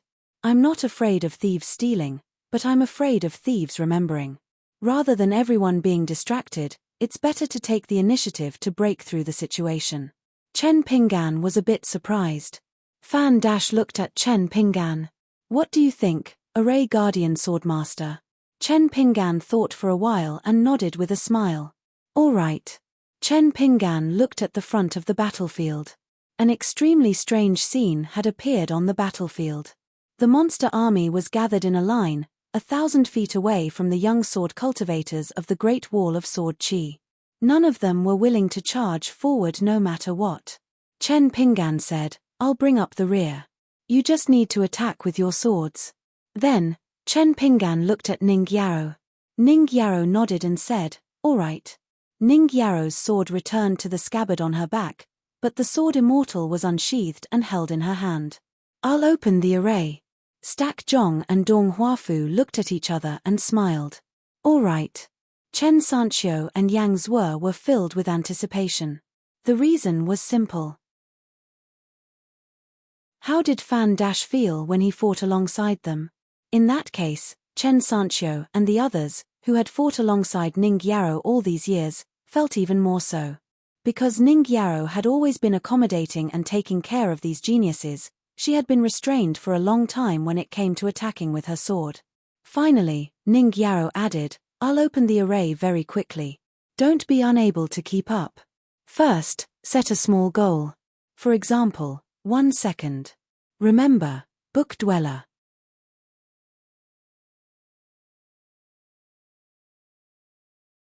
(647) Cao Ci was a martial artist with his fists. Ning Yaro was a swordsman with her sword. It was as though she was born with a mystical phenomenon of heaven and earth. This was different from Chen Ping'an's first intrinsic flying sword, Sparrow in the Cage, and Qi Jinglong's rules, which he claimed to have read from books. Both of them could use their flying swords' intrinsic mystical powers to create a small world of their own. It was completely different from the first two. Therefore, when Ning Yaro took the lead and walked out of the group with the sword immortal in hand, she was about to break the array. The demon army, which had already been stuck in a stalemate, began to retreat involuntarily. This resulted in the front line of the army becoming denser and more bloated. Perhaps this was how all living things reacted to the changes in heaven and earth by instinct. It was like how humans could sense the changes in the 4 seasons. Chen Ping'an was actually looking forward to Ning Yaro attacking without any scruples. All this while, he had never seen the real Ning Yaro on the battlefield. As for the sword immortal that Chen Ping'an had spent a lot of effort to tame, when it was in his hands, its temper was as bad as a big boss. However, when it landed in Ning Yaro's hands, it became as obedient as a little girl. Chen Ping'an didn't mind at all. Ning Yaro walked forward slowly and was not in a hurry to deliver the first strike. The sword immortal in her hand swirled with golden light. Together with the golden daoist robe that was already eye-catching on the battlefield, Ning Yaro looked like a supreme god on the battlefield. Using this opportunity, Chen Ping'an asked Chen Sanxiu and Yang Zhuo about the details of the battle in which they had broken the array. For example, the approximate number of Dragon Gate Realm and Golden Core Realm demon cultivators who were not seriously injured and had a high cultivation realm, their appearances, dharmic powers, and intrinsic items. During the retreat, Chen Ping'an had spent most of his time searching for the hidden sword cultivator loyalists. It was inevitable that he would miss out on a large number of details. If he were to ask about the stacked mountain seal or Dongzhuo Fu, it would be a waste of time. They had killed their way through, and their flying swords had collided with each other. It was likely that these two would not even be able to remember the rough merits. Chen Ping'an quickly reminded everyone with his words, you don't have to think too much about breaking the formation. Kill the enemy on the spot. Fan Dash and I will add a few more strikes. You don't have to think too much about anything except for Ning Yaro to activate the formation. Sanxiu, the 4 of you, the most important thing for you to do is to force the group of men of sacrifice to reveal themselves by accidentally injuring them on a large scale. I will point out their identities and positions one by one. If the time is right, you can take care of them by yourselves. If you really can't handle it, then listen to my reminder. Act according to the time and place and try to work together to kill it. Fan Dash was actually a little nervous. In the end, he was still worried that he would become a burden to these friends. At this moment, after listening to Chen Pingan's detailed arrangement of troops, he felt a little more at ease. Dha. Chen Pingan only said to Fan Dash, "How is it not heroic to pretend to be a hero in the heat of the moment?" Fan Dash took a deep breath and smiled. That's true. Right now, Dong Zuofu's appearance was between that of a teenager and a young man. Only his parents had given him the wrong name, but not his friends in the Jianghu had given him the wrong nickname. Dong Haitan was indeed a little dark. He would probably never be able to get rid of this nickname in his life. Dong Haitan, who spent money recklessly, never gave credit to Dong Zuofu. He had chosen the Hongzhuang with the most feminine name and the most graceful style. The blade of the sword was as slender as a willow branch. Stacked mountain seal held Zhenyu. The one-armed female head shopkeeper was actually a graceful woman with delicate features. Her sword was a broadsword with a wide blade. Dong Zuofu and Stacked Mountain Seal, who had the heaviest killing intent, would follow closely behind Ning Yaro, one on the left and one on the right. They would do their best to help Ning Yaro, who was leading the charge, and tear a larger hole in the army of demons. If Ning Yaro's attack would determine the speed at which the group of sword cultivators could break the formation, then Stacked Mountain Seal and Dong Zuofu's responsibilities would not be light either. If the overall killing power of the 7-person sword formation was not great enough, even if they succeeded in breaking through the formation, they would still be able to reach the Golden River guarded by the Sword Immortal at their fastest speed. In reality, it would not be of much significance to the overall situation of the battlefield. Chen Sanqiu and Yang Zue, who were roughly behind Dong Zuofu and Stacked Mountain Seal, were responsible for helping the two in front to stabilize the battle line and slay even more demons on the battlefield. The formation was about to be opened. Chen Pingan also restrained his expression. He was immersed in his thoughts and kept his sword a few feet above the ground. His identity might not be able to fool some of the sword cultivators, but it had a hidden use. Once those sword cultivators, in order to stabilize the situation on the battlefield, used their thoughts to inform some of the important demon cultivators other than the sword cultivators, then as long as one or two of their eyes accidentally glanced at the young sword cultivator, Chen Pingan would be able to use the opportunity to find one or two more key enemies. In order to make a big deal, one had to haggle over the smallest details. As the 6 sword cultivators moved forward separately, Chen Pingan, who was in charge of bringing up the rear, had unknowingly arrived at the very back of the battlefield. He suddenly laughed. As expected, the golden robe Ning Yaro wore was the most beautiful. As for the snow-white robe Puu was wearing, he did not have any recollection of it at all. Of course, since Ning Yaro was on the battlefield, any sort of camouflage was useless. Firstly, her sword cultivator friends were all young geniuses of the same age. More importantly, if Ning Yaro attacked with her sword, it would be too obvious. After all, for someone like Chen Pingan who believed that it was never a burden to have more skills, if he could use 2 taels of strength to kill an enemy, he would not use half a kilogram of strength. It was indeed rare for someone to be so ruthless as to be willing to wear the skin of a woman and even pretend to be a spy for the demon race. Ning Yaro flashed and instantly traversed hundreds of feet, sweeping her sword horizontally. On the front line of the demon army, the 1,000-foot-wide battlefield was completely sliced apart by the golden sword radiance. A nascent soul realm demon cultivator who was in charge of supervising the battle gave orders from the rear. He used a spell to kill dozens of cowardly demons on the front line. Ning Yaro floated forward in a straight line. After she attacked with her sword, she did not bother to attack again. Using the sword radiance to kill the demons, she only used her majestic sword chi to open a path. Vaguely, it was very similar to Zuozue who had the highest swordsmanship. There was too much sword chi and too much momentum. It was simply an indestructible lesser heaven and earth sword formation. If she wanted to attack with her sword, she would have to see if the person was worthy of her attack. The demon cultivators were unwilling and did not dare to wait for death. Dozens of spiritual weapons and several natal magic treasures were crazily smashed towards the ball of sword chi. As for whether or not it would affect the demon army on the front line, they did not care at all.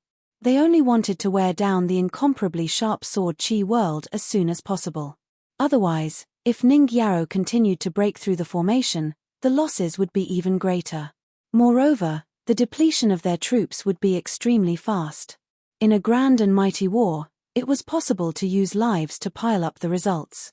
However, in some specific battlefields, it was not necessarily so. Against Ning Yarrow, it was even more impossible. In any case, they only needed to view Ning Yarrow as a sword immortal, regardless of her cultivation realm. Whether she was a golden core or a nascent soul was not important. This was a publicly acknowledged fact in the wild world. In an instant, Ning Yarrow directly swept past the battlefield that was littered with corpses. On a single line, any demon that was touched by sword Qi would be crushed to pieces, even their souls being torn apart. The magic treasures and spiritual weapons that were destroyed were simply unable to stop her advance. Ning Yarrow wielded her sword, and in the blink of an eye, she had already arrived at the heart of the demon army. She slightly increased the strength of her sword and grasped the sword immortal that was wrapped in golden light. She closed her fingers together and casually formed a sword seal. The golden light on the sword immortal instantly scattered in all directions.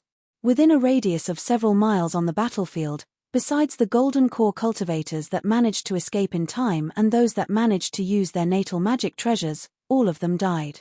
Chen Pinggan looked at the picture scroll from afar. It was like a golden lotus had bloomed in his heart. In another instant, Ning Yarrow's figure was several thousand feet away. She aimed at a golden core demon in the distance and slashed down with her sword. At the same time, she looked up into the distance and softly said, "Come here." The golden core demon that was frantically commanding his subordinates never thought that he would be so lucky to be able to withstand a single strike. He immediately summoned his natal magic treasure. It was a simple weapon that resembled a spear and halberd. It was engraved with a golden talisman. The golden core demon gripped the weapon with both hands and spun it around. It actually transformed into a large round plate that resembled a light golden talisman that was used to protect a mountain.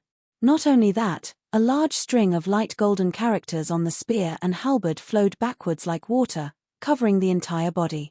It had the effect of an armor pill that was used to protect the body. He used a talisman array to protect the front of his body and wore an armor that resembled the armor of a deity from the military. The demon's physique was also tough enough. The magic treasure was both offensive and defensive. It was definitely an extremely high-quality immortal treasure. In the vast world, even a nascent soul cultivator would be envious if they saw it. Unfortunately, after a long golden line fell down, the talisman array, the armor, and the golden core demon were all split in half. On the ground, an extremely long ravine was carved out by the shockingly long golden line.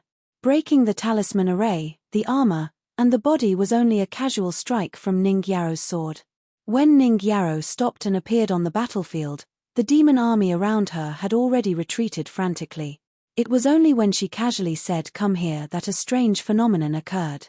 Around Ning Yarrow, in each of the 4 directions, there was an ancient pure sword intent that wandered between the heavens and the earth.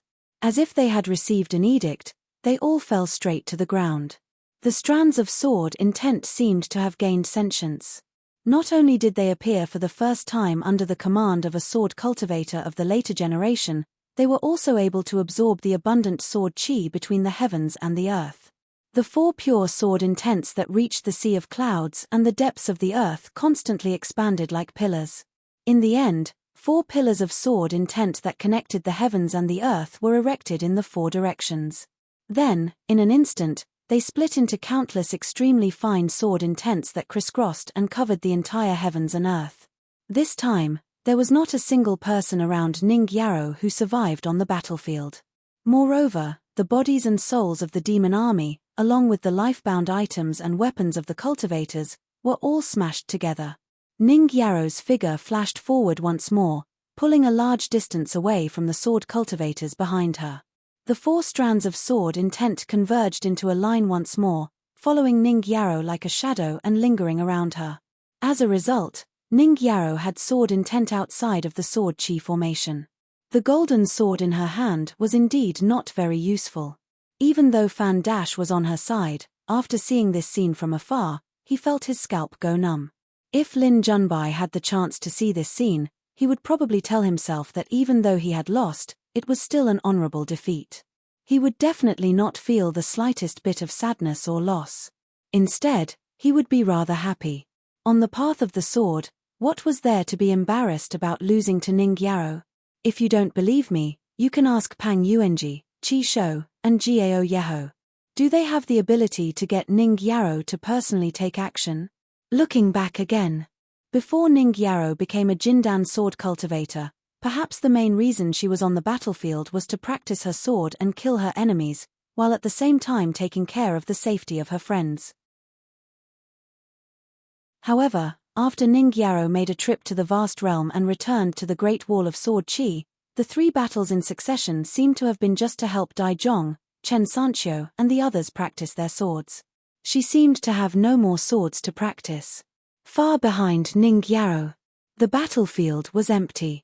Some of the small fish and shrimp demon cultivators further away, as well as the demon army that had yet to develop intelligence, were easily slain by Dai Zhong and Dong Huafu, who were desperately following Ning Yao. Dong Huafu even had the leisure to scratch his head, muttering softly, "Sister Ning, for better or for worse, you should have left more for us." Dai Zhong twisted his body and swiftly threw out the peak suppression in his hand, directly chopping a sea-viewing demon cultivator to death. He waved his hand again, but did not retrieve his sword. With a tap of his foot, he rode his sword towards Ning Yaro's side, the closest strand of sword intent to the south. She and Dong Huafu were actually more than 1,000 feet away. He turned his head and complained, "What are you mumbling about? Follow me. Later, we won't even be able to see Ning Yaro's back." Of course, Dai Zhong would not complain about Ning Yaro. He only complained about Dong Haitan, no problem. Chen Sanxiu and Yang's were naturally had even less to do than Dai Zhong and Dong Haitan in front. Chen Sanxiu was naturally lazy and did not mind the current awkward situation of being invincible.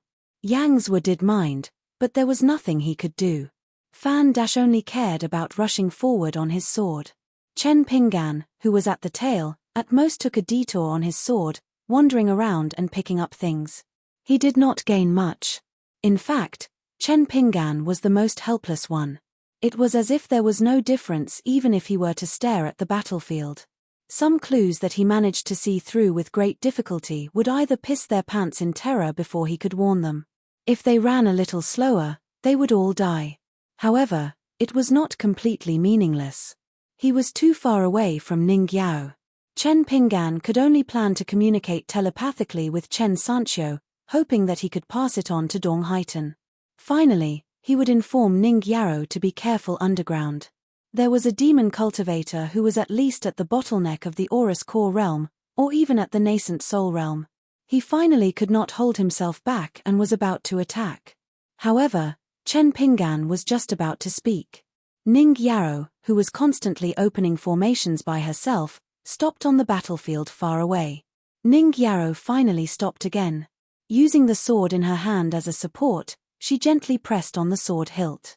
The golden sword instantly sank into the ground, disappearing without a trace. Clearly, she had already sensed the sneaky traces of the nascent soul demon. The ground beneath Ning Yaro's feet split open. The golden sword took the lead to meet the enemy. The nearby sword Qi fell like torrential rain, rapidly seeping into the ground. She did not even bother to think about how to accurately find the hiding place of the demon cultivator. She glanced at the demon cultivators at the edge of the sword formation whose cultivation was considered decent. She said indifferently, "Again. Another 4 strands of ancient sword intent that countless sword cultivators had passed by in the past 10,000 years. Because of this young woman's 2 words, they appeared between the heavens and the earth. In addition to the 4 strands of sword intent from before, there were a total of 8 strands of ancient sword Qi. They formed an even larger sword formation cage around Ning Yao. Within the great formation, there were countless casualties. Even so, Ning Yao still felt that it was not enough. Her 2 fingers formed an ancient sword seal. With a thought, The 8 strands of sword intent seemed to condense sword chi into flesh and blood, and the sword intent into a skeleton. 8 sword immortals in white robes appeared out of thin air. The 8 sword immortals had cold expressions. Their white robes fluttered in the wind. They were several feet tall. Each of them reached out and condensed the nearby sword chi into a sword. They turned around together, their backs facing Ning Yarrow, who had revealed their edict. They scattered in all directions, attacking the enemy at almost the same time. These ancient sword immortals without intelligence were naturally unable to recover to their peak state. In terms of combat strength, they were only equal to golden core sword cultivators. Of course, they did not have their life-flying swords. They did not have supernatural powers. But with the combat strength of 8 golden core sword cultivators, even if their bodies were shattered by the demon army of the wild world, they could only condense the battlefield's sword chi once more. They would grow and multiply endlessly. They did not know fatigue or life or death. They did not need to worry about accumulating spiritual energy. Wasn't it easy for them to kill on the battlefield? As long as Ning Yarrow did not consume too much of her mental energy, and with the 8 pure sword auras that were the foundation of Tao, the connection with Ning Yarrow's mind would not be interrupted by the enemy's nascent soul stage cultivators or the sword deities of the upper 5 levels. Then, the 8 Primeval sword deities would be able to stay on the battlefield all the time. Ning Yarrow's swordsmanship, sword intent, and sword Tao, as long as she is given time, and it won't take too long. This was what the eldest sword immortal, Chen Qingdu, said personally. Why was it that no one in the Great Wall of Sword Chi called Ning Yarrow a genius? Because if she was a genius, then Qi Shou, Pang Yuanji, and the other young sword cultivators would all be 1 level lower. They could not even be considered geniuses. Ning Yarrow. She had always been unique. Since the first day Ning Yarrow started practicing swordsmanship when she was young, no one of the same age, or even the so-called geniuses of a generation higher, was willing to practice swordsmanship with her. There was no need. The ground beneath Ning Yarrow's feet had already shattered, collapsing and collapsing. Ning Yarrow hovered in the air. Ning Yarrow turned her head to look behind her, probably to see if Stacked Zhong and Dong Huafu had followed. In just a few blinks of an eye, when the golden sword found the nascent soul cultivator, Ning Yarrow's figure fell rapidly and disappeared without a trace. When Stacked Zhong and Dong Huafu arrived at the edge of the huge pit, Ning Yarrow had already appeared at the southernmost part of the pit with her sword. Then, she continued to head south.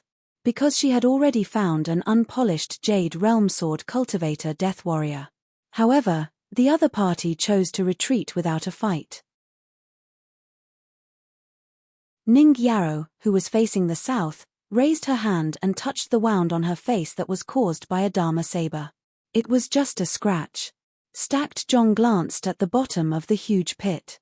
In the huge pit, there was a nascent soul demon that had revealed its true form. It was a colossal ape that seemed to belong to the ancient moving mountains. Its fate was probably to be dismembered into 8 pieces. Between the gaps of its corpse, there was still a golden sword chi remaining. Clearly, it was killed by the immortal weapon in Ning Yarrow's hand. Even its golden core and nascent soul didn't have time to self-destruct. At the bottom of the pit, beside the corpse, there was a white saber that looked like an embroidery needle. The saber light flowed and was very conspicuous.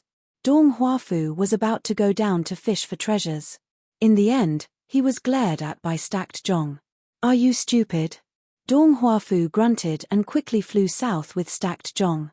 Chen Sanqiu and Yang's were followed along the edge of the pit and went south. The only use of their life-flying swords and their accompanying swords was to go to the left and right sides of the battlefield and collect as many battle merits as possible. It was better than nothing, so as to avoid having nothing to do. The two were like picking up wheat from the ground and putting it into a bowl. Grain by grain, they hadn't even filled the bottom of the bowl. Fan Dash was at a loss. Didn't they say they would let him be the bait? When Fan Dash reached the south end of the pit, he looked back. The second manager was squatting there, picking up junk. His movements were nimble, and it was quite pleasing to the eye.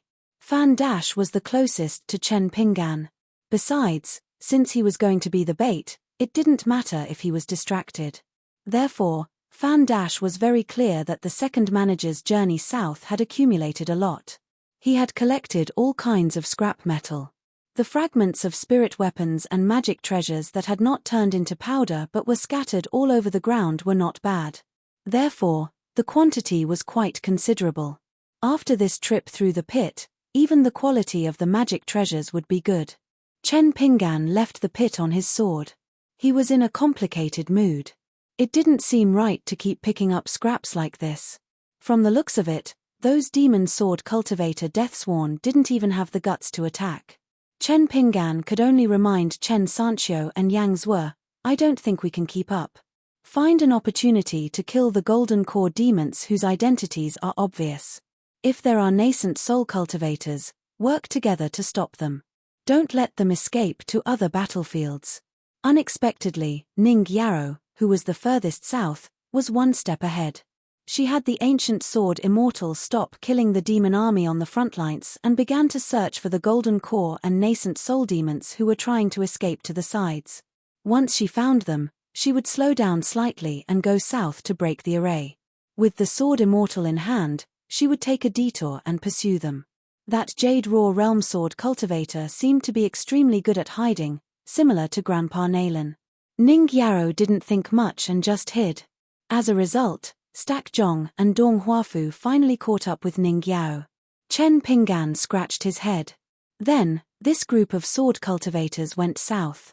Perhaps the group of demon men of sacrifice originally thought that Ning Yarrow would be mentally exhausted one day, but they never expected that Ning Yarrow didn't show any signs of mental exhaustion or spiritual energy exhaustion all the way to the south with the array in the lead. Moreover, 2 golden core sword cultivator Deathsworn and a nascent soul sword cultivator demon were killed one after another. Ning Yarrow personally killed the nascent soul cultivator. The other 2 injured golden core cultivators were handed over to Stack Zhong and the others to deal with. Ning Yarrow couldn't even be bothered to pretend and disdain to lure the opponents to attack. If I can find you, you can die. This was Ning Yarrow's way of attacking.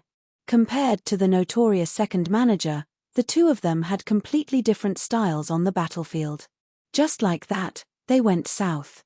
As they approached the Golden River, a sword Immortal smiled and greeted Ning Yarrow. Ning Yarrow grunted and nodded at the sword Immortal Senior. Then, Ning Yarrow finally stopped. The 7 sword cultivators finally gathered together for the first time. Ning Yarrow looked at Chen Pingan and asked, "Kill our way back? Stack Zhong and the other 3, let's go north together. Me, you, and Fan Dash, the 3 of us will take one path. Is that okay?" Chen Pingan smiled and said, "Why not?" Stack Zhong, Chen Sancho, and the other 3 went to other battlefields from the south to the north. They turned around and returned to the Great Wall of Sword Chi. Along the way, no one had to use their swords. It was awkward to have no swords to use. Ning Yarrow accompanied Chen Pingan and Fan Dash. The 3 of them returned north to the Great Wall of Sword Chi. Fan Dash felt that he was becoming more and more redundant. Chen Pingan no longer rode on his sword. He put away the sword workshop's sword on his back and shook his sleeves. Fan Dash took the lead and rode his sword north. However, he didn't dare to put too much distance between himself and the 2 behind him.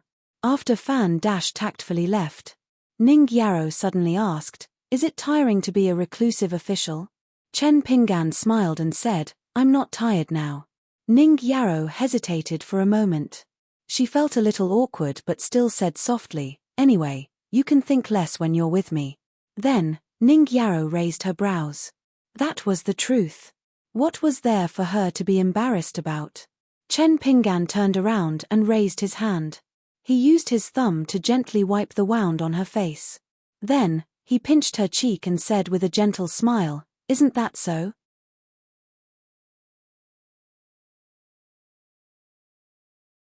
648. Previously, when Ning Yarrow was the first to break through the formation, the demons at the front line had stopped advancing. When Ning Yarrow broke through the formation and led 6 sword cultivators to the Golden River, the demon army on both sides of the battlefield sped up their charge, trying to distance themselves from this sword Immortal whose sword moves were too fierce. At this moment, Ning Yarrow was like a supervisor helping to hold the line. The demon army rushed forward with all their might. Therefore, after Fan Dash took the lead and left the two of them on his sword, he inexplicably became a golden core sword cultivator chasing after the demon army alone. Fan Dash felt that just because of this, he should drink a pot of the most expensive wine in Azure Immortal Mountain. With enough battle merits, he finally didn't need to borrow money from Chen Sancho to buy wine. Chen Pinggan looked at the front of the battlefield. The demon army's formation at the back was getting thicker and tighter. They were moving forward at an extremely fast speed. The higher the realm of the demon cultivator, the further away they were from the three of them. Of course, in reality, it was just to stay away from Ning Yarrow, him and Fan Dash. He said, "The sword cultivators on both sides will be under a lot of pressure because of us." Ning Yarrow said, "Then let's try to meet the sword cultivators at the front as soon as possible." "What are the specifics?" Chen Pinggan stepped on the sword workshop's long sword. He was getting more and more used to riding the sword close to the ground. He quickly rolled up his sleeves. "This time, I'll open the formation. You take the rear. Once the golden core and nascent soul demons appear, I'll leave them to you." Ning Yarrow asked, "You're not going to use your flying sword?"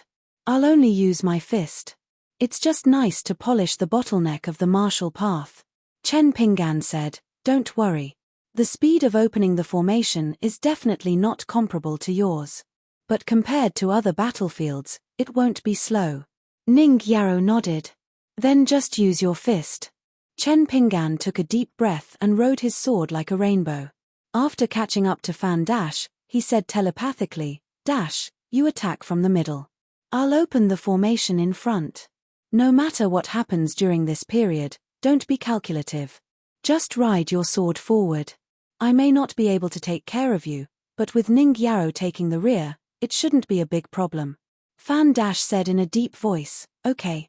In fact, when the second shopkeeper didn't say dash, Fan Dash knew that he had to be more careful. In an instant, Chen Pinggan, who was wearing 2 sets of robes, suddenly sped up on his sword. He flew in a straight line, whistling through the air. Along the way, Chen Pinggan drew his fist when he was still 1,000 feet away from the demon army. With a stomp of his foot, the long sword under his feet tilted and fell. Unable to bear the weight, the sword actually flew close to the ground. In Fan Dash's eyes, Chen Pinggan's figure disappeared in an instant. He obviously did not use the mind talisman, but he already had the effect of the mind talisman. Could it be that he had broken through the bottleneck and become a grandmaster of the distant travel state after just over a year after entering the Golden Body Realm? Ning Yarrow chose to ride on her sword this time. She explained to Fan Dash, "He's only at the Golden Body Realm now and hasn't reached the far roaming realm yet." He wore 3 robes. Now, it was no longer to protect his life, but to suppress his fist intent. Coupled with the sword chi to a certain extent, the 3 robes could be considered as a form of training. It's similar to those martial artists who tie sandbags to their feet all day long. Ning Yarrow was willing to say so much. Of course, it was related to Chen Pinggan. Fan Dash was her and Chen Pinggan's mutual friend. Chen Pinggan took care of Fan Dash. It wasn't just because Fan Dash's level was not high enough. Chen Pinggan seemed to see a lot of his own shadow in Fan Dash. Pieced together, it was natural to feel close to him. It was just that Ning Yarrow didn't understand the specific reason behind this. She believed that when Chen Pinggan was free in the future, or when the hidden official finally managed to find some free time in his busy schedule, naturally, he would tell her about it. Ning Yarrow said, when he first started learning martial arts in his hometown, he tied a bag full of gravel to his leg. The first time he went out, he used half a catty of talismans and 8 tails of talismans. He has long been used to this. He doesn't even know what will happen if he punches with all his strength. Since he doesn't know how heavy or fast his punches are, then his opponent won't know either. As she spoke, Ning Yarrow slashed out with her sword. On another battlefield, a golden core monster cultivator glanced at her from afar. Ning Yarrow sensed something in her heart. With a slash of her sword, she cut through the monster cultivator like a knife cutting through tofu. In particular, the monster cultivator she targeted had his body split in half. His golden core exploded, bringing disaster to countless bystanders. Ning Yaro suddenly thought of a small matter. She remembered that when Chen Pinggan was still young, he carried a locust wood sword case with 2 swords. The first time he came to the Great Wall of Sword Qi to find her, the 2 of them were alone. He liked to find things to talk about. He talked about many things in the countryside. For example, the carpenter's ink line. The carpenter's exquisite skills were very accurate. It was rare for Ning Yaro to look at the battlefield after her sword strike. It was quite realistic. Fan Dash simply didn't know how to respond. In truth, standing beside Ning Yaro gave him an unimaginably great pressure. His good friend Chen Sanchio had once said to Fan Dash in private that if he and his friends were a level lower than Ning Yaro's cultivation, it would be fine. But once they were at the same cultivation level, they would begin to doubt their lives. Am I really a sword cultivator? My cultivation level isn't fake, right? It was just that when Fan Dash saw Chen Sanchio leisurely drinking wine and grumbling, Chen Sanchio's face was full of smiles. The vice manager had once said that wine was the best fishing rod in the world. It could hook a drunkard's innermost thoughts back to their lips. In particular, his Sea of Bamboo Paradise wine was even more amazing. To be able to become friends with Ning Yaro, even a proud son of heaven like Chen Sanchio would feel a bit of pressure. But at the same time, it was also worth drinking happily. Fan Dash carefully observed the surroundings of the battlefield.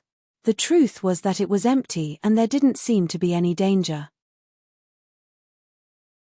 But Fan Dash was still worried that there might be some sneaky monster cultivators hiding underground. They might stab him with a sword or throw a magic weapon at him. On the battlefield, there were many such things. Fan Dash had once witnessed a sword cultivator of the same age with his own eyes. But, in a moment of carelessness, a mountain razor monster cultivator hiding underground had already calculated the trajectory of his sword. The monster cultivator broke out of the ground and grabbed the 2 ankles of the sword cultivator, tearing him in half. On the battlefield, the truly terrifying enemies were often not those powerful monsters who had reached a bottleneck in their cultivation level or whose killing power dominated the battlefield. In a confrontation with them, unless it was a place of certain death, it was possible to avoid them. What was even more frightening were those monster cultivators who did not aim for battle merits but only sought to hone their cultivation. They were insidious in their attacks and were adept at disguising themselves. They would always seek to kill with a single strike and kill without leaving a trace. Once they failed, they would decisively flee. These monster cultivators were like fish in water on the battlefield. They lived for a long time and sneaked around various battlefields, accumulating battle merits one after another. In fact, it was quite impressive. It was said that the youngest sword immortal of the upper 5 realms in the desolate world, a great demon named Sai Chen, had relied on this insidious method to rise up step by step. What was even more terrifying was that even though Sai Chen had become an upper 5 realms sword immortal, he still liked to act sneakily. He hid his great demon aura and deliberately suppressed his sword immortal aura. He had always been a golden core demon cultivator and entered the battlefield, waiting for an opportunity to strike. It was because of this that Alliance personally searched for Sai Chen's movements in a battle back then. Eventually, Sai Chen was found by Alliance and struck him with his sword from afar. However, Sai Chen was a sword immortal and had used a protective talisman from his teacher to escape the battlefield. Fan Dash was suddenly taken aback. Wasn't his second shopkeeper the same? Furthermore, he could be considered a grandmaster in this line of work. It was a pity that he had become a hidden official of the Great Wall of Sword Qi. Otherwise, even if the second shopkeeper did not act as Fan Dash's array guardian swordmaster and allowed Chen Pinggan to freely appear in various battlefields, coupled with the fact that he was a sword immortal and was a pure martial artist, coupled with Chen Pinggan's ability to control the minute details of the battlefield, as well as his precise calculation of the combat strength of his enemies on the battlefield, Fan Dash believed that regardless of the accumulation of battle merits or the speed of his growth, he would not be inferior to Sai Chen. Ning Yaro's sword immortal bearing was naturally soul-stirring and fascinating. However, no matter how much one revered or admired her, Ning Yaro was still Ning Yao. No one of her peers in the Great Wall of Sword Qi could imitate her. However, The second shopkeeper's fighting style was something that even Fan Dash could learn. As long as he had the heart, witnessed it with his own eyes, listened to it, and memorized it, he would be able to use it for himself. As long as he refined his cultivation, as long as he had a slight chance of winning on the battlefield, he would often be able to help a sword immortal kill an accident.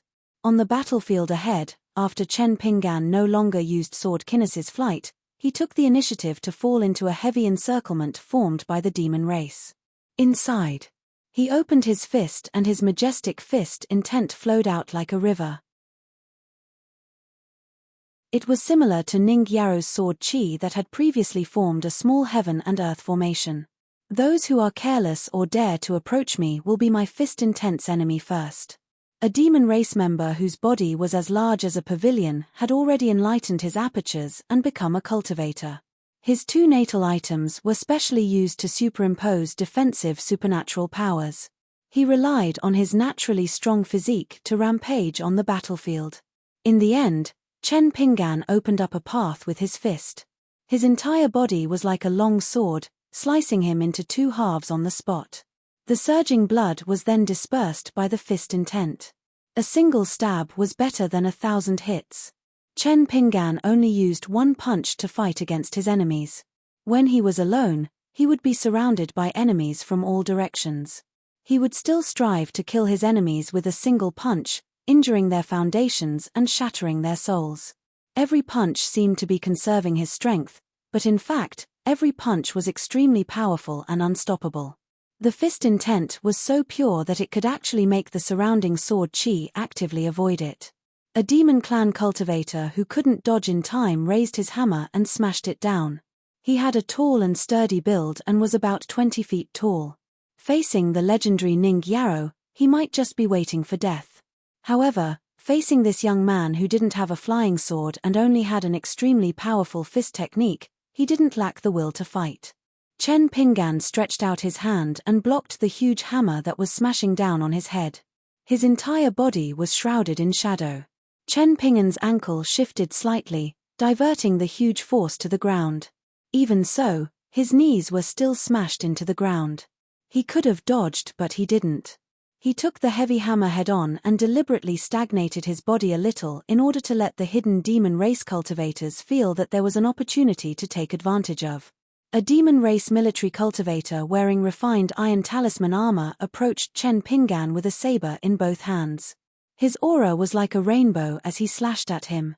There was also a golden core cultivator who extended his sleeve and tossed out two golden talisman diagrams depicting the true shape of the 5 mountains and the meandering rivers. He then extended a palm and lifted it up heavily. The ground beneath Chen Pinggan's feet was first frozen by the golden core cultivator's technique, sealing off an area of several hundred feet around him. The golden talisman of mountains manifested 5 fist-sized mountains of different colors. 4 of them hovered around the young warrior, while only the middle peak of the talisman smashed towards his opponent's head. Holding the huge hammer with one hand, Chen Pinggan raised his left hand and directly grasped the pitch-black saber that was as thick as ink.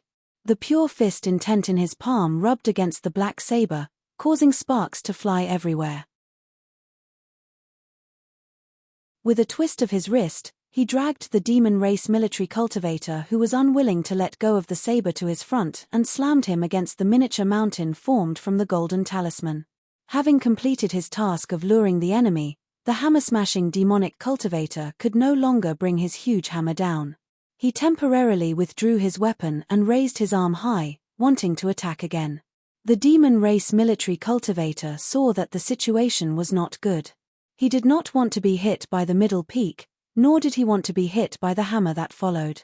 He decisively abandoned his saber and retreated, kicking the young man's chest and borrowing the momentum to retreat.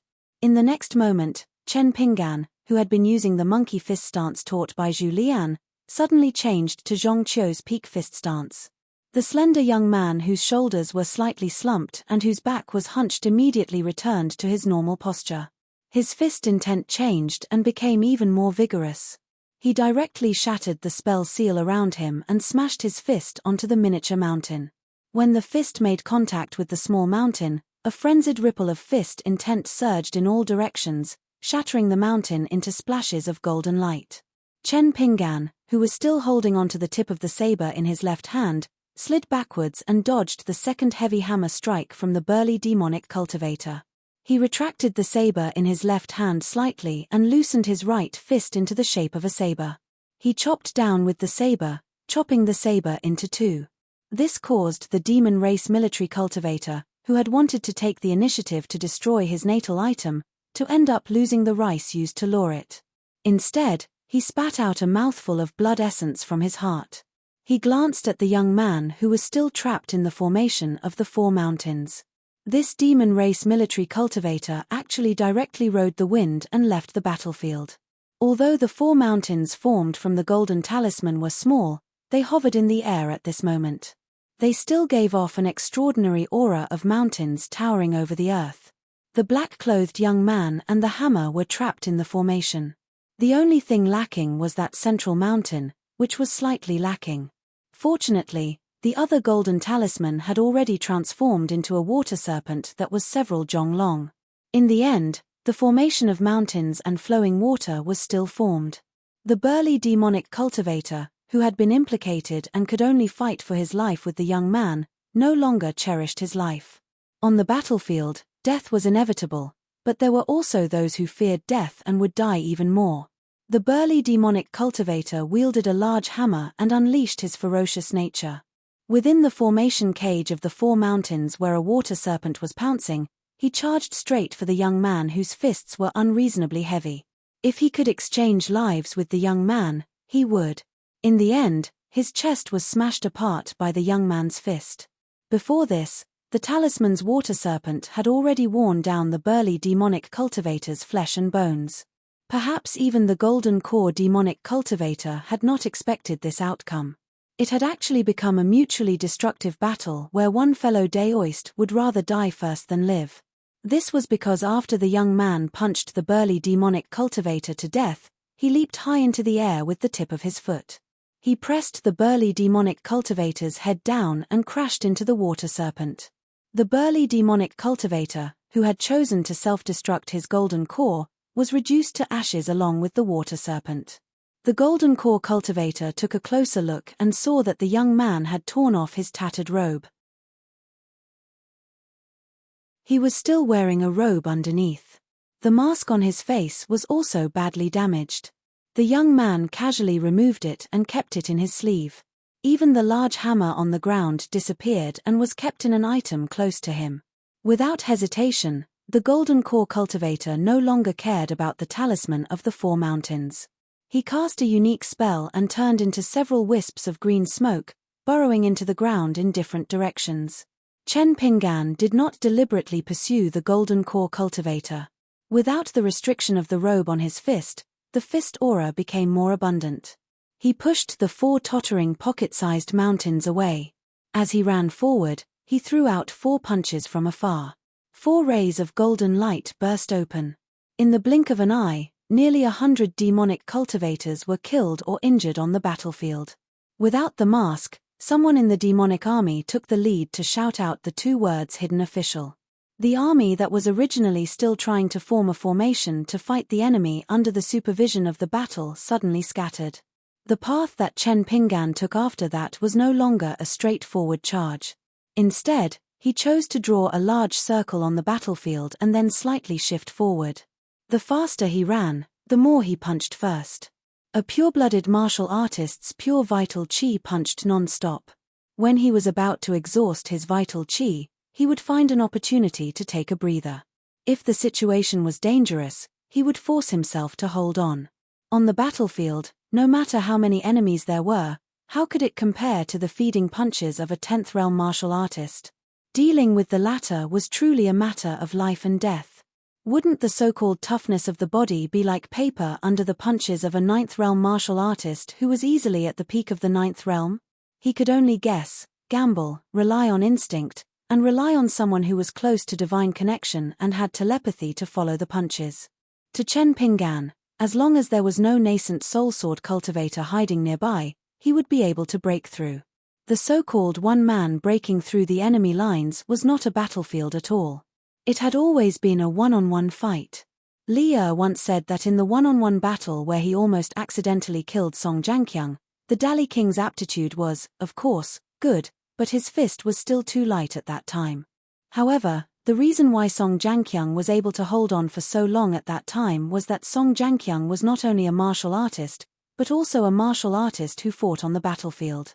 After honing his fist skills on the battlefield for a long time, he naturally had a kind of the battlefield is the enemy of 10,000 people atmosphere. Then, he practiced it thoroughly and returned to the original state. When the opponent fought with him, it was like fighting against 1,000 troops, and they would be restrained.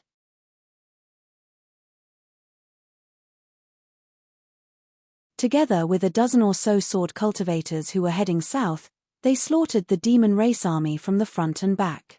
The 4 young genius sword cultivators stood in a row with a distance of 70 to 80 feet between each other. They no longer pursued the speed and depth of the formation and began to kill as many demon race soldiers as possible. Therefore, the 4 sword cultivators began to step on their long swords. Zhan Yu, Hong Zhuang, Sutra, and Zidian were in a sword kinesis flight posture. They summoned their life-bound flying swords and killed their way back to the Great Wall of Sword Qi. Chen Sanchio's life-bound flying sword was called White Deer. One of the flying sword's life-bound abhina was the scene of the white deer holding a ganoderma. On the battlefield, a white deer as large as a house would appear. The ganoderma in its mouth was Chen Sanchio's life-bound flying sword. The white deer was naturally covered in sword light and its surroundings were like snow. It was also able to gather spiritual energy on its own. It was very magical. On the battlefield, the white deer with its snow-like sword light rampaged about recklessly. Its killing power was great. It was said that before Chen Sanchio nurtured his life-bound flying sword, he had an afternoon dream when he was young. The white deer swam forward, knelt on all fours, and took the initiative to acknowledge him as its master. Therefore, Chen Sanchio was known as a playboy among the Sword Qi Great Wall's younger generation. He definitely had the capital to back it up.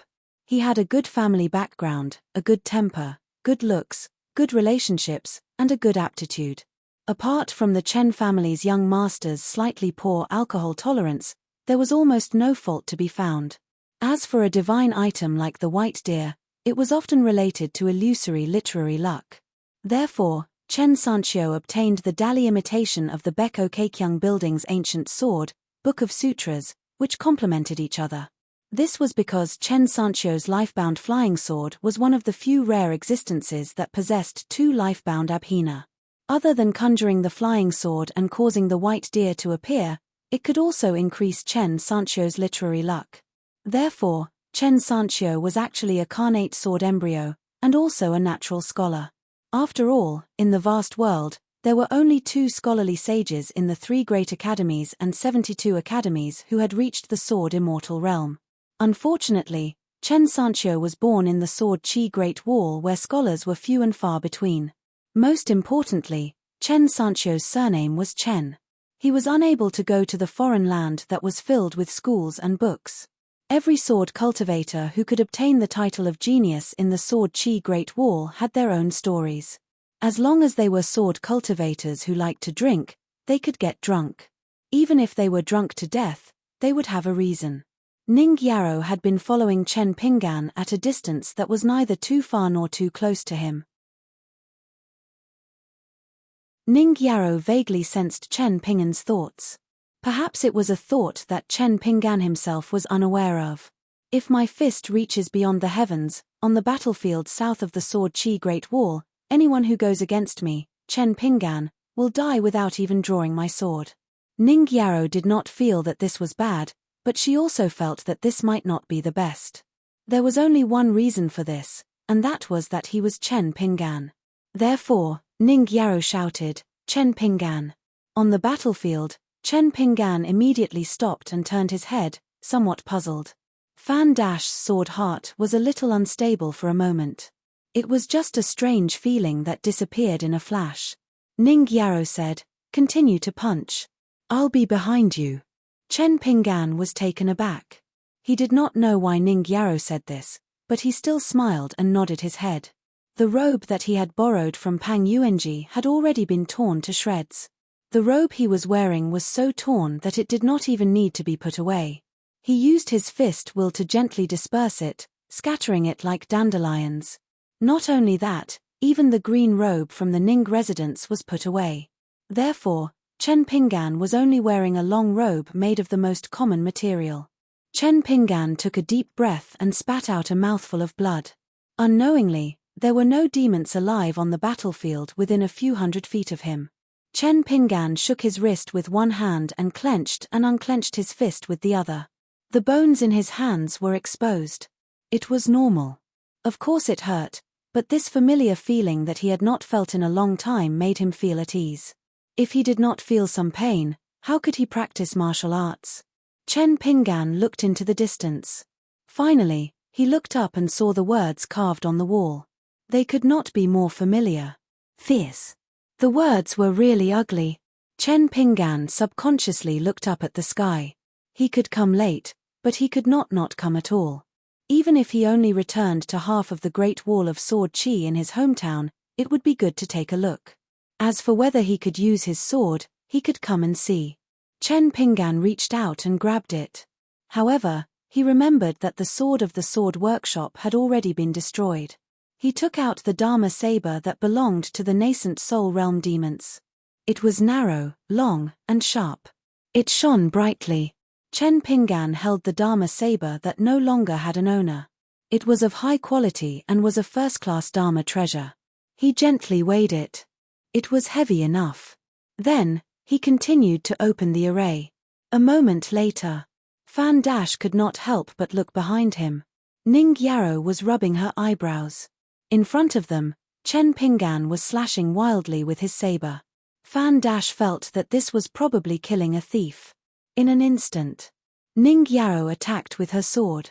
She was not going to save Chen Pinggan.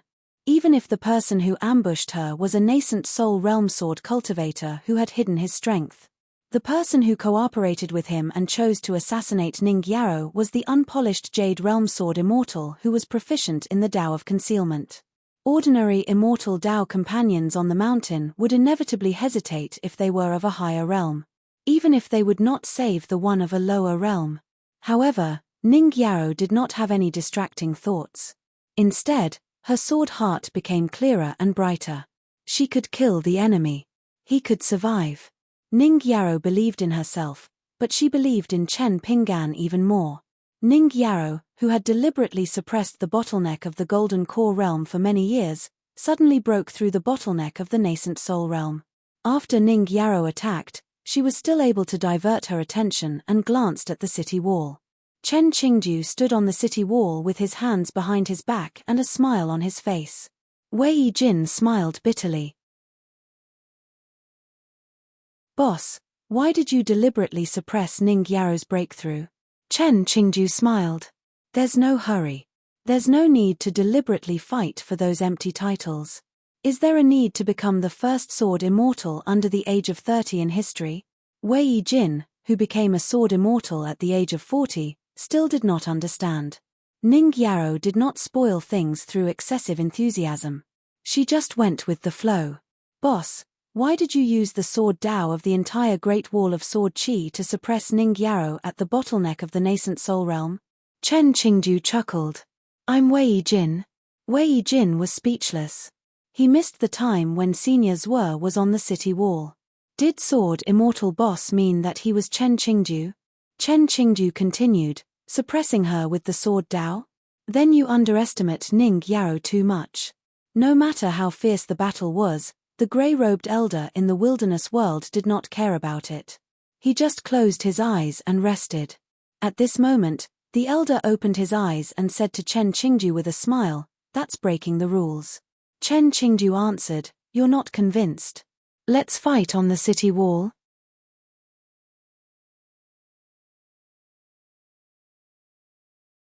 "649. There was no reply from Josie Tent. Chen Qingdu had a look of regret. Almost the entire savage world belonged to this old man. He only occupied a great wall of sword chi. He did not even dare to challenge him. As expected, if a man was not a sword cultivator, he would not be able to do it. Chen Qingdu was silent for a moment, then suddenly asked, Is the bottleneck of the unpolished jade realm so hard to break through? Wei Jin spoke the truth. To me, it is very difficult.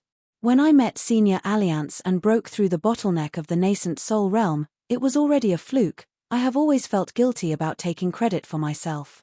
He thought that Sword Immortal boss would mock him, but he did not expect Chen Qingdu to nod his head. It is not easy to reach the immortal realm. Actually, it is difficult for a sword cultivator to break through to the next realm. Wei Jin asked, Sword Immortal boss, can you give me some pointers? Chen Qingdu turned to look at the #1 sword cultivator of the Aquarius continent, a young man who openly admitted that he was troubled by love. As for Wei Jin, in the vast world where sword fate was relatively thin, to be able to reach the upper 5 realms at the age of 40, even in the Great Wall of Sword Qi, it was considered a great achievement. How did Wei Jin do it? Other than his own talent being good, it was also thanks to Alliance that bastard imparting him his plan. The old almanac of the Great Wall of Sword Qi, to the sword cultivators of the vast world, it was the golden rule. Of course, the prerequisite was to be able to flip through the almanac. Alliance had no problem. He was the kind that almost finished flipping through the almanac. He was also a thief. Alliance helped Wei Jin by stacking the two methods together and risking his life to break through in advance, becoming the leader of the Aquarius continent's sword Dao. Strictly speaking, his methods were not glorious and not too brilliant. Chen Qing had lived for 10,000 years and naturally saw through Wei Jin's cultivation foundation. The saying of the strong having strong luck had some truth to it. As long as Wei Jin entered the upper 5 realms and stayed in the Aquarius continent, he would be able to occupy a continent and be at the peak of a mountain. He would be able to plunder the Aquarius continent's sword fate as he wantonly. Wei Jin only needed to follow the prescribed order. Since his aptitude was good enough, he would slowly improve in the next 100 years, and if nothing went wrong, he would definitely become an immortal. Wei Jin was a person who knew when to stop. He had only fought a battle with the heavenly monarch of the North Continent, Xie Wen Jian, and had consolidated his cultivation base. He had immediately given up on the great Dao steps that were within his reach. Instead, he had come to the Great Wall of Sword Qi. If not for the appearance of the new hidden official, Wei Jin would most likely have died in battle in this foreign land. In the end, he would at most leave behind a distant and vague story of a sword celestial in the Aquarius continent. Chen Qing had always admired such a young man. He dared to fight for power and was willing to die. On the other hand, a certain bastard was unwilling to die. However, they would rather live a life worse than death. In Chen Qingdu's opinion, it was acceptable, just like himself. After Chen Qing heard Wei Jin's request, he was not in a hurry to give an answer. He laughed. Why did you only ask today? Wei Jin, you are very smart. Letting you stay in the thatched cottage at the back, you should know that this is my tacit agreement. First it was Cao Ci, then it was Chen Pinggan, and now it's you. Not everyone can be neighbors with Chen Qing. Wei Jin looked at the battlefield in the south and said softly, as the only sword immortal of the Aquarius continent, I hope to come to the Great Wall of Sword Qi without any selfish desires. In the end, I hope to leave the Great Wall of Sword Qi with dignity. This is one of the reasons. Another reason is that I hope to rely on my sword to exchange for the guidance of my eldest sword immortal. That year, Senior Alliance gave me pointers. I do not wish for the next time we meet, Senior Alliance to feel that he helped a piece of trash. That piece of trash did not amount to anything, and became a sword immortal that could peacefully lie in the realm book and wait for death. There were some things that Wei Jin did not say. Senior Alliance had once teased him when he was drinking with him. He said that it was actually very difficult for the infatuated people in the world to have lovers. After all, the matchmaker now had many red strings involved, and he could not forcefully tie a girl to the bridal sedan. Then he should take a step back and let himself live a better life. He should let the girl that he missed, because of the past, in the future, she would have a small regret in her heart. Maybe when she argued with her husband in the future, she would be able to say that someone in the past was also her admirer. Chen Qing liked Wei Jin's openness. He laughed. In the future, every now and then, every time you accumulate some merit, I will impart to you a sword technique. It is not a low-grade technique, It is the Tao foundation of an old friend of mine in the past. Wei Jin cupped his fists and bowed. He did not say anything. In Wei Jin's view, the heart of a sword cultivator, and the words that he wanted to say, were all about the sword. Chen Qing shook his head. Not very good. The old man rubbed his chin and clicked his tongue. First, there was that alliance who nagged at you for 100 years. Once he left, there was the second shopkeeper. It seems that it is really difficult to go from extravagance to frugality. Wei Jin said helplessly, I can't learn. The old man laughed. There is no need to learn. Besides, you can't learn it. Wei Jin asked, will Senior Alliance return to the Great Wall of Sword Qi? Chen Qing asked, have you ever thought about why Alliance taught you the method to break out of seclusion? Wei Jin answered, I have thought about it, but I don't understand. Alliance did not meet you by chance. He purposely found you and taught you swordsmanship. It was not because he was scheming against you and felt that you would definitely return to the Great Wall of Sword Qi. It was also not because he felt that you were not accomplished and casually gave you arms so that you, the future master of the continent's sword Tao, would be grateful to him.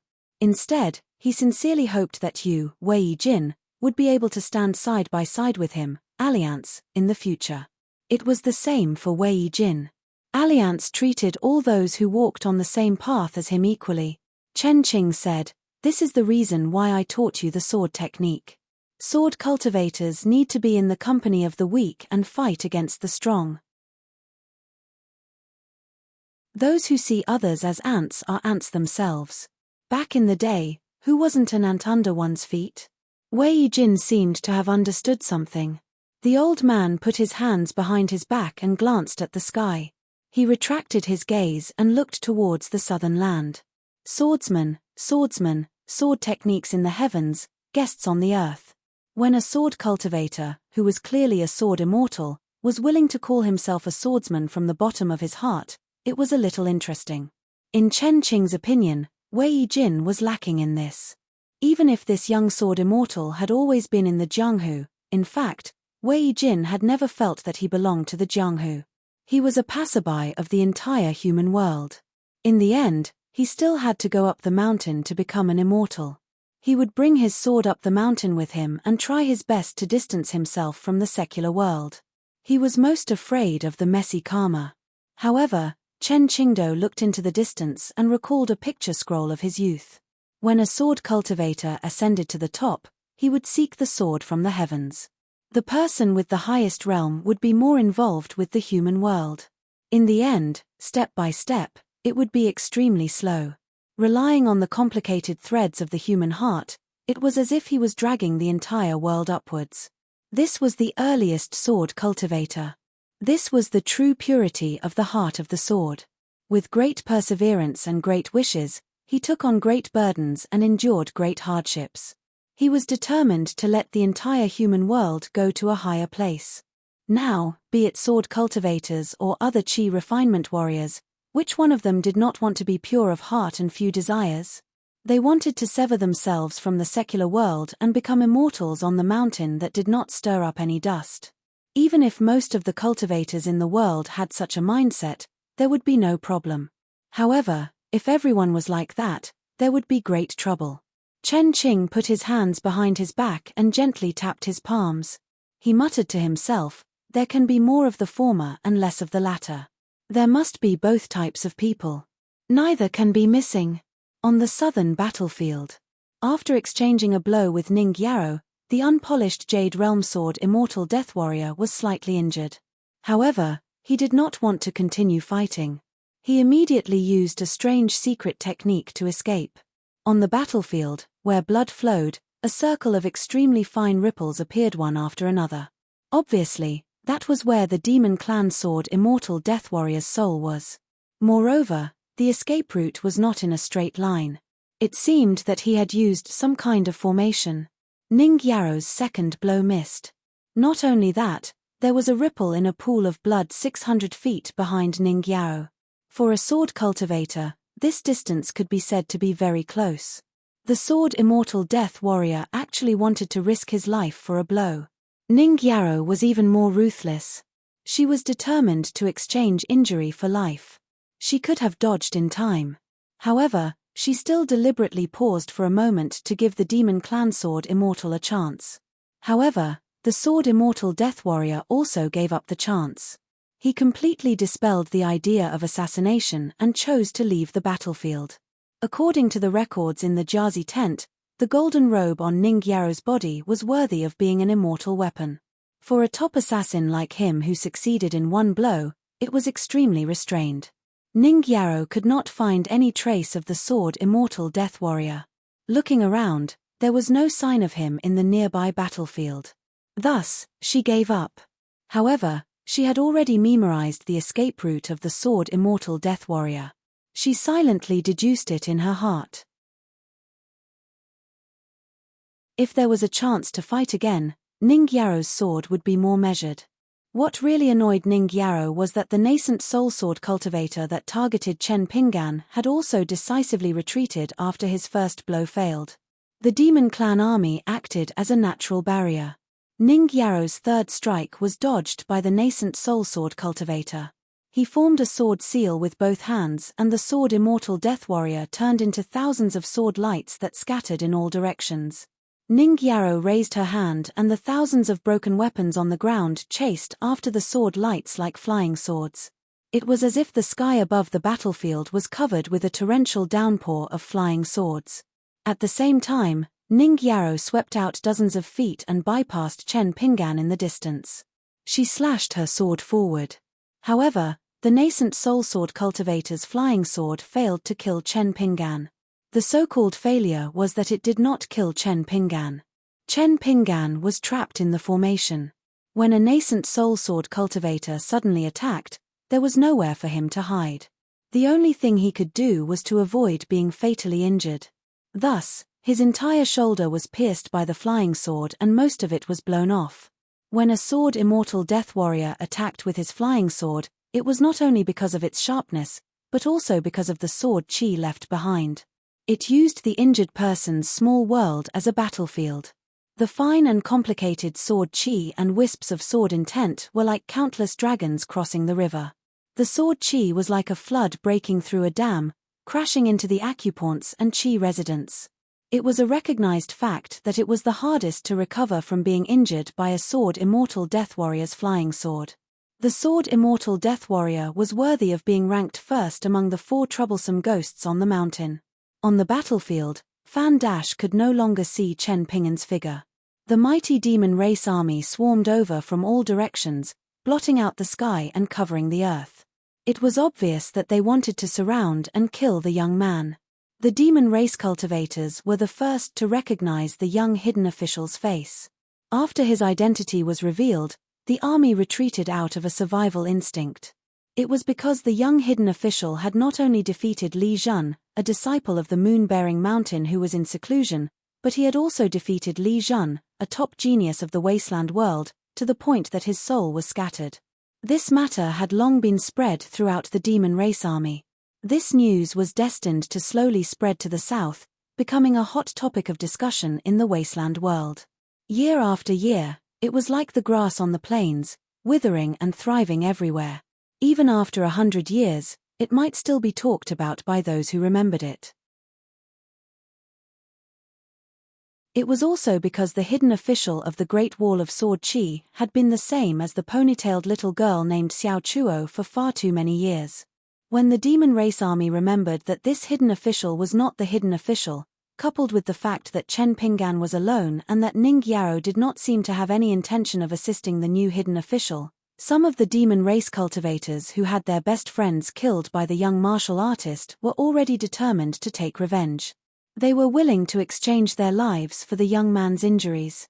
Some of them felt that the young man was only one person while their army was in formation.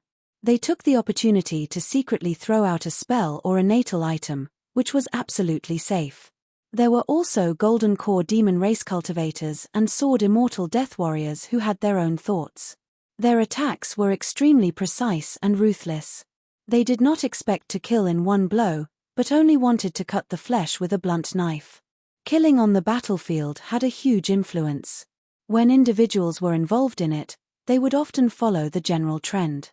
They would be defeated, mutinies, and forget about death. They were all like this. Finally, there was the nascent soul sword immortal death warrior who injured the young hidden official. Killing intent was everywhere, covering the sky and the earth. In the distance, Fan Dash murmured, "They shouldn't have opened the formation like this. It's too dangerous. In this kind of battlefield, how could there not be accidents? It's not the martial arts fist after all."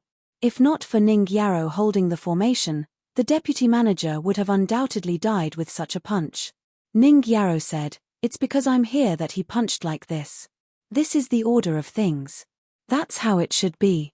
Ning Yarrow also knew why Fan Dash was so uneasy. In the end, he was worried about Chen Pingan's safety. Ning Yarrow did not elaborate. Fan Dash was not a pure martial artist. The path of sword immortal and the path of pure martial artists were gradually ascending. The martial arts fist was at the peak. They seemed to be different paths leading to the same goal, but in fact, they were very different. This was the true martial arts fist. Competing with others was only a small path of martial arts. Using one's own strength, using only one's fists to compete with the heavens and earth, this was the true glory of the great Tao.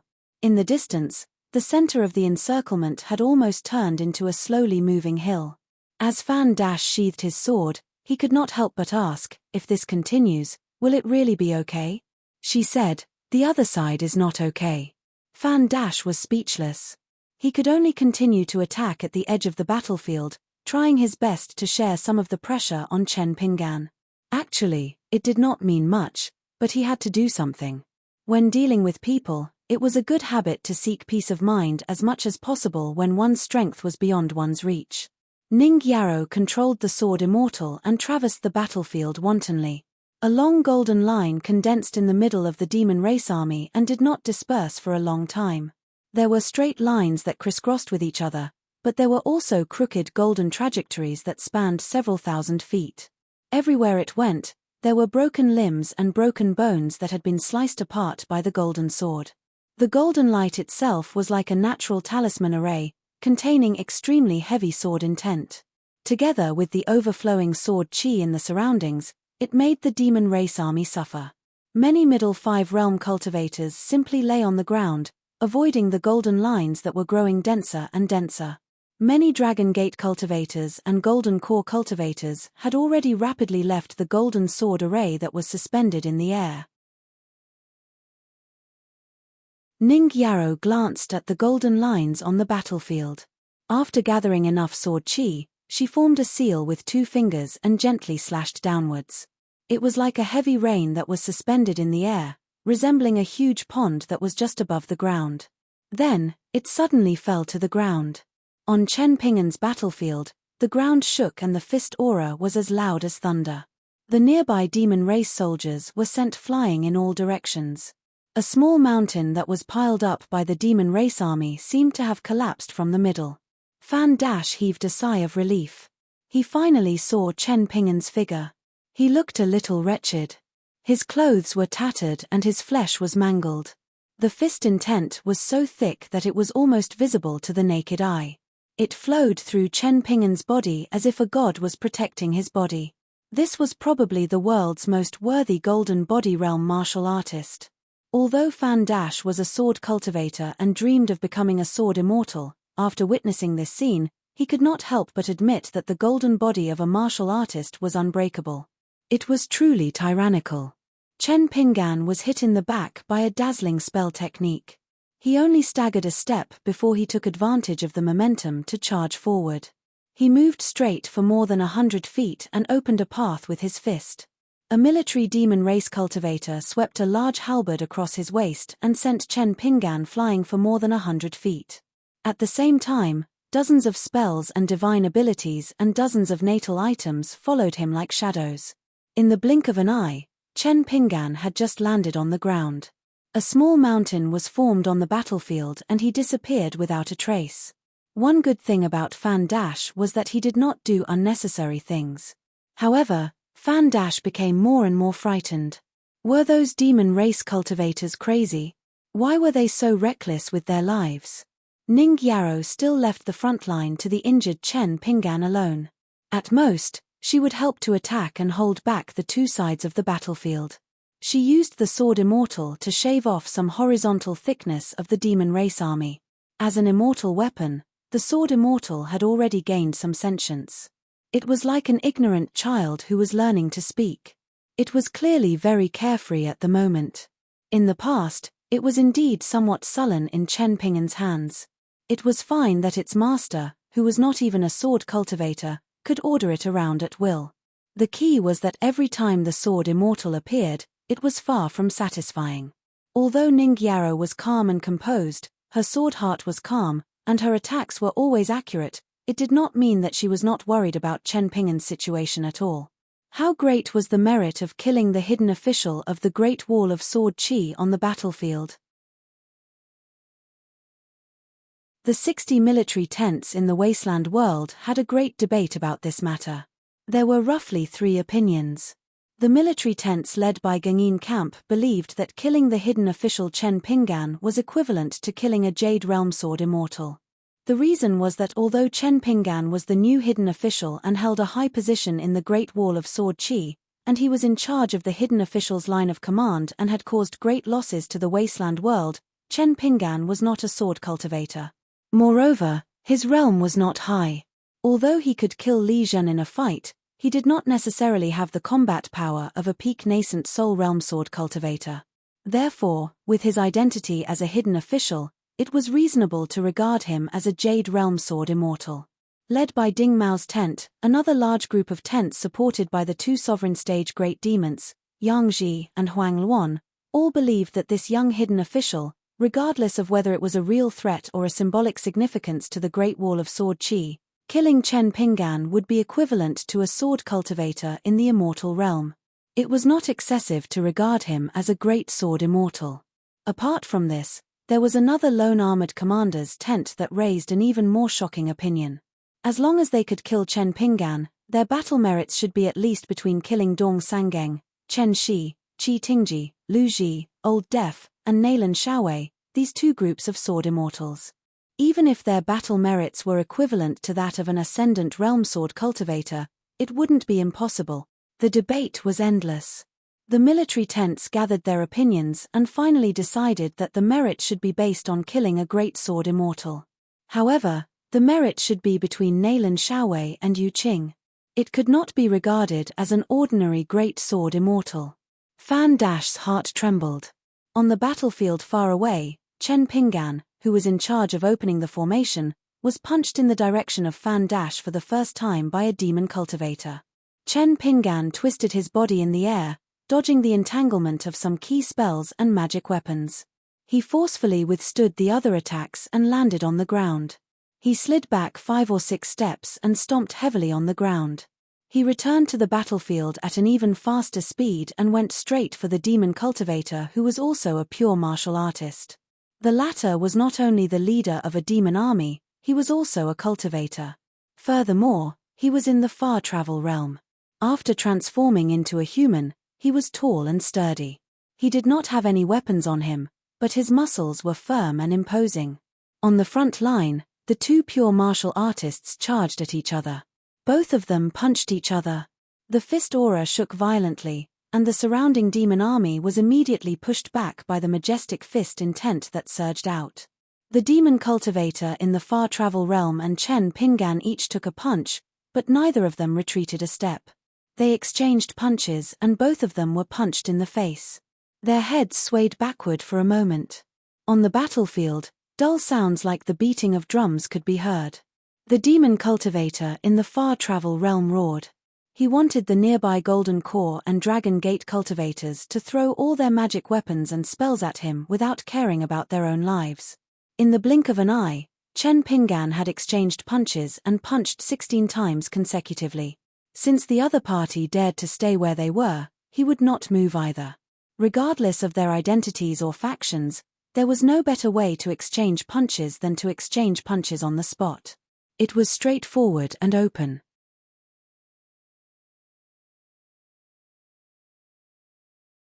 No matter how the hidden officials' lineage racked their brains, no matter how the sword cultivators on the city wall forgot about life and death, they could only delay the situation for a moment.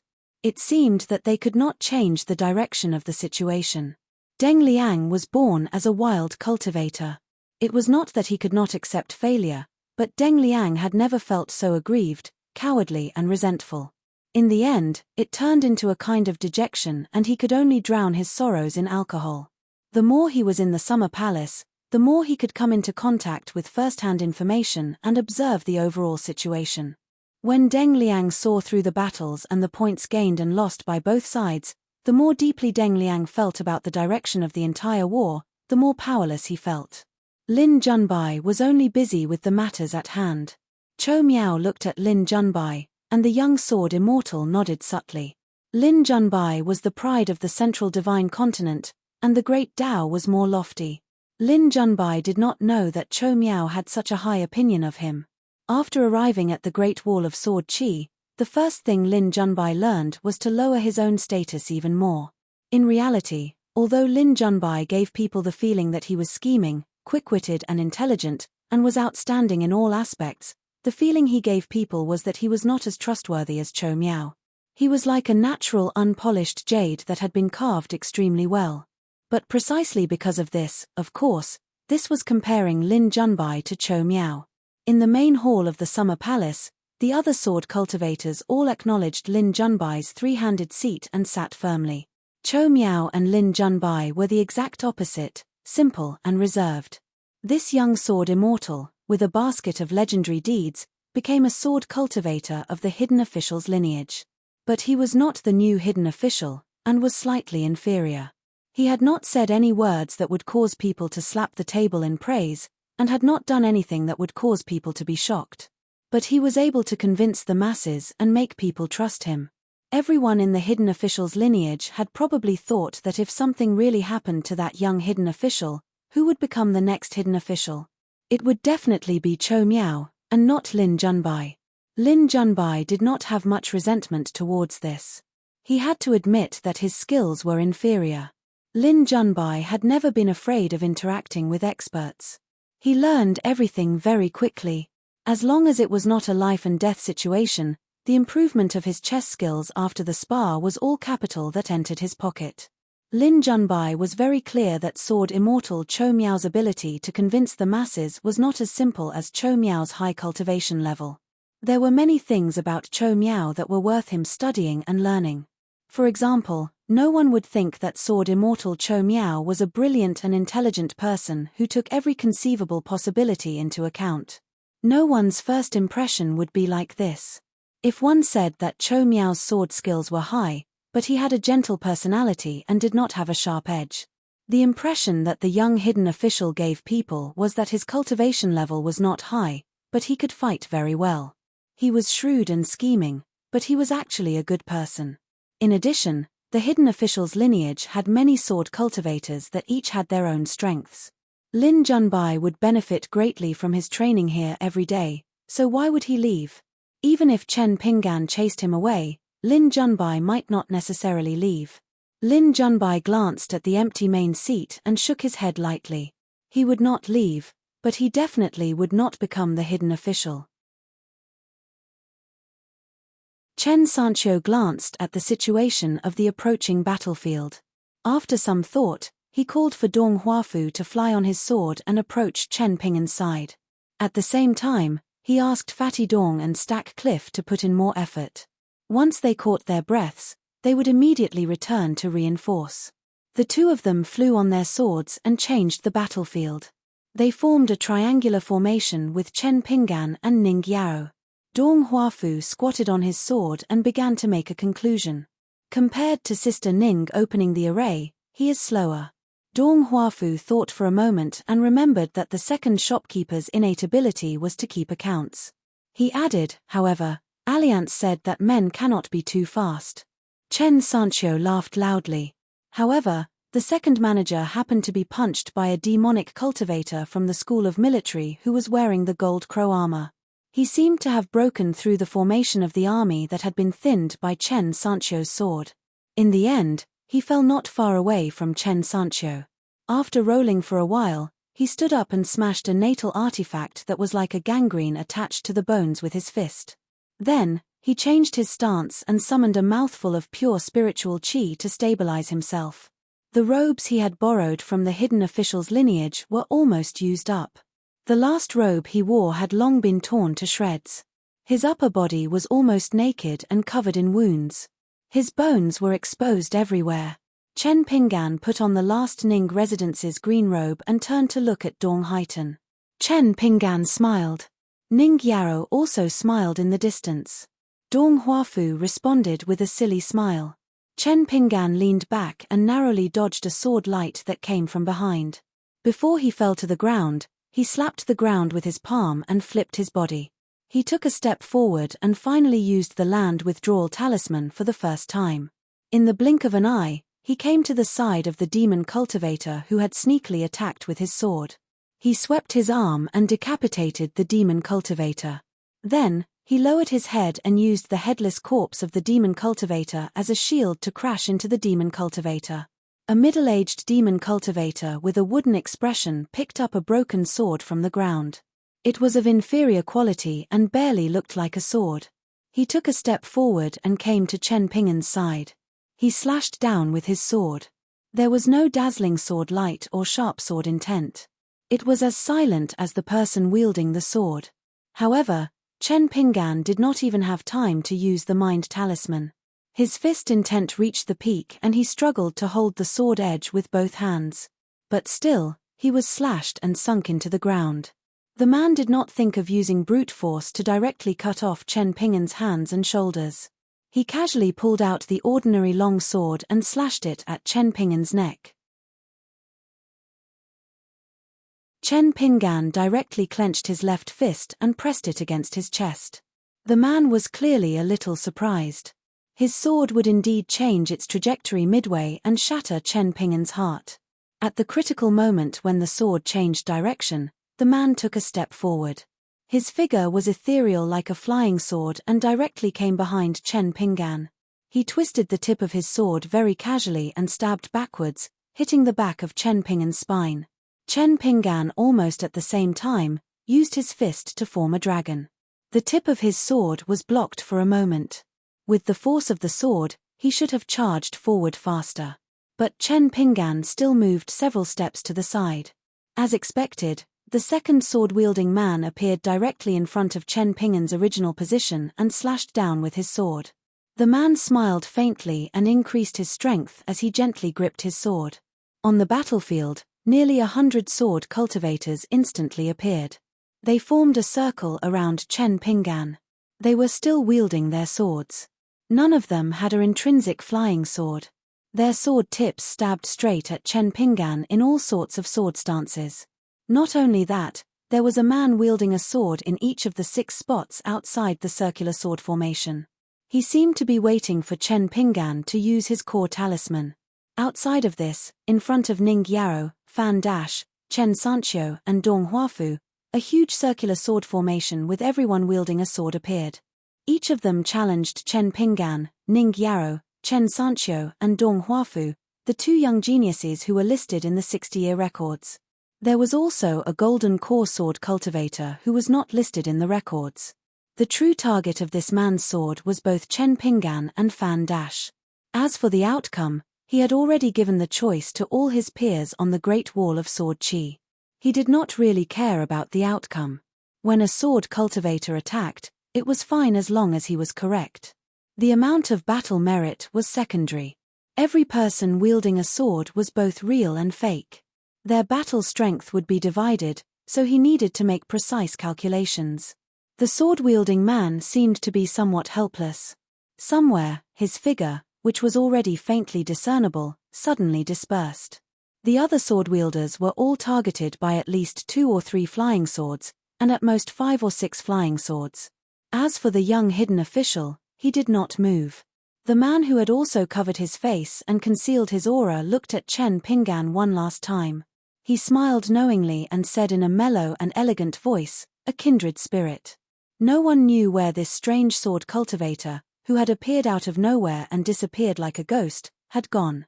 Chen Pinggan withdrew all his flying swords and returned them to the moon at the bottom of the well. This flying sword's innate ability was the moon illuminating the deep well. As long as a ripple appeared in the lake of his heart, every time he attacked and withdrew his sword, it would be a scene of a broken moon and then a full moon. Everything depended on the sword cultivator's thoughts. He had nurtured 2 innate flying swords with great difficulty, but in the end, the moon at the bottom of the well had to appear prematurely. Chen Pinggan cursed inwardly, a kindred spirit. You're tuning in to the Celestial War YouTube channel. Don't forget to subscribe and join us on this journey to catch the most captivating stories.